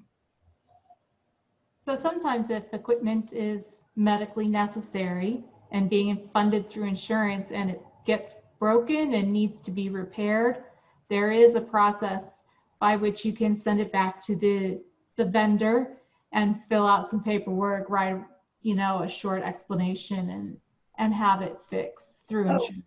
And Robin is saying it was insurance funded. They will pay for the replacement or the repairs. You have to send it back. They will pay for that or reimburse you for that. It depends on what their rules are. Sometimes it's warranted. It's important to know that the funder that purchases the device, if it's insurance, public or private, so if it's private insurance or Medicaid, they are considered to be the owner of that equipment. And so that's why they pay for the repairs and replacement. So the insurance company or Medicaid is responsible, and should do the transit. I mean, like Lauren's, we have to send back to Ohio. So that should happen. Right. Unless Medicaid said no, and it's like, if you've got somebody who likes to throw their AAC devices around, you then need to probably get it fixed, but consider, what can you do to make it more durable? Is there, additional casings that you can purchase so that it is a little more tolerant of their behaviors? And Medicaid has requirements for repairs. Again, especially if it's an under, 21 kiddo, call Gina Robinson. Yeah, because then Gina will call Christy and I and ask us questions, as we both work closely with her. Second was mount, and the wheelchair vendor said we need to wait until it's time for a new chair. Does that sound right? Mounts are difficult because no matter what the cost of the mount is, Medicaid pays for one amount. So mounts are not real easy to fund, but you don't have to wait until the next wheelchair in order to get the mount. So you can order a mount, and I would go back through the vendor. But if you can't do that, then go back through prior authorization. Who would they go to? Julia, who would they go to? I mean, I'm thinking speech language, but. Well, if the mount, what was the mount for? If it was for the AAC device, there's all kinds of places. I'm thinking, like Variety of Colorado, we briefly mentioned them, but they will buy anything and everything that insurance will not pay for. But if you have letters of denial, and it's going to take more than the vendor saying, no, it's not time yet, you would actually need Medicaid to send you the letter saying, no, we're not going to buy another mount. Medicaid's not going to say that, but you're saying fairly new. These things are under warranties. Right. So if the mount broke, then that we need to go back to Medicaid on. And Robin, I'm happy to help you on that one. The mount is older. Yeah. But yeah, so if you can't find, if people are not cooperating and you don't want to fight with them, again, there are other agencies. Some of them are quicker than others, but Variety of Colorado is a really good resource for kids. Also, Kiwanis will buy things for kids under the age of 18, and so they're really good resources, and those are pretty local. I don't remember off the top of my head all the organizations in the Durango area, but you could, I know the independent living centers typically in Colorado don't have funding, but Martha Mason with the Southwest Center is pretty resourceful, and she may know of somebody who could help you that is much more local than trying to work with somebody over here in Denver. And I would also say go to the community center board, especially if that kiddo is getting any kind of family support dollars or has a developmental disability. They are absolutely one of the funders for this kind of thing.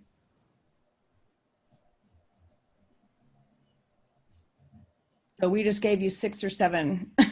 Your eyes are probably rolling into the back of your head. Right. But we want to give you some of your afternoon back. Happy Friday. Okay. We appreciate your time, Robin. And thanks for helping this kiddo with the device. And all the others. You guys do a great job. And we appreciate what you do for all of the kids in Colorado. Chris, you want to say goodbye for the day? Yeah, thank you so much, Julia and Christy. This has been just terrific. I'm going to have to go back myself and pore over the slides and click on all those links and explore everything that went by me a little quickly. So much great information, though. Thank you to you both. Thanks for having us. Thanks. Bye. Bye, everyone. Bye. Have a good weekend.